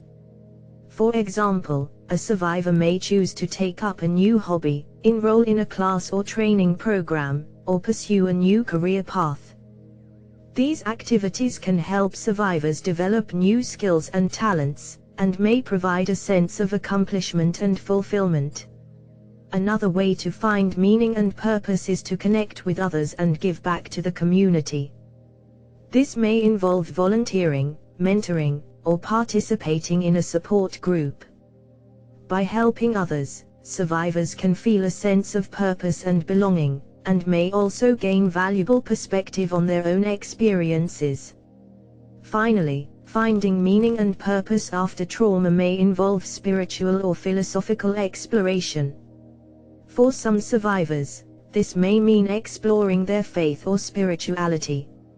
For others, it may mean exploring new philosophies or belief systems. Engaging in practices such as meditation or mindfulness can also help survivors find inner peace and meaning. Overall, finding meaning and purpose after trauma is a deeply personal process that may involve exploring new opportunities, connecting with others, and engaging in spiritual or philosophical exploration. While it may take time and effort, the rewards can be significant and can help survivors move forward with a sense of purpose and hope.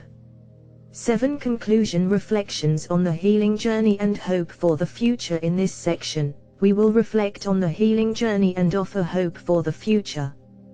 Healing from child sexual trauma is a long and difficult process that requires dedication and hard work. It can be a journey filled with pain, confusion, and uncertainty, but it is also a journey of hope, resilience, and transformation. As survivors begin to heal and recover, they may find themselves reflecting on their experiences and the changes that have occurred in their lives.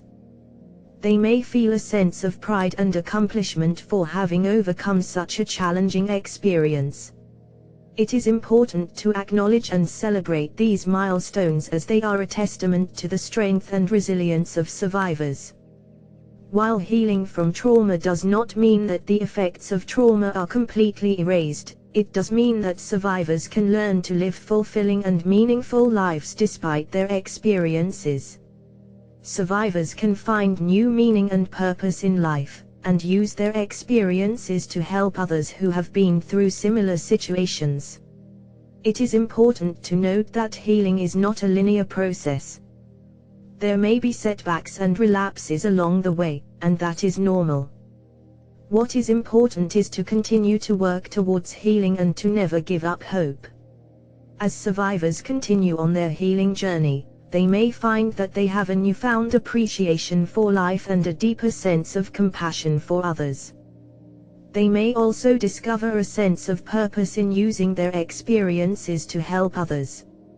In conclusion, healing from child sexual trauma is a challenging and complex process, but it is possible.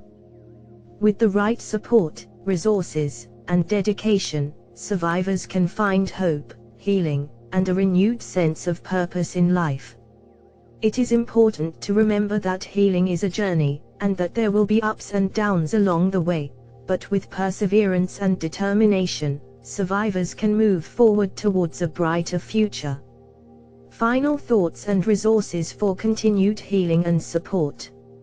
As you continue on your healing journey, it is important to remember that healing is a lifelong process.